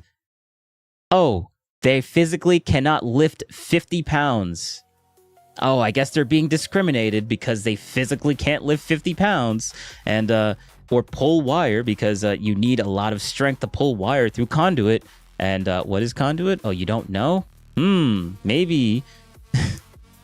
All right, it's just so. Discrimination. Oh my. Oh, why aren't they there? Because of discrimination. Like, okay, all right. Workplaces, because they are made to feel as if they don't belong in those spaces. And why would you want to exist in a space where you're constantly made to feel like you shouldn't be there by the men in those positions? So men will make women feel like they don't belong there and then complain that women aren't there. So okay, she's Globalism she's Agenda going 69. off. I don't know what conservatives believe unmarried women used to do back in the day. Die. No. Yeah. Yeah. Housework is real work. It really is real work. Like taking care of kids, that is Globalism very, Agenda very... 69. And even married women did a lot of farm work. Yeah. Just like their husbands. Yep. Yes, like it's What's your evidence for that? what's my evidence Yeah, for what's that? your evidence for that? Oh, they've studied it. they've studied like workplace discrimination with women in electric. Now, see, Pearl isn't smart. Oh my God, she isn't smart. Like discrimination, yes, okay, yes. Men will discriminate women because they can't pick up 50 pounds. Yes, that is a form of discrimination. Like, bro, my goodness. Like, if you were to get the job that I had, you would have to be able to at least lift up 100 pounds, right? Most women can't do that. And they would be discriminated against that, right? They wouldn't hire them because they wouldn't be able to lift this amount of stuff. And most people that are doing the hiring in those types of jobs are men. So men would be discriminating against women from doing that. But like, it's just a reality. I know discrimination has like a very negative connotation, and Mrs. Doctor over here it would be better if she would have given a much more better faith response to that. Like, discrimination, like, she's not wrong. It's just that you're never going to go get around biological truths, right? There's always going to be discrimination. You can't fix discrimination. That just won't, you can't fix that, right? So like, oh, the reason why that's not happening is discrimination. Oh, okay, so maybe we should try and fix, we can't fix that. We can't biologically engineer women to be just as strong as men. Oh, yeah, we can't do that. We can't do that yet. Male-dominated fields, yeah. And they've said that the women feel like they're not wanted. Yes. And that's why they're not doing it. Not just not wanted, not welcome. That's very It convenient. is, yeah, it is very unwelcoming when the men just keep telling you that you're weak and you can't lift 100 pounds. It really does feel unwanting. And like, she's correct. She's correct. It's just that it's so like she doesn't realize what she's saying. She doesn't realize what she's saying. So she's not wrong. She's not wrong. You know, here's the thing. Men don't care if they're not welcomed. They don't expect people to just accept them into a group like women do, because that again, is true. Men live in the real world. Women do not. We live in this play pretend world where we're given more credit for what we see. This is what she. Oh my God, that is so inflammatory. But I will let her cook. Actually do than we do. Mm-hmm. So I've seen you speak many times about the detrimental effects that all of these things have on men's mental health, and that they have a higher rate of suicide, they have all these things. And so I think that it's really interesting that you care a lot, seemingly, about men's mental health. But then at the same time, you'll say, oh, men don't care if you're mean to them, men don't care if they're not welcomed. You say all of these things that have an impact on men's mental health. So I think to care about one, you have to recognize how it impacts the other. What I'm saying is men understand that that's the real world, and they know there's nothing they can do to change that. Women go... Yes, that is true. Women go into a man's world and they expect to be given special treatment and privileges. They expect to be the new guy in a company and feel welcome. I mean, it's not abnormal for men to haze somebody in a new group. You might say that's wrong, but it's not abnormal, and they don't complain, they don't strike, they don't protest. They just accept it, and they accept the world as it is instead of doing a wish list that will never become true. I mean, do they really accept it, and are they really okay with it? When the statistics behind men's mental health proves that it does impact them, they just internalize it. Women make sure that we prioritize empathy and communication. So when we feel like we're not being welcomed, when we feel like we're being wronged, we want to improve the communication to improve the circumstance. We're better at complaining. I would say we're better at communication. We're better at complaining. Communication. Yeah, which includes complaining. So there you go. You want to frame it in a much more positive way. It's like, yeah, we are better at communicating. And we are better at complaining. Yeah, that's true. Yeah. I would say complaining, but you can say communication. That's fine. That is fine. You can frame it in a much more positive way than a neutral way. Okay, good for you. I guess it makes you feel better. It's a coping thing.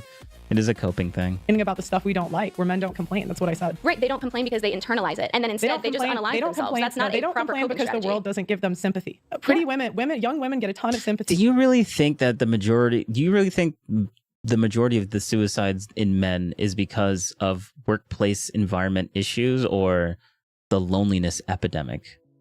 Like, I would think the loneliness epidemic... Actually, hold up. Let's ask Garak. Which one contributed to men suicidality? Workplace environment and emotional struggles, or the loneliness epidemic within with having less relationships and stuff like that? Which one contributes to men's suicidality? Workplace environment and emotional struggles, or the loneliness epidemic within different groups with having less relationships and stuff like that? Okay. I could word that a little bit better, but we'll let that one go. Oh wait, actually, let's pause that. Let's edit that.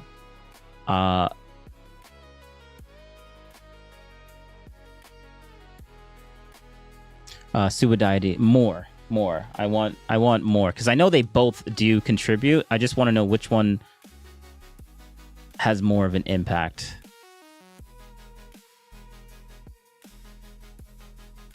All right, so while that's doing that, on the internet complaining about their problems. It's why they're given 10 times the funding for breast cancer research instead of prostate cancer. It's because people care about women's issues. People do not care about men's issues. Yeah. So you disagree with the facts? Agree. Why? Why do I disagree? You can say you disagree, but that's not an argument. I mean, your arguments are just like, oh, that's silly and I live in reality. Like, you're not giving me any realistic responses. That is true, Pearl. That is true, Pearl. You're not really giving arguments. You're not really giving arguments. You're just saying things that I kind of agree with, but I understand why I agree with that, but you're not actually giving an argument to her for her to actually talk about. But yeah. Well, I'm giving you realistic responses. I said men do the majority of infrastructure jobs. They're the majority of workplace deaths. And so based on those two stats, they have a harder work environment and they complain less. Yeah. If you look at the industries that strike and complain, it tends to be female-dominated industries because women are better at complaining. They want to do less of the work and they want more of the credit. We care about how we're treated, as men should care how they're treated. All right, what Pearl just said was kind of a talking point, but we're just going to continue as if we didn't hear that. And they do care, they just internalize it. Just because they don't take action doesn't mean that they don't care. So the next topic I think we're going to go into is, do you think society discriminates more against men or women, or do you think it's equal? I think that they discriminate more against women, but I don't. That's not to say that men aren't discriminated against in some aspects. Okay, how... No, stop it. Men and women are discriminated against. Maybe not equally, but so close to equally that it might as well be called equally, right? They're just discriminated in different ways, right? We don't discriminate men the same way how we discriminate women, and we don't discriminate women the same way how we discriminate men. That's just a truism.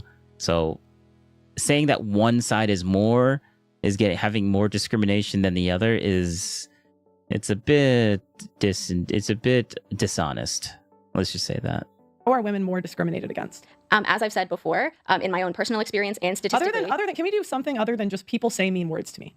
Because men, by the time they're 22, somebody said a mean word to them. Usually it's a woman. So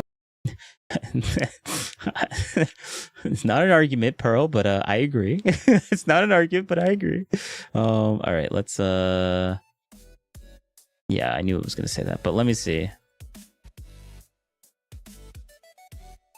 Both contribute substantially to men's suicidality, but they interact closely rather than acting as clean alternatives. Suicide is almost always multifactorial, rarely driven by one isolated cause. Mental health conditions, often underdiagnosed or externalized in men as substance use or anger, access to lethal means, impulsivity, and prior attempts play central roles alongside these. Evidence from large reviews, meta-analyses, CDC data, National Violent Death Reporting System, and population studies shows loneliness, social isolation, and especially relationship loss often have particularly strong, direct associations with male suicide risk.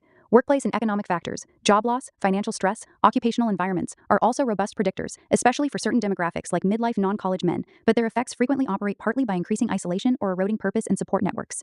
Evidence on relationships, loneliness, and social isolation. Relationship breakdown is one of the strongest proximal risks. A 2025 international review of 75 studies covering over 106. So it's one of the strongest. Okay, it is one of the strongest.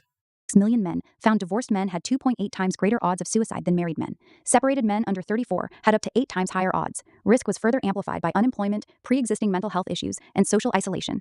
Oh, so unemployment. So that means it's amplified by not being in the workplace, which you can infer, not a direct causation, but you can infer that being employed and being having all that workplace environment harassment or whatever that they just internalize plays a much less risk to actually being unemployed, which means when you're unemployed, that means you would rather be employed and take all of that information on average and take all that abuse on average than to actually be unemployed and not be taking all that abuse. Which, very interesting here. Very interesting. CDC data, loss of relationships, and social isolation are explicitly listed as key relationship risk factors. One analysis found intimate partner problems, breakups, divorce, conflict involved in about 1 in 5 suicides overall. These cases often co-occurred with mental health issues, job financial problems, and violence. Loneliness epidemic data. Men frequently report smaller social networks. Surveys show rising shares of men with no close friends, around 15% in recent U.S. data, up significantly since 1990, and higher singlehood rates among young men. Meta-analyses link social isolation to substantially elevated suicide risk, with some evidence the association is stronger or more consequential for men due to narrower emotional support systems. Men often rely more heavily on romantic partners for confiding. Reviews of male suicidality specifically highlight social isolation as a powerful factor, tied to abandonment, lack of partner job, and cultural elements. Men die by suicide at roughly 3 to 4 times the rate of women in many Western countries, and social integration differences help explain part of the gap. These factors hit men hard because average patterns show men maintaining fewer deep platonic friendships and deriving significant identity purpose from provider and partnership roles. Evidence on workplace, economic stress, and emotional... And that is a biological thing that you just cannot avoid. Displace a Jacarandak J. AI viewers stream book. Com. Disgusting. Get out of here. Disgusting.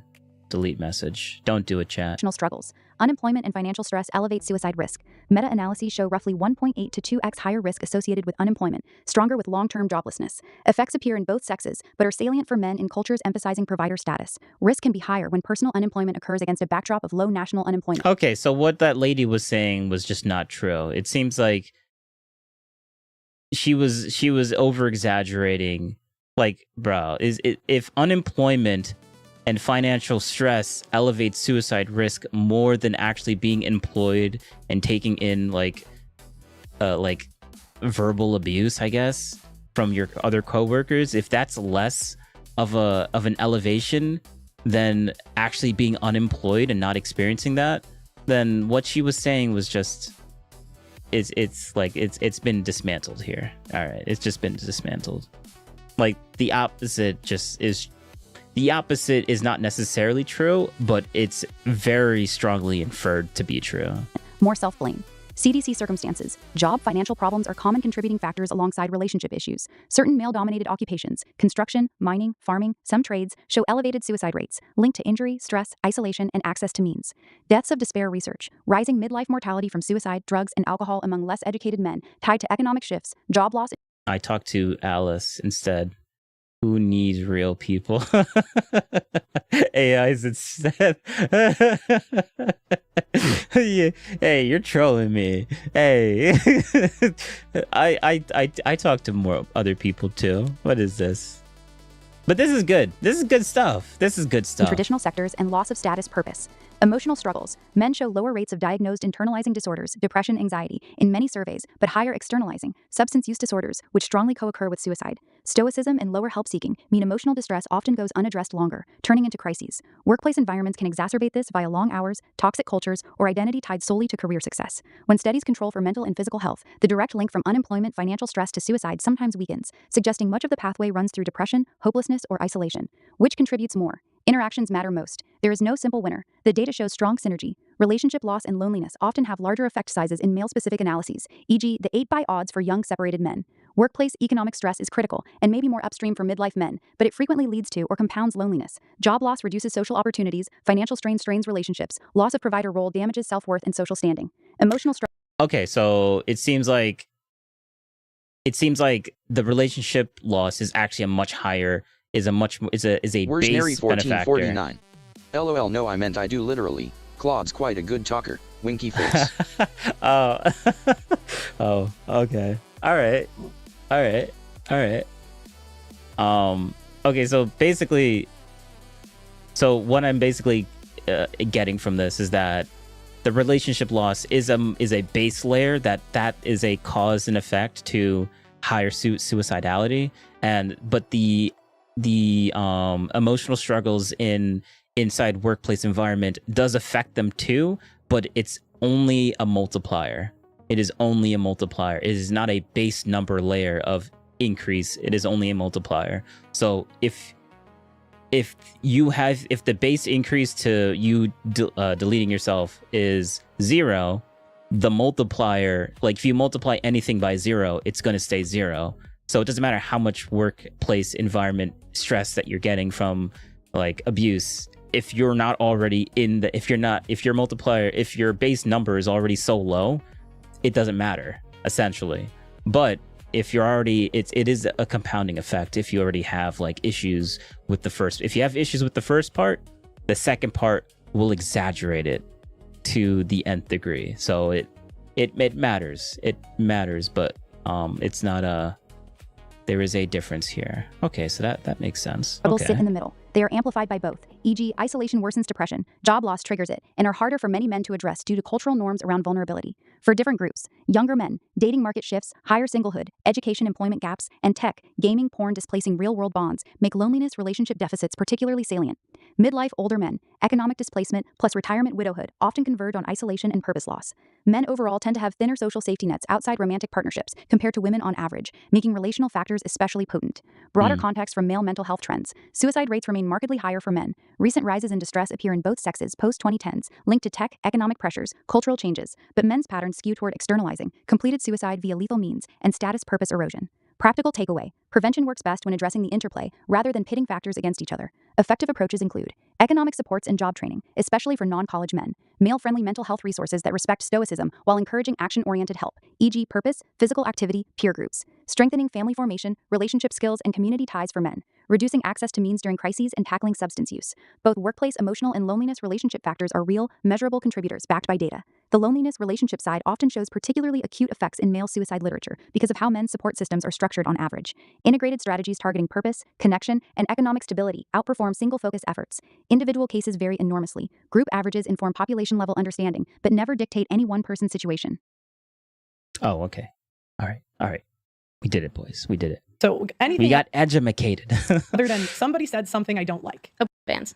Can you name a law that controls what men can do and access healthcare and the healthcare that men can access? Is there any laws that control men's healthcare access? Well, if you want to talk about men's body, men are required. So wait, what she said a little bit before. We care about how we're treated, as men should care how they're treated. And they do care, they just internalize it. Just because they don't take action doesn't mean that they don't care. So the next topic I think we're going to go into is, do you think society discriminates more against men or women, or do you think it's equal? I think that they discriminate more against women, but that's not to say that men aren't discriminated against in some aspects. Okay, how are women more discriminated against? As I've said before, in my own personal experience and statistically. Other than, can we do something other than just people say mean words to me?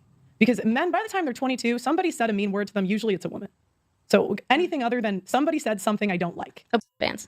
Can you name a law that controls what men can do and access healthcare and the healthcare that men can access? Is there any laws that control men's healthcare access? Well, if you want to talk about men's body, men are required to go into selective service. So if there is a wartime, they are required to be drafted. Yeah, and I think that the draft should be abolished. So you asked for a law, there's a law. There's a way that women's bodies aren't protected. There's a way men's bodies aren't protected. No, so it was actually, my question was different. My question was, can you name a law that restricts men's access to healthcare? That restricts men's access to healthcare? No, not off the top of my head. So there you go. That's one discriminatory How are women practice. restricted access to healthcare? You can drive to another state and get an Yeah, well, then that's also not taking into account like socioeconomic factors, right? Because not every person has the ability or the funds or the time. Okay, so you completely backtracked. That means okay. All right. That's yeah. And that's also not taking into account like socioeconomic factors, right? Because not every person has the. So yes, women do have. They are able to do that. It's just that they might have to drive a little bit more or something like that, but they still are allowed to do that. Like, okay, all right, so. The ability or the funds or the time to be able to just cross state lines to gain access. We shouldn't have different healthcare access in different states. Your geographical location should not determine your access to a human right. Okay. Well, again, luckily for women. Yeah, but I mean, say that you're yeah, like it's easy to say that, but like reality is just not the. Reality just doesn't play out that way. Like our acts, like everyone should have the human right of being able to drink water, but not everyone is entitled to having clean drinking water out in the middle of nowhere where there's no water infrastructure. Like that's just a truism. Like you can say that all you want, but like I guess sure. Like I'm glad you think that. We have not taking into account like socioeconomic factors, right? Because not every person has the ability or the funds or the time to be able to just cross state lines to gain access. We shouldn't have different healthcare access in different states. Your geographical location should not determine your access to a human right. Okay. Well, again, luckily for women, we have access to birth control, abstinence, and you can even track your cycle and not get pregnant. So I think there's plenty of options beforehand that it really isn't an excuse if you have an unplanned pregnancy. So actually about 50% of unplanned pregnancies used protection. And so that's just well, then you should learn to use it better. That's and the other thing is after the kid's born, you could argue that it's an equally irresponsible. Oh, wait, hold up. 50%? Wait. You do realize that abstinence is a 100% guarantee that you're not going to have a kid, right?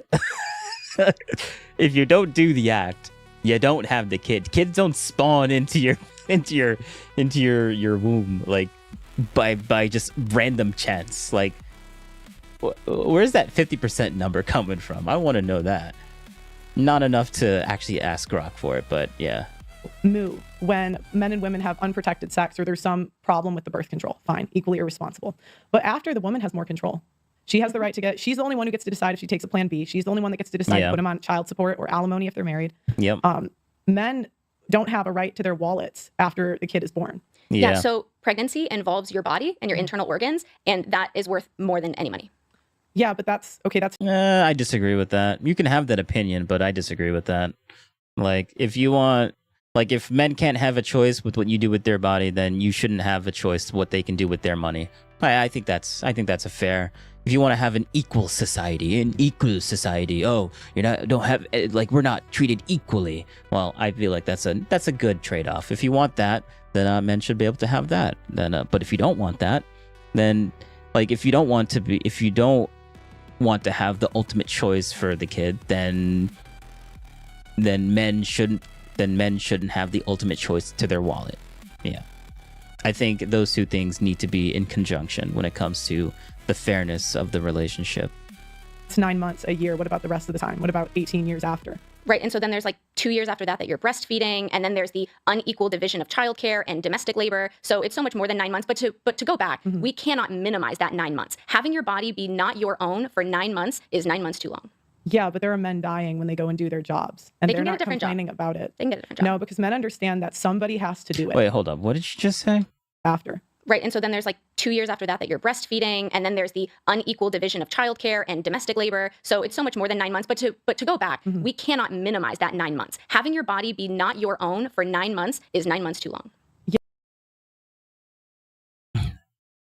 Having your body not be your own, the framing on that is so...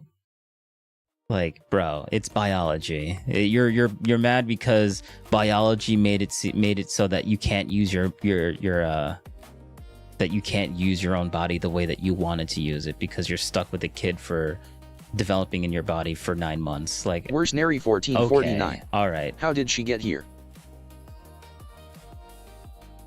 Well, I mean, I guess women can't take responsibility for having that kid in their body in the first place. So, saying that, oh, I can't use my body for 9 months, well, maybe you probably shouldn't have wanted the kid in the first place. Or accidentally got the kid in the first place. Or maybe you probably should have practiced abstinence. What she's saying is correct, is a problem that women are experiencing. But, I just don't care. But there are men dying when they go and do their jobs. And they're not complaining about it. It's such a small problem. All right, fine, complain about it. But, I'm just going to write it off and throw it into a bucket. 9 months in her mom. That's how she's here. Yeah, exactly. But I guess that's a bad thing. No, because men understand that somebody has to do it. Yeah, they don't have to do it. They understand. Well, that's why it's admirable that they do it anyway, and they don't complain. And that's what I keep going back to is what feminists tend to want is they want all of the credit and they want to over-exaggerate their problems. So I would actually like to go back to the comparison you made. Yo, that's a trigger word for one of my friends. Oh, shoot. Hearing a woman say that is actually so interesting, actually. How could a girl say that? It's so interesting. Making fun of the last video that we watched. Of pregnancy and men going to work. Watching a feminist read an article that's from another feminist and talking about how what they're saying with the confirmation bias they're getting, that it's so interesting that she's saying these things. Crystal cooking. Crystal. Oh, is that her name? Crystal?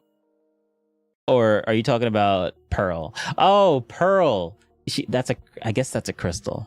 I think those two things are the same. I think that a man going to a dangerous job is far worse than a woman being pregnant. And do you think that the majority of far more dangerous, I'll say. That's more accurate. Better and good is it's subjective, right? Yeah. And as I've said before, I think that we should have better safety protocols and we should improve the safety of all workers. So I think that that should be addressed. But also, the majority of men, but it isn't, right? Like, right, but are you arguing for it to be? Here's the difference. Okay, so feminists have a tendency to think that if we complain, things will just happen. And I'm more realistic, where I know that just because we say it should be better, well, it's not. So, and men understand that because they have had to deal with that reality from a young age. You recognize that the only reason you have a microphone and you have a show is because feminists complain. Worse Nary because we wanted a voice. 1449. That's because true. OOZ long day pearly things lol not crystal ball dot lol. Yeah, I was like, wait, crystal? But then I was like, wait a second. Maybe he meant that a pearl is a type of crystal. But then that didn't really make any sense. And I was like, wait a second. Maybe he did mean crystal ball. But I was like, I'm gonna give the good faith response here. It actually is. It's not true. There's female writers in the 1800s, 1700s, and they had to write under male pseudonyms. It's not true. It is true. Well, you can say it's not true, but it's history and it's statistics. Wait, what's not true? Hold up. We should improve the safety of all workers, so I think that that should be addressed. But also, the majority of men, but it isn't, right? Like, right, but are you arguing for it to be? Here's the difference. Okay, so feminists have a tendency to think that if we complain, things will just happen. And I'm more realistic, where I know that just because we say it should be better, well, it's not. So, and men understand that because they have had to deal with that reality from a young age. Yeah. You recognize that the only reason you have a microphone and you have a show is because feminists complained because we wanted a voice. That's because not true. It actually is. Oh, yeah. That isn't true. Like, what? You really think that Pearl didn't just buy the microphone and made her own podcast and has 2 million subscribers? Like, come on. Like, bro, like, oh yeah, a man made this for Pearl. True. Yeah, I mean, no, feminist actually is the reason why Pearl is so successful because feminists got her to that position. True. Yeah, it's not like Pearl says the opposite of what a feminist does. No. There's female writers in the 1800s, 1700s, and they had to write under male pseudonyms. It's not true. It is true. Well, you can say it's not true, but it's history and it's statistics. That's not true. It is. We used to not have a voice. We had Cleopatra. We had women in power throughout all of hiry. There are examples of them. When were the first female property owner was in the 1600s in the United States. When were women allowed to have their own bank accounts? Women were allowed to have their own bank accounts. 1979 or 1976. It was roughly around 51 years ago. It was about 50 years ago. In what does that have to do with writing? You're changing the topic. No, I'm not. You're changing the topic because I'm right. They were allowed to write.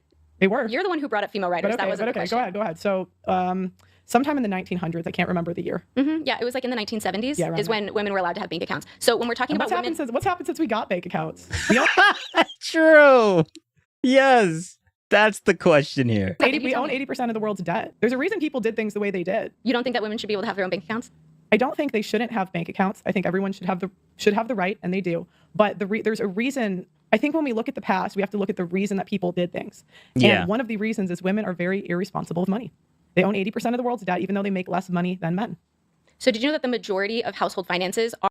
So we're just going to pretend that fact doesn't exist? Yeah, you're not even... All right, in the beginning, I think it's because this is heated, right? It's heated, so she's kind of selectively listening to what Pearl is saying. I think that's why it feels like she's kind of just like, it felt like she just completely ignored that. But the debate, the debate is getting heated, and she's getting a little bit flustered, and that's why she's trying to stay on topic, on the thought process that she needs to stay on to like win, or not really win, but like get her point across, right? So I guess it comes off, and this is a good faith response to what she's doing, because I think she's intelligent. So I'm gonna give her the benefit of doubt on that specific aspect. I don't think she's purposely avoiding it, but maybe she could be. Are regulated and controlled by women. Yeah, I knew that. We make 80% of consumer buying decisions. Yeah. So that's what I said. They spend. And that's what I said. They spend money. Oh, so she's agreeing with Pearl. Okay. They spend money they don't have. We do have the money. Not anymore. I mean, the average woman out of college has $30,000 worth. How much debt do you have? You have to have six figures coming out of I do med have six school. figures Yeah, of debt, exactly. and the student debt. Yeah, because Oh my God. Yeah. So women do have the majority of the debt. Okay. Wow, look at that. We gave them. Is it good to have, like, are you about to argue that it's good to have debt? Are you about to do that? The thing is, in your profession, I mean, And there is arguments out there saying that it is a good thing for companies to have debt. Companies, not individuals. Credit card debt is usually always bad. Usually always bad. Actually, I can't think of a specific situation where credit card debt would be a good thing, but maybe to try and build up your credit, but like too much of it could destroy you, screw up with your credit. I mean, on average, women leave the medical profession when they have a kid or within 5 years. So odds are you won't pay it off. And I'm not saying you personally, I hope you do, right? I'm not wishing it one way or another, but statistically, women make their debt someone else's problem.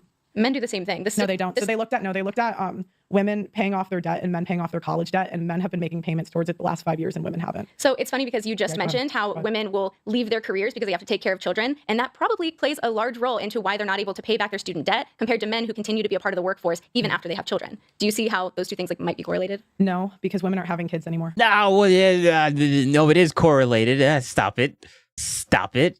It is correlated. But guess what? You know the simple solution to that? Maybe don't put yourself in debt in the first place if this is something that you're going to end up pursuing.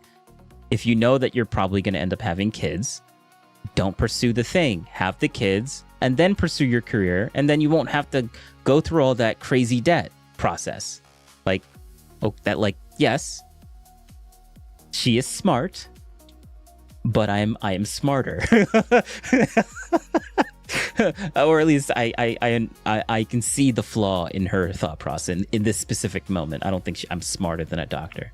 I am not saying that. Part of the workforce, even after they have children. Do you see how those two things might be correlated? No, because women aren't having kids anymore. It is correlated. You should give that to her, though. It is correlated. That would have been the case. Maybe the case. Because her saying no to this is just gonna frustrate her, the other girl, even more, and she's gonna end up making more claims that I'm going to disagree with because she's in a heated battle in this somewhat heated debate. But now they're not really having children. We are still having children. On average, it's like 1.5 now. So, I mean, you have one kid, you can put it in daycare, you can still work. You can put it in daycare.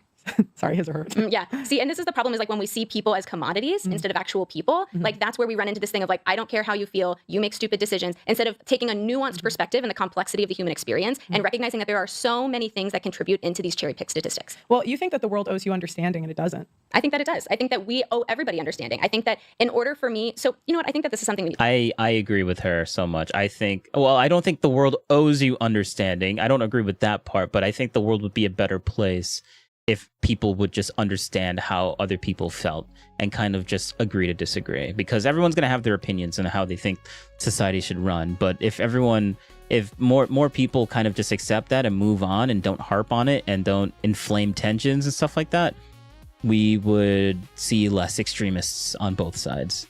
I think that's a true statement. Need to clarify. Yeah, go ahead. I partake in these conversations because I want a better world. I develop my opinions based on how I think, or based on what I think is going to improve the human condition and improve people's quality of life. Why do you take part in these conversations? I like to report on what's going on. Okay, so you have no desire to improve the world and to be like an advocate for change and progression. It would be nice, but I don't expect it. See, and for me, one of my favorite quotes is the people who are crazy enough to think they can change the world are the ones who do. And you can call me a dreamer. They're the ones who do not. I mean, historically, you're wrong. I don't think so. Martin Luther King had a dream, didn't he? Okay, but how many guys tried to be Martin Luther King and failed? I'm not saying that is true. All the ones that failed never got into the history books, and undoubtedly, I highly doubt Martin Luther King was the very first person that could have thought of I had a dream where my boys and girls could not be discriminated against by racism. I know he didn't say that, but is that really such a hard thing to randomly thought up in the past? No. I bet hundreds and thousands of other black people have thought the same thing, but Martin Luther King was the one that actually got it through. And that's a societal issue because we resist progression, and you're one of the people who is allowing society to resist progression instead of allowing progression to happen. How am I allowing society to? What does that even mean? Yeah, so Okay, no, go ahead, it's fine. Yeah, because you say, I see the reality right now and I report on the reality right now. And when I say, yeah, we should recognize what's happening now and improve on it, you say, oh, men are dying in the workplace. And I'm like, okay, let's address that. Let's see why they're doing that. Let's see how we can improve on that. And then you're like, yeah, that's not realistic. I live in reality. Where you see how I am advocating for progression. I'm advocating for improvement. Where you're just like, yeah, you know what? That's not the world we live in. And I don't have any idea or any desire. Yeah, Pearl isn't really giving a solution because it's a problem that Pearl doesn't really think that there's even a solution to get to, right? But you think that there is solutions, but when you actually give a solution, you don't really give, like you say, okay, so like you have a dream, but you don't actually have a solution to how to get to that dream. You don't have the how. You might have the why, and you might have a little bit of the what it is. I mean, you have the what it is, like you know what the problem is. You have the why for why the problem exists, but you don't know the how to fix it. You don't have that part yet.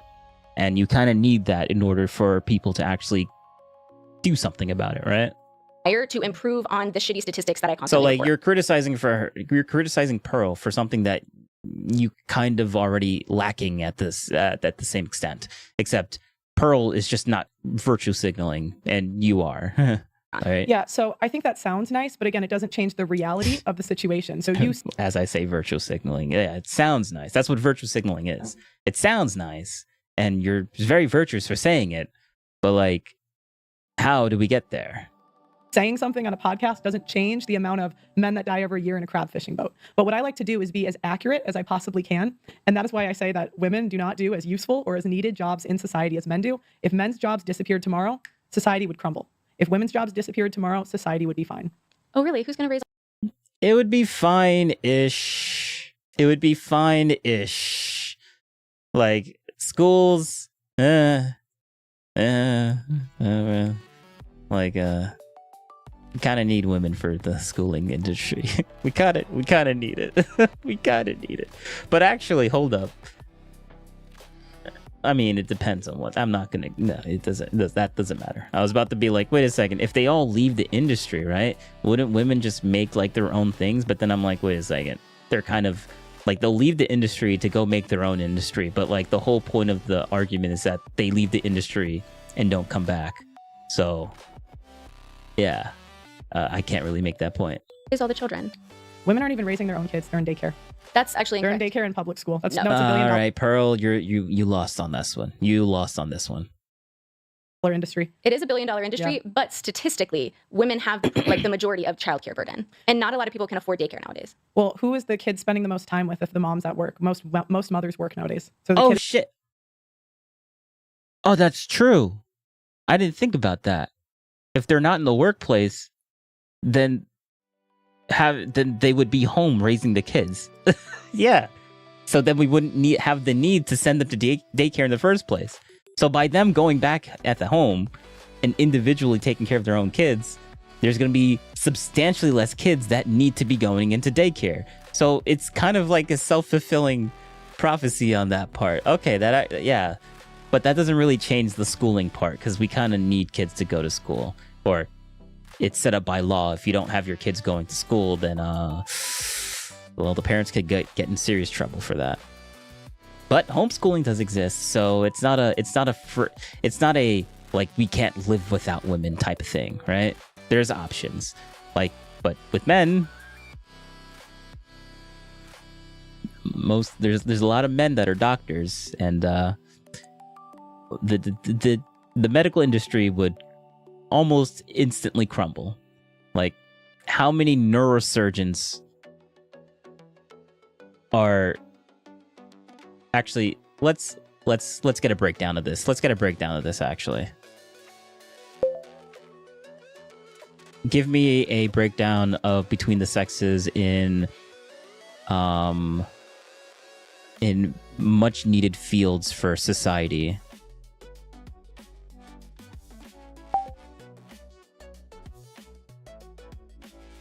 All right, give me a breakdown between the sexes in much needed fields, work fields, fields or jobs for society that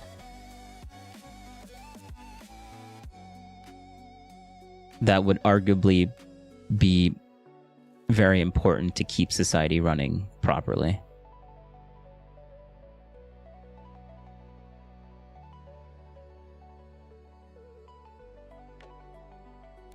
A percentage of per person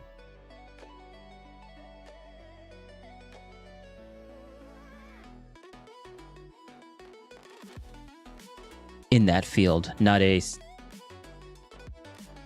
Actually, I don't need to even specify this. The AI kind of understands. All right.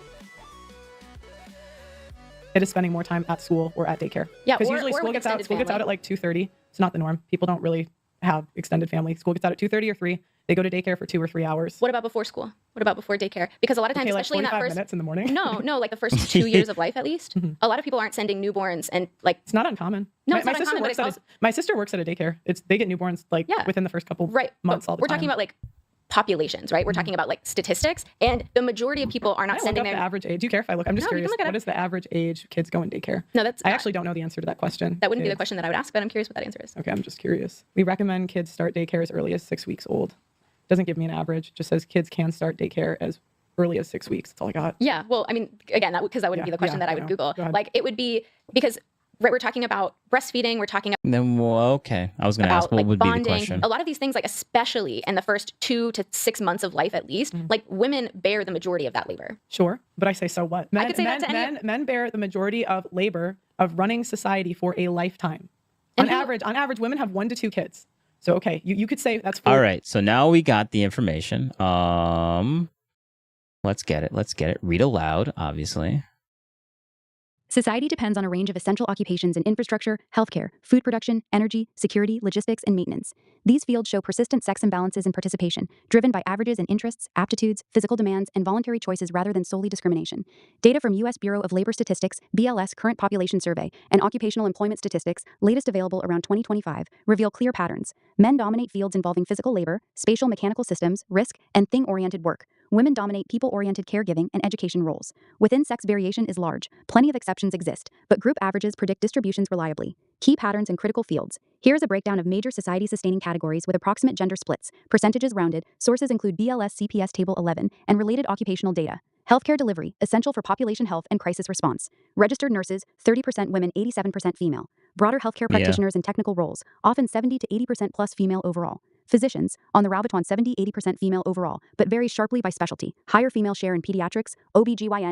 Oh, wait. Physicians, 35 to 40%. That's a little bit higher than I was expecting. But I guess now that we have more women being doctors these days, it seems like the number has gone up very substantially. Primary care, higher male in surgery, orthopedics, emergency. Shortages, chronic nursing shortages in many regions. Burnout and retention issues common. Infrastructure, construction, and skilled trades, building, maintaining roads, buildings, utilities, housing. Construction and extraction occupations overall, nearly 89 to 91% male, women that nearly makes 9 to sense. 11%. Specific trades, carpenters, electricians, plumbers, HVAC, welders, often 95% plus male. Yeah. Yep. Construction managers, near 91.5% male. Shortages, ongoing labor gaps contribute to higher housing infrastructure costs and delays. Aging workforce in many trades. Transportation and logistics, supply chains, goods movement. Truck drivers, heavy and tractor trailer, near 94 to 95% plus male. Pilots and flight engineers, heavily male dominated.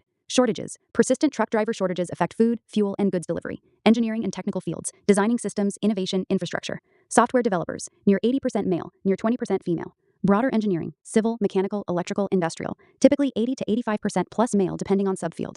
Computer and information research scientists, male majority.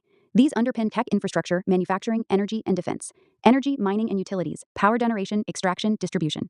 Mining and extraction roles, heavily male, often 90% plus. Electric power generation and utilities maintenance, male dominated. Oil, gas, and related, strong male skew. Critical for energy security and economic function. Public safety and defense, protection, emergency response, national security. Police and sheriff's patrol officers, suite away 85 to 87% male. Firefighters, suite away 92 to 95% male. EMTs, paramedics, more balanced but still male majority in many areas. Active duty military, 4 million EMTs and paramedics, more balanced but still male majority in third. Kempenus employment statistics, latest available around 2025. Higher in some officer roles in Air Force Navy, much lower in Marines and certain combat arms. These roles involve physical risk and direct societal protection. Whoa, wait. Agriculture and food production? Farmers, ranchers. Oh, okay. Okay. Because when I think agriculture and food production, I would think maybe it would be a bit more even. I didn't think it would be 70 to 80% male. I thought it would be more like 50-50. But okay. Agriculture and food production, food security and supply. Farmers, ranchers, and agricultural managers. Male majority, often 70 to 80% plus male for operators, owners. Farm laborers and related. More variable, but male skew in many physical roles. Food processing, packaging. Closer to balanced or female leaning in some segments. Essential for stable food supply. Education, human capital development. K-12 teachers, elementary, secondary. Number to digital teachers about 75 to 80% female. Education administrators, more balanced but female majority in Makes many sense. K-12 settings. Higher education, STEM faculty and researchers, male majority in many technical fields. Critical for workforce preparation, shortages in certain subjects, math, science, special ed. Other maintenance and sanitation roles, waste, cleaning, facilities. Often 70 to 90% plus male in physically demanding or hazardous sub-roles, e.g. refuse collectors, building maintenance. Context and explanations. These imbalances align with well-replicated psychological findings on average sex differences. Men, on average, show stronger interest in things and systems, mechanical, spatial, abstract problem-solving, provocational interest models. Women, on average, show stronger interest in people and caregiving, empathizing roles. Greater male variance in cognitive and physical traits leads to more men at both extremes, high achievement in demanding technical physical fields, and higher representation in risky or low-skill manual labor. Physical demands, occupational hazards, and work schedules, e.g., irregular hours, travel, danger, also shape choices. Men account for the vast majority of workplace fatalities in dangerous fields. Cross-cultural and historical data show these patterns persist even in highly egalitarian societies, sometimes widening with greater freedom of choice. Changes have occurred slowly over decades, more women in some professional roles, slight increases in construction, but core distributions in hands-on critical infrastructure and trades remain heavily male. Female-dominated fields like nursing and teaching face their own recruitment retention challenges. Why these fields matter and imbalances persist. A functioning society requires reliable execution in all these areas. Shortages in male-heavy sectors, trades, trucking, construction, certain engineering, directly raise costs and slow progress on housing, energy, and supply chains. Female-heavy sectors, nursing, K-12 education, support daily health and human development, but experience strain from high emotional demands and staffing gaps. No evidence supports forcing numerical parity as the optimal path. Effective approaches focus on removing artificial barriers, matching individuals to roles based on interests and abilities, addressing shortages through pay, conditions, training pipelines, and realistic expectations about voluntary choices. Both sexes contribute essential strengths. Men are disproportionately represented in the physically demanding, high-risk, systems-building roles that literally keep lights on, roads open, and goods moving. Women are disproportionately represented in direct caregiving and educational roles that sustain health and the next generation. Complementary distributions, not identical ones, characterize functional societies. Individual merit and preference remain the soundest basis for occupational outcomes. Society depends on a range of essential occupations in infrastructure, healthcare, food production, energy. Society depends on...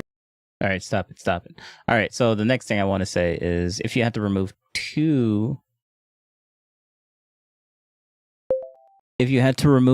three of the stated essential fields, which ones would you choose that would have the least impact of our society?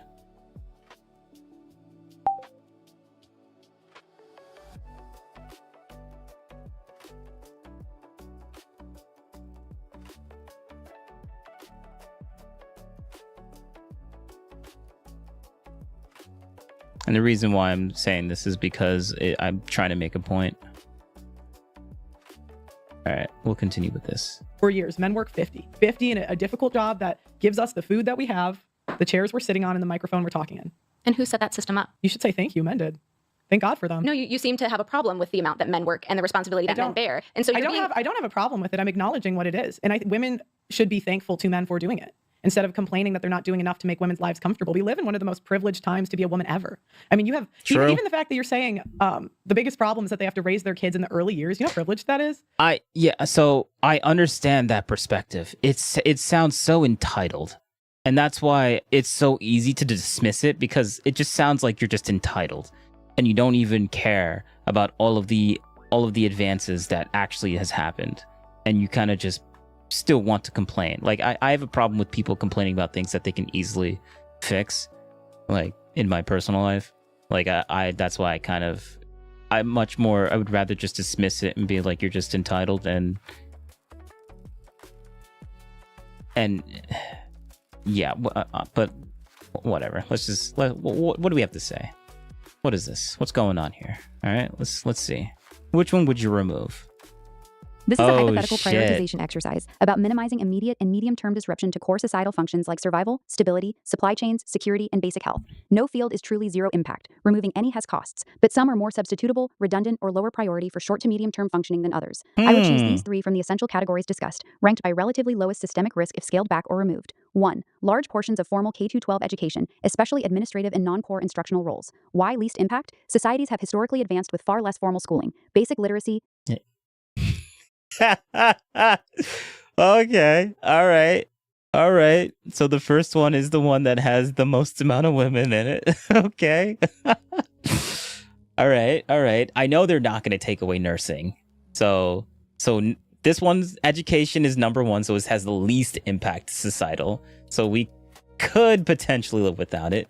Numeracy and practical skills can shift to family transmission, apprenticeships, targeted online self-directed learning, community efforts, or focused. And the reason why I'm doing this is because Pearl said that like women, I'm not 100%, like intuitively it feels like that if we took away women's roles, we would probably be, if women left society wouldn't necessarily collapse, but if we took away men from jobs and stuff like that, society would collapse.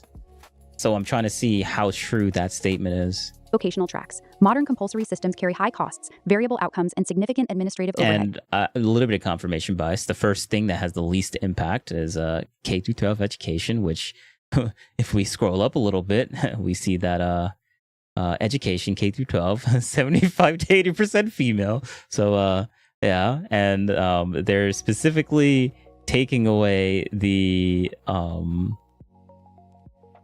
Can you? Oh yeah, you guys can see that. They're specifically taking away the lower, like the teachers, not even the higher ups. They're talking about the teachers. Short term, children in society continue functioning via existing knowledge bases and parental workforce involvement. Long term innovation and human capital. 7A Plus. AI viewers stream book. Don't do it, guys. Don't do it. It's disgusting. Take a hit, but it does not trigger immediate physical collapse, famine, or infrastructure failure. During crises, e.g., pandemic essential worker designations, education was often deprioritized or shifted remotely compared to direct survival needs. Shortages in teachers already exist without societal breakdown. Yep. 2. Non-critical software development and specialized technical engineering roles, particularly consumer apps, entertainment tech, corporate bureaucracy software, and much non-infrastructure R&D. Why least impact? Core engineering, civil. Ooh. I think this one had a major, like, how many guys was this one in? All right, so we got public safety, defense, energy, mining, engineering, technical fields, software developers, 80% male, 20% female. Yeah, that's a broad engineering, civil, mechanical, electrical. Oh, wait. Computer and information research scientists. So they're not talking about mechanical and industrial. They're not talking about this one, but they are talking about the software part. Right.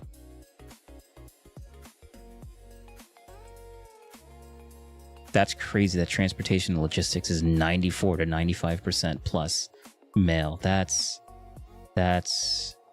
pilots and flights engineers, heavily male dominant. Okay.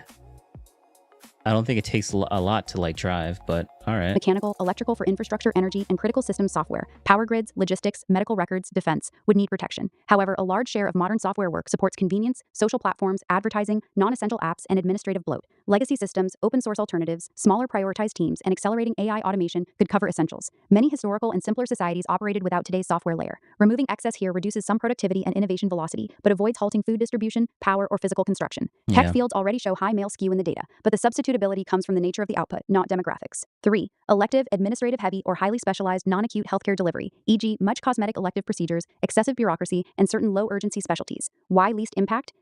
Wait, what? Elective, administration heavy, and highly specialized non-acute healthcare. Oh, non-acute healthcare delivery. Okay, I saw healthcare and I was like, wait, what? What's going on here? So, certain low-urgency... Wait, are we about to like throw the nurses under the bus? Wait a second, what? Basic emergency healthcare, trauma, infectious disease control, maternal child basics, and essential pharmaceuticals remain vital. Historical societies managed with far less professionalized medicine through family care, traditional methods, and triage. Outcomes were worse on average, but the system did not collapse outright. Modern healthcare has substantial administrative bloat and elective volume that could be deprioritized or shifted to market family responsibility without immediate mass mortality in a triage scenario. Nurses and acute care would stay prioritized, female dominated in data. Full removal of all healthcare would be catastrophic. Trimming the non-essential margins has lower systemic risk than cutting energy or food. Why not the others? Why not the others? Higher impact fields. These would cause faster, more severe breakdowns if removed. Agriculture, food production, energy utilities. Oh, snap. So 2 out of the 3 had some female dominance, but I guess they specifically said nurses and acute care would stay prioritized. Okay. But it's interesting how they're even touching this thing that that's heavily female dominated. This one is heavily male dominated. But like this would include the podcasters, the people the graphics designers, all the software stuff, anything to do with software, right? Podcasters, we don't need those things to survive. Arguably we could say that we need news agencies, but that would probably be the one thing that we would keep, right? But other than that, yeah, I would say that the whole software thing would be more core engineering, mechanical structuring, critical system software, power grid logistics would need protection. Oh, so they would say all of these specific things would need protection. However, a large scale of modern software work supports convenience, social platforms, advertising, non-essential apps, and an administrative bloat, which is... Wait a second, hold up. Mercenary 1449. Don't need the fake news agencies. Winky face. Yeah. Hold up. I think I misread this. I thought this is actually much more mixed with female and male, because they're not talking about the mostly male hyper-specific thing. They're talking about probably a 50-50 split. All right, let me ask this. For the number 2 non-critical software development and specialized technical engineering roles, what is the demographic specific in those? In the number 2 non-critical software development, specialized technical / engineering roles, why did you...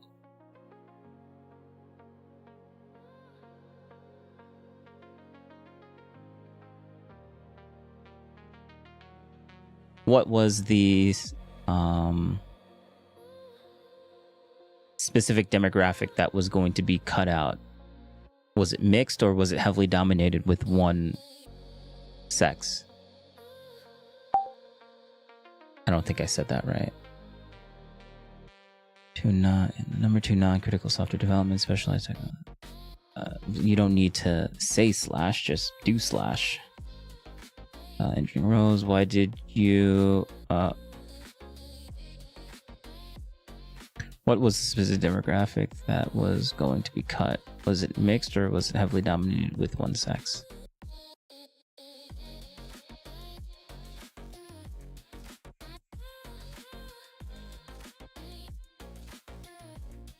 Specifically, male or female? All right, let's see. I like this thing. This thing's really... Oh, that was fast.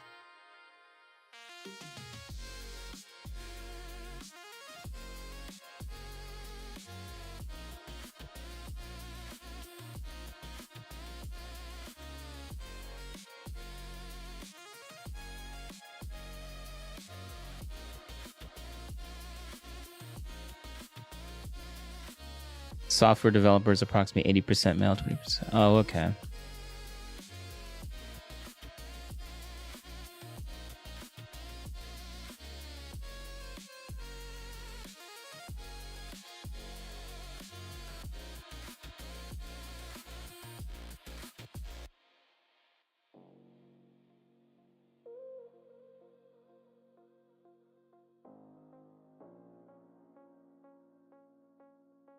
Oh, okay.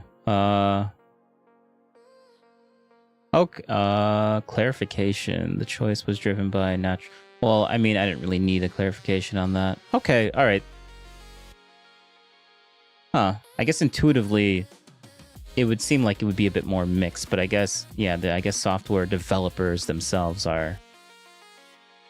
I just feel like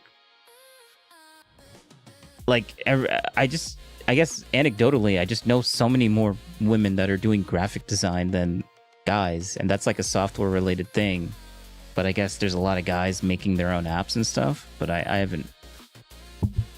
haven't experienced that. So maybe that's just a disconnect on my part. I mean, you have the option to put them in daycare. You have the option to delay motherhood. They made IVF for us. They gave you birth. Like, we have so many choices now, and we're still going to say they're not doing enough? That's bullshit. Do you know how much work it takes to raise children?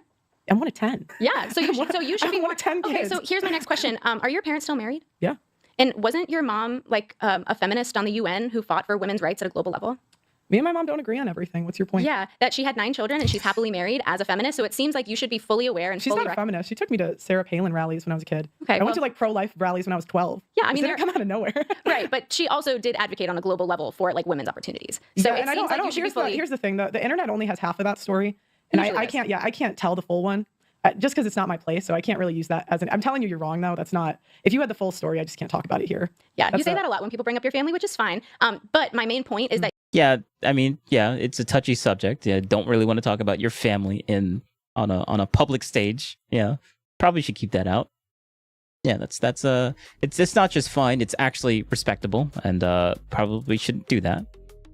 That you are not ignorant to these ideas. You are not ignorant to these arguments. Like, you on a global and personal level, like, are aware of them. Mm-hmm. So to say who cares, like, your mom cares, to say who cares, a lot of us care. Mm-hmm. And I think that it takes a lot of strength to care. And I think that it actually, to say, oh, I don't care, stop complaining, that's the easy way out. Mm-hmm. I don't want to take the easy way out. Mm-hmm. I think that being yeah, she needs to be sorry, I'm yawning. She needs to be more specific. She shouldn't just say who cares. She should say we care, but not to the point to where we're gonna uproot society and completely change the norms. Like, we care, but like, give us like a solution.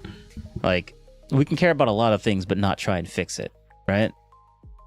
Passionate about empathy is really like the strength. It takes strength to be sensitive. It takes strength to be vulnerable and transparent. I think that it's really easy, and it's the easy way out to just be callous and to say we can't make change and I don't care about your feelings.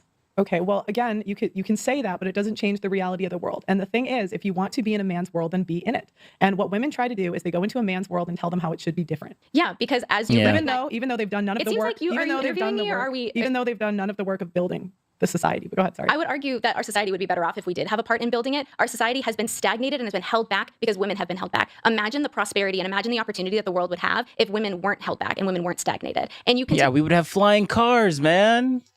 True. How? I don't know. How that would work out? I don't know. But it would just be better because it just would be better. How? I don't know. It just would be. Continuously complain about these things that men have to endure and then simultaneously call it a men's world that women should be grateful to be a part of, but we should also be sensitive towards the things that they've built that are detrimental to themselves. Mm-hmm. So what do you think men did historically? Like, what do you think their jobs were? Like 1800s, what were your choices as a man? I really wish you would have answered her I'm so sorry. I really wish Pearl would have answered her previous question. To do as a job, because you always talk about women just pivoting to this point. So I'm asking, like, what was life like back then? Well, women had to stay home and men had to do all of the jobs because they didn't allow women to help them. What were their jobs that they did? What were the most common methods of employment back then? I mean, what do you mean? I mean, it's going to be construction, it's going to be medicine, it's going to be food production, it's going to be. I mean, we did read something in the beginning of the stream where major leaps in medicine back in the 1850s was very, very poor. And most of the advancements that we have now are actually because of very recent, well, not very recent, but like in the when did we created antibiotics? Because that was like a pinnacle moment. Hold up. All right. Reload. Okay, you know what? I don't give a shit about you. When did we create antibiotics? Oh my god, just give me... Antibiotics was developed in 1910. Just over 100 years ago. Oh, okay. That was much further back than I thought. I thought it was in the 1950s or 60s. Okay, all right. Factories, it's going, like, The same thing that runs all of society. So they had 3 choices: coal miner, farmer, factory worker. Nothing else happened in society. I'm not saying nothing else. That was the majority of how people were employed. Yeah. So it was, you guys have this like rewritten history where you guys think that men just had these glamorous, fun jobs, but men did the difficult job. Men know that they didn't enjoy their jobs. It's like, do you think of any guys going to a coal mine and saying, wow, this is my passion? And again, who set that system? True. Who cares who set that system up? Like, reality set that system up. Oh, well, so what? You think, who created the earth? Men? Did men create the earth? No. Like, who created, like, who did men create weather, I guess? Like, bro, like, just because physics, like, we didn't create physics, we didn't create gravity. Like, we didn't create gravity. We had to create planes to overcome gravity, right? We had to, like, we didn't create coal. We had to mine the coal in order to use it to burn stuff. Like, we didn't create fire. We just needed to actually get stuff to use fire because we started using fire to like cook stuff, like, and to make power. Like, we didn't create power. Power was just a thing that we, like the concept of power we created. Yes, but like the mechanical way of actually doing it, we don't create physical objects to do stuff. Wait, that's not the way to say it. What I'm trying to say is that we didn't create coal. Coal was just there, and we need to mine it to get it because it's a resource that we need. Like saying like that argument, like, oh, but men created though, so like they should be like it just invalidates their experience. That's basically what she's doing right there. But these glamorous, fun jobs, but men did the difficult job. Men know that they didn't enjoy their jobs. It's like, do you think of any guys going to a coal mine and saying, wow, this is my passion? And again, who set that system up? It's not about who set it up. It's how would the system run without it? Yes. At the time, they needed coal. Like the same way now, somebody has to build the buildings. Yes. Yeah, actually, that was a very perfect response to whatever gibberish I just said. Somebody has to get the food. Otherwise, society does not run. Correct. And we're better off when women participate and when women are able to help men. Like, we talk about all of these like detrimental. I mean, that's logistics, right? And we just did a whole thing about how like men are like 94 to 95% plus in the trucking and transportation industry, which is literally logistics. So I don't know about that one, Chief. Detrimental aspects of these harmful industries, and arguably, if we cared about how people felt, we were compassionate towards their experience, we would put more time and energy to improving these harmful industries. And if women had been allowed to enter into these industries earlier, you could argue that they would be safer industries because we have empathy and we want to value progression and we want to recognize problems and address them. We don't just see a problem and say, hey, that's a problem, and then sit on it. Like, no, you recognize a problem, you recognize what causes it, and you fix it. Okay, so I told you about the crab fishing today. What are you going to do now? As I said, that's not my job. There are people who are So you don't care. Okay, so you're literally doing the thing that you criticize Pearl of saying, oh, the world is the way that it is, and I don't really care, so we're not going to do anything about it. And she's basically saying, like, well, I'm not the person to do that. Someone else's job for it. Like, you're basically just passing the responsibility up to someone else. Like, I guess you're not as callous, but you're basically saying it's not your problem. Excuse me, if I could please speak. As I've said before, there are people on safety committees. There are people on workers' unions. There are people whose jobs are dedicated to worker safety. So if you're very passionate about that, you should probably invite one of them to sit down in the studio and ask them that question. Okay, so nothing? You're not because that's not my job. Okay. I'm just clarifying you're doing the same thing. No, because I'm Yeah, you're doing the same thing, but you're justifying it with extra steps. More than happy to recognize that it's a problem that should be addressed by somebody whose specialty it is to address that problem. Okay, so the next topic I'm wanting to get into, and we can skip this one if you want, but I want to talk about trans and women's sports, or no? You want to talk about? You okay with that? I mean, we could talk about it briefly. That's fine. Okay. I don't want to. You know. So okay. So how do you feel about trans women playing in female sports? I personally have no problem with it. I think that there are advantages and disadvantages to be found in the spectrum of biology, regardless. Okay. Miss Doctor degree. Okay, she specifically said that she had no problem with it. Okay. I mean, but you're a doctor. I guess she's okay with the advantages that trans women have against other non-trans women. Yeah. I guess she's okay with that that disadvantage that non-trans women have against trans women. Yes, I guess she's okay with that. So yeah, that's a hot take opinion. It seems like she's fumbling a little bit with this response, but what is she going to say next? Of like gender and otherwise. I see the concerns about the advantages that certain athletes will have over another. But again, concerns. Way to downplay it.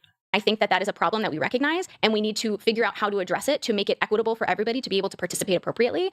It is not my specialty. I don't have any specific solutions, but I think solutions do exist that we can utilize to make it like advantageous for everybody. I also think that this is an issue that is largely overblown. And if we want to talk about the issues in women's sports, trans athletes are not the major problem. There are so many bigger problems that should be addressed and should get a lot more airtime. But I think that this is a strategy that is utilized to distract attention away from real problems and to demonize a group, because this is the same thing we see on the political spectrum, right? Where we want to pick a group and demonize. I mean, no, not really true, but like, yeah, it's just a strategy to, yeah, it's not a real problem, guys. True. If it wasn't a real problem, then a lot of people wouldn't be talking about it. But I digress. Them and make everyone believe that this is. But the only reason all these people are talking about it because they're brainwashed, and I'm like, okay. I mean, that's the way you cope about it. Then that's the way you cope about it. Root of our problems, when they're not. They are just people who want to participate in athletics and sports like everyone else. And I think that it's a really easy way for the sports committees and for media to direct attention to a small group of people and demonize them while ignoring the plethora of issues that female athletes have to endure otherwise. So I actually agree with you on one part. I do think they overblow the issue. I've played volleyball for like 16 years. I told you before the podcast I had one experience maybe. However, I'm a little bit confused by your answer because could you just say it in a more simple way? Are you for it? You're okay with it, or you're not? So if they said tomorrow, I'm sorry, I do this sometimes, but they said tomorrow, hey, you get the final decision. Are they allowed or are they not allowed? So I would reject that option because it's a nuanced discussion. I think that if you want to turn something nuanced into black and white, you're going to. Way to avoid the question. Oh, you're for it or you're not for it? Like, just say that just virtue signal, say that you're for it. Oh, wait, but then she would be discredited in every medical type of, like, she's a doctor. Actually, she can't even answer that question. Oh, snap. That would actually make it. Oh, yeah. That's correct. Yeah, you can't say that because they might question your like, wait a second. You're in the medical field. You do understand that these things are like biological realities exist, right? But you can't say that she's against it because of the social stigma of being against it. Like, she would get cannibalized by the other side. Like, oh, you were against it? Then you're evil. You're discriminatory. So she has to play this both sides type of thing. Like, oh, it's not black and white, and there's like nuances and stuff like that. But you can say that about every single thing that you don't want, every single type of question you don't want to answer. Like, you could do that. To run into problems, and you're going to automatically come to the wrong conclusion. Well, but the way these leagues are run, they have a rule book. So when I was playing in England, there was a rule book every season. Mm-hmm. And so somebody has to write the rules. Yeah. So when it comes to the rule book, it has to be black and white. It really doesn't, though, because you could take into account hormone levels, you could take into account like muscle mass. Like, there are plenty of things that you could do to try to make things more fair and equal. And so I don't think it's necessarily what are your genitals, that's the group you get assigned to. Like, I think it's a way more. That is true. Well, no. Oh, what are your No, it's whether you have an X, because if you have an XX chromosome, like, you are by default going to have less bone mass. That is just a true thing. If you have an XY chromosome, you will have a higher density in bone mass. Like, that is just true. Your bones won't break as easily as if you didn't have that genetic trait. Like, that is just a factual statement. And for you to just pretend that that's like, it's nuanced, it's black and white. It's not black and white, guys. We can't have rules on that. And also weight classes. Like, yes, she's correct about having different rules and stuff like that. But in weight classes, if you're above a specific weight, that's black and white. Like, if you're above 160 pounds, you can't play in the 150 to 160 pound weight class. You just can't. It's black and white. So what Pearl is saying is correct, but I don't think she's understanding what Pearl is asking for. Complex and nuanced issue. Do you think that women have a right to feel uncomfortable in locker rooms when men are in them? Sorry, I know you're going to say it's like whatever you call them, but the guys dressed like whatever. The men so pretending to be women. So Sorry. I think know you're gonna trying call it something else. You're but- trying to talk about people who are assigned male at birth, but who identify as women through like societal norms. Yeah. Like that is what a trans woman is, like by definition. That's too long for me. I know. It seems like you don't really like complicated thoughts. So it seems to be like the. That was rude. I mean, I'm just making an observation because anytime that I try to implement. I'm just making an observation. But Pearl isn't really the brightest. I understand it. Nuance into a discussion, you say like that's just overthinking it. That's just too complex. So it just seems not like necessarily. The reason I say that is because I think you do that to evade questions where you can't give a definitive answer. No, because and so you I just want- like to be direct and get like, what do you believe out of this? And sometimes I think you talk in circles. because you can't keep up with what I'm saying. So No, I can keep up. Yeah, and but so I think you need to just because give a you're direct asking answer. Go ahead. you're asking me nuanced questions that require a nuanced answer, but you can't ask a nuanced question and desire a black and white answer. That's just like not how the world works. But that's as a you really like to simple say. question. What would the rule book say? And I answered that. I said that we should be able to take into account different biochemical markers in order to make something more equitable. Okay, so a trans person comes in and they say, I want to play in the women's league. How are you going to deal with the situation? What I just said. Take into account biochemical markers to make the competition more equitable. Okay, so how would you measure it? What That's is not the my job. process? So there's so many things, as I mentioned previously, there's hormone levels, there's muscle mass, there's all these different things that you can measure. If we're really going to say that trans people in sports are this huge issue that we need to dedicate so much time to, then if we're going to dedicate this much time to talking about them, then we should dedicate equally the amount of time. We should dedicate It equally wouldn't be that long of a conversation if you just got to the answer. Are they allowed or are they not Worshnery allowed? Because it's not If they're 1449. allowed, what exceptions are Got we to making? get. Have going. Have a great weekend. Nice. Thanks for stopping by, Wartsner.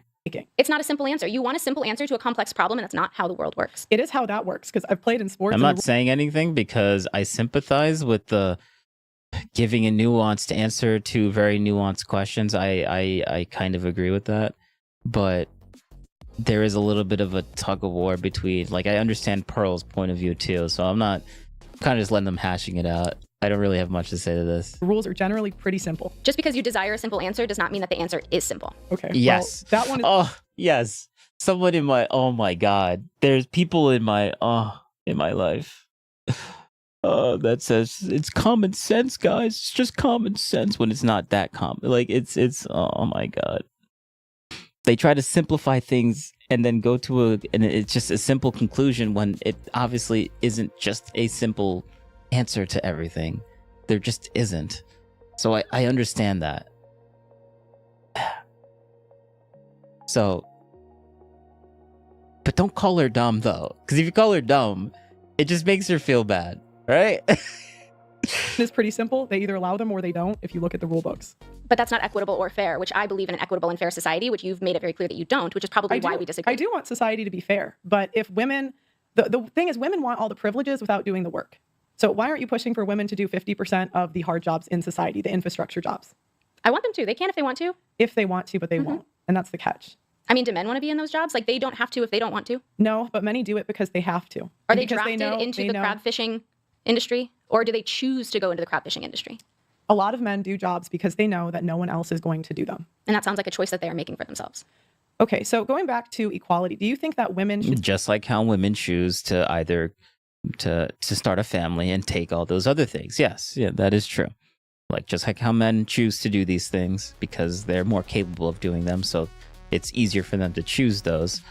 Women do the exact same thing and taking all this extra student loan debt because they decided to pursue a career before actually having a family, when you could easily just have a family first and then pursue a career. Like that is an option. That is an easy option. It's you just have to be a little bit more creative. It's not that hard. Should be enlisted in the draft? I don't think that the draft should exist. I think nobody should be drafted. Okay, but since it is, men are enlisted in selective service and they're fined $300,000 if they don't... That's a fair answer to that question, though. Sign up for this. Do you think that women should have to too in the name of equality? I think if we're talking about equality, if women don't have to sign up for the draft, then men shouldn't either. Okay, then we agree. But since they do have to, do you think they should too? I think that we should abolish the draft. So you want me to go in your direction? Oh my God. Just say yes. I would rather the other thing. I'd rather it not be here, but if for the sake of equalness, since it is here, then yes, we should make women that way. But like, you should just accept that she just doesn't want it entirely and just assume that she would just accept it if that was the case. And I'm taking it in my direction. You want everyone to be subjugated and controlled, and I want everyone to be free. I don't have an opinion one way or the other. My Sounds point, like you do. my point is that it should be fair. Yeah. So if the men have to do it, then the women have to do it too. Or if the women don't have to do it, then the men shouldn't have to do it. Right. But right now the men have to do it. And right now the women don't. Correct. So and that's why it goes back to feminists never fight for equality when it comes to men's issues. I've never heard women say women sign up for selective service like the men. They just say, oh, that's a hard thing. We don't want to have to do it. So you haven't spoken to like many academic feminists, because many academic feminists who want full societal equality do advocate for men's issues. And we recognize the way that certain societal norms, which by the way are designed and built and created by men, are detrimental to men. And we advocate because a lot of feminist ideology is beneficial to men. And so we are advocating for men. And so you say men have to sign up for the draft, so women should have to, where I go the opposite. You seem, can I finish my thought though? Because you seem to be very pro-control, where I'm pro-freedom. I want everyone to have freedom over their body. I want everyone to have freedom over their choices, where you seem to go in the opposite direction and say, if one group is subjugated, we should subjugate everyone. And I don't agree. That's not what I said. But let's go into family court. Do you think that custody should be 50-50 off the bat? Like physical, or there's different kinds of custody? Child custody. Like who they live with, or who makes legal decisions for them? Yeah, 50-50 off the bat. So those are two different things, but I think that it is going to be a nuanced discussion and based on family dynamics. Okay, but in general, if there's no abuse or anything crazy like that, 50-50 off the bat as a starting point. I think that every case should be taken into account from its individual and nuanced perspective. I think that, sure, abuse should absolutely be taken into account, but also should finances, also should desire for childcare, also should geographical location, like all of these different things. That is correct. Pearl, you're getting annihilated on this one. That is correct. Yeah. It's not just as simple as abuse. It really is. It's not just as simple as abuse. Economical makes sense. Like if one parent can support like economically more than the other one, then that should play a role in like custody. When maybe it shouldn't, but like, yeah.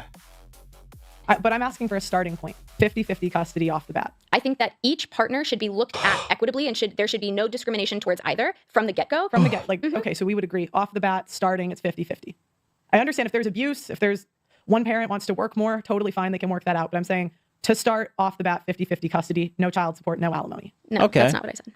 Okay, no child support, no alimony? That's not what I said. I'm asking you, what's your thoughts? Yeah, so as I previously said, I think that each case should be analyzed and should be, when it comes to finances, when it comes to abuse, when it comes to all of these things, like that's going to be so unique to each individual circumstance. So to say, all right, there's a little bit of a disconnect here. Pearl wants her to specifically talk about the things that she's saying, but she keeps going back into this broad thing of like talking about talking around of what Pearl is talking about instead of actually going into the specifics of what specifically Pearl is saying and engaging with the question. Like you're kind of like, you already said what you just said a moment ago, but Pearl is still asking the same question. So why do you keep going back to just avoiding the question? Like, you already said that piece. You don't need to say it again. No alimony or full child support or 50-50. Like, these are people, and people are complex. And so you seem to want simple answers for complex issues. No, I want a starting point. I understand that it's complicated in family dynamics. There's abusive women, there's abusive men. That would change a family dynamic, you'd agree, right? There are differences in schedules for work. Totally can be worked out. But I'm saying off the bat, 50-50 custody, no child support, no alimony. Yeah, and I disagree. Yeah, and that's my point. Whenever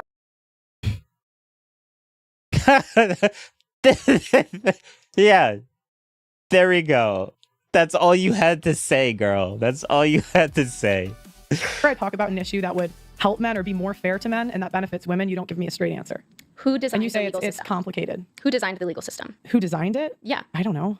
Men. I mean, it depends because some of the laws are like Title 4D came in the past 50 years, I want to say. And by then, like women have the majority of voting power. So most of the laws in recent years are catered to women. So actually, most of these laws are not determined by a vote. Most of these laws are determined by politicians. And right now, more men... And who fucking votes them in? Who puts the politicians in power? Like you're one separation of degrees disconnected. Like you're not wrong, but like who puts those politicians in power? If most women vote, which I'm taking Pearl's word for it, since the 1950s, which maybe that's not necessarily, but let's just take her word for it for the sake of argument. Then, unless you're going to say that she's wrong about that, which you didn't, by definition, those politicians that you were just talking about were voted in by women for the most part. And now we have these different policies that a bunch of women voted politicians into. felt like I said that wrong, but whatever. Historically and present day, hold positions of power. And so these policies that you're talking about are not policies that the population is voted on at large. I am tired. We're at 50 minutes. I'm going to let them say their last thing and then I'm done. These are policies that have been designed primarily by men in power. So if you want to talk about how the system is detrimental to men, you also need to recognize that men are detrimental to men. Right, but who's their... Yes, that is true. That is true. Men are detrimental to men.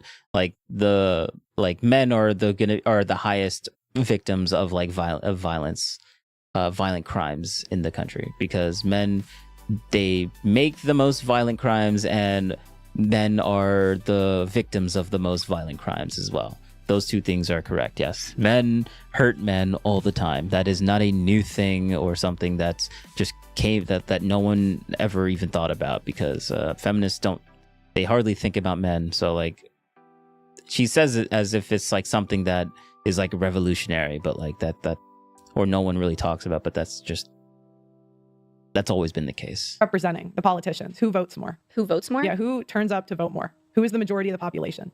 Women. Okay, so they represent women's interests. Not necessarily, no. And you can see that. What percent of the time do men get custody in family court?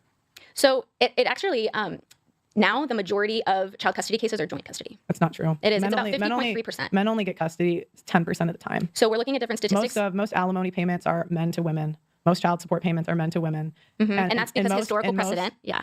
You have to take into like historical context of like and also men earn more than women. Like there's so much nuance to this. Mm-hmm. But from Cornell, I was reading a study by Cornell University that looked at divorces and custody and all these things. And the majority, I think it was 50.3% of child custody cases end up as being joint custody. The majority of child support and alimony payments are men to women. Yeah, because men earn more. That is the biggest wealth transfer in the United States. If women want to be independent, I actually have no problem. Like, as I said before, I think it's very impressive you became a doctor. I just think that women that want to take that path should pay for it. So do you think that the money is for her or for the children? I think that women do not... Women end up using it for themselves, which is disgusting. But it's supposed to be for the children. Ideally, it's supposed to be for the children. And I want to assume that for the most part it is for the children, but women, they'll justify it. Oh, it's for the kid. That's why they get this necklace. For myself, yeah, it's for the kid, because we went to the mall and there was a playground, and the kid had fun, but I also bought some things for myself as well. Okay. Always spend it on the kids, because it takes more to actually. There are men in poverty over these laws. Yeah, and a lot of child support isn't paid either. And you can also opt out of child support by relinquishing your parental rights in a lot of states. So if you don't want any rights as a parent, then you can relinquish those rights and then you won't be held accountable for child support. But if you still want to be in that child's life and you want to be involved, then you will have to pay child support. So no, they take really? That's the first time maybe that's a thing in like very little states. Maybe there's a few states where that actually happens, but that's because if that's a thing, hold up. Is it true that in certain states, if the guy doesn't want to see the kid anymore, he does not have to be forced to pay alimony or pay the...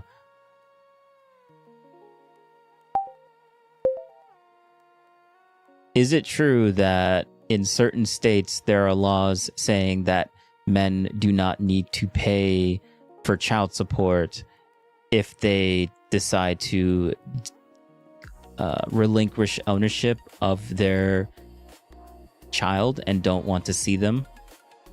Question mark?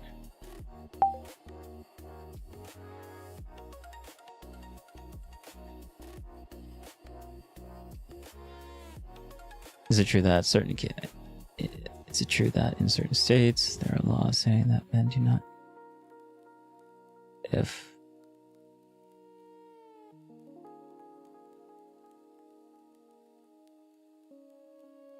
because this is the first time I'm hearing about that.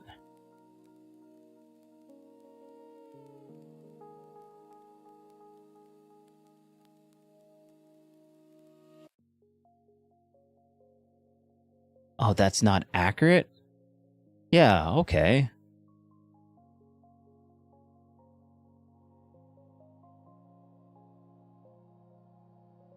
No, that is not accurate as stated. There are no U.S. state laws that allow a parent, male or female, to unilaterally relinquish ownership of a child and automatically stop child support obligations simply because they do not want involvement or contact. Actual legal process. All states have procedures for voluntary termination of parental rights, TPR, but it is a formal court process with significant requirements and limitations. A parent can sign an affidavit of voluntary relinquishment, but this does not end rights or obligations on its own. A judge must review and issue a court order terminating rights. Courts prioritize the child's best interests. They are generally reluctant to approve TPR if the main goal appears to be avoiding financial responsibility.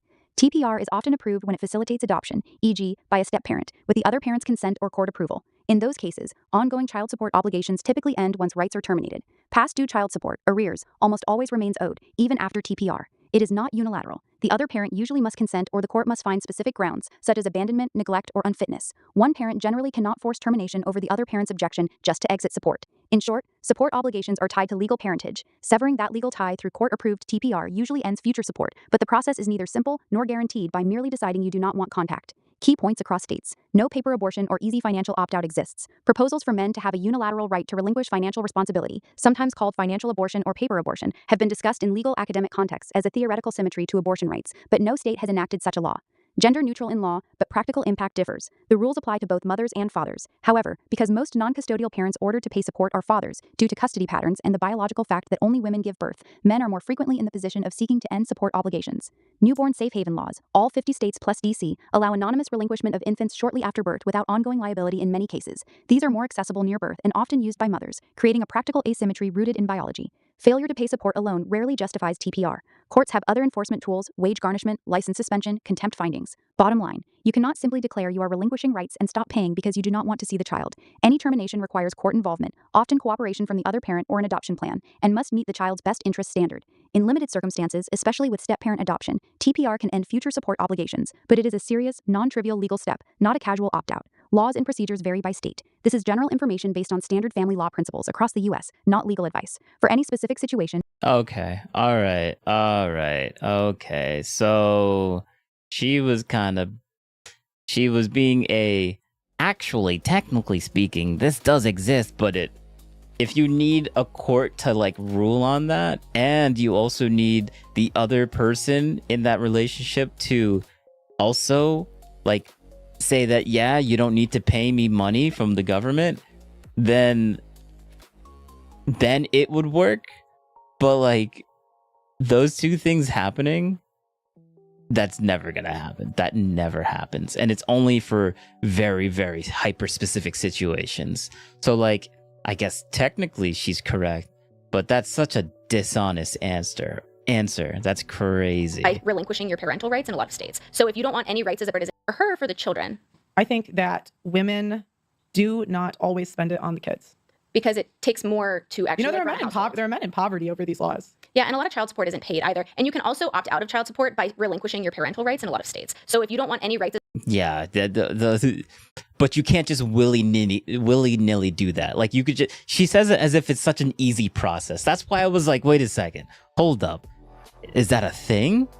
That's crazy. That's crazy. Look at you. She's smart. She's a doctor. She is smart. She knows Pearl doesn't know this. As a parent, then you can relinquish those rights and then you won't be held accountable for child support. But if you still want to be in that child's life and you want to be involved, then you will have to pay child support. So no, they take it directly out of your bank account. You can lose your fishing license. You can no. Poor men. It is. It's really sad. There's men that kill themselves over this. I know you think it's funny, but like I've interviewed men that were a mile from their kids and haven't seen them in years. And they wanted nothing. I know you think it's like funny, but it's really not. No, I don't think that it's funny. I think that you bringing up men losing their fishing licenses while talking about women bearing the majority of like childcare duties is that like comparison is humorous to me. Not men unaliving themselves, not men losing money, but just like that comparison is humorous. That's like one of many things that they lose. They lose their fishing license. Like that's one. No. But my point is that it's unconstitutional. Like I know you think it's funny, but she's sympathetic to men, and I appreciate that. She's sympathetic to men. Like I understand, like, it's a little thing. Maybe certain men complain about this. But, like, and it is an issue that men have to go through. So it's not like, it seems like the other lady's invalidating that against men and men's issues and stuff like that. She's kind of invalidating, actually, by saying that. So it's kind of bad. So I'm using that word because someone used that as an argument against me. And I'm like, just because you invalidate something doesn't necessarily make it. Just because you criticize it or downplay it doesn't mean that you're invalidating it. It's just so dumb. But it has nothing to do with what's going on here. It's really not. I mean, men are 9 times more likely to commit suicide after a divorce. This literally kills men. Yeah, exactly, because men actually benefit from marriage more than women do. And when you look at the statistics of like post-divorce mental health outcomes, men have worse mental health outcomes than women. Women are typically happier after divorce. And so if you want to argue that marriage disproportionately benefits women, like that's not true. I'd be pretty unhappy too if I was on child support or alimony and I had a hard time seeing my kids. And hold up. Men actually benefit from marriage more than women do. And when you look at the statistics of like post-divorce mental health outcomes, men have worse mental health outcomes than women. Women are typically happier after divorce. And so if you want to argue that marriage... Women are typically happier after divorce. I don't know about that one. But I do know that women and men are substantially happier in marriages versus being single. But I don't know about the whole leaving a, like, I guess if it's an abusive relationship and you get a divorce, then yeah, typically you would be happier. But like, you do realize that women are more happier after divorce. Women are typically more happier after divorce is because typically women are the ones that are like, no man is going to be happy after the divorce if they have to go pay a child support, right? And since more men are paying child support after divorces, more men are just going to by default be unhappy, more unhappy. And then women are going to be more happy because look, I don't gotta deal with this guy, but he still gets to pay me.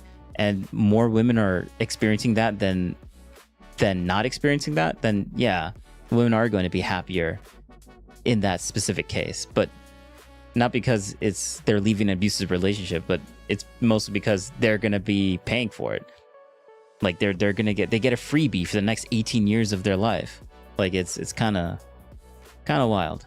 Marriage disproportionately benefits women, like that's not true. I'd be pretty unhappy too if I was on child support or alimony and I had a hard time seeing my kids. And you had to support your children. What a hard life. Well, you understand that it's not taxed. Oh my God. Okay, I'm done. She's being way too.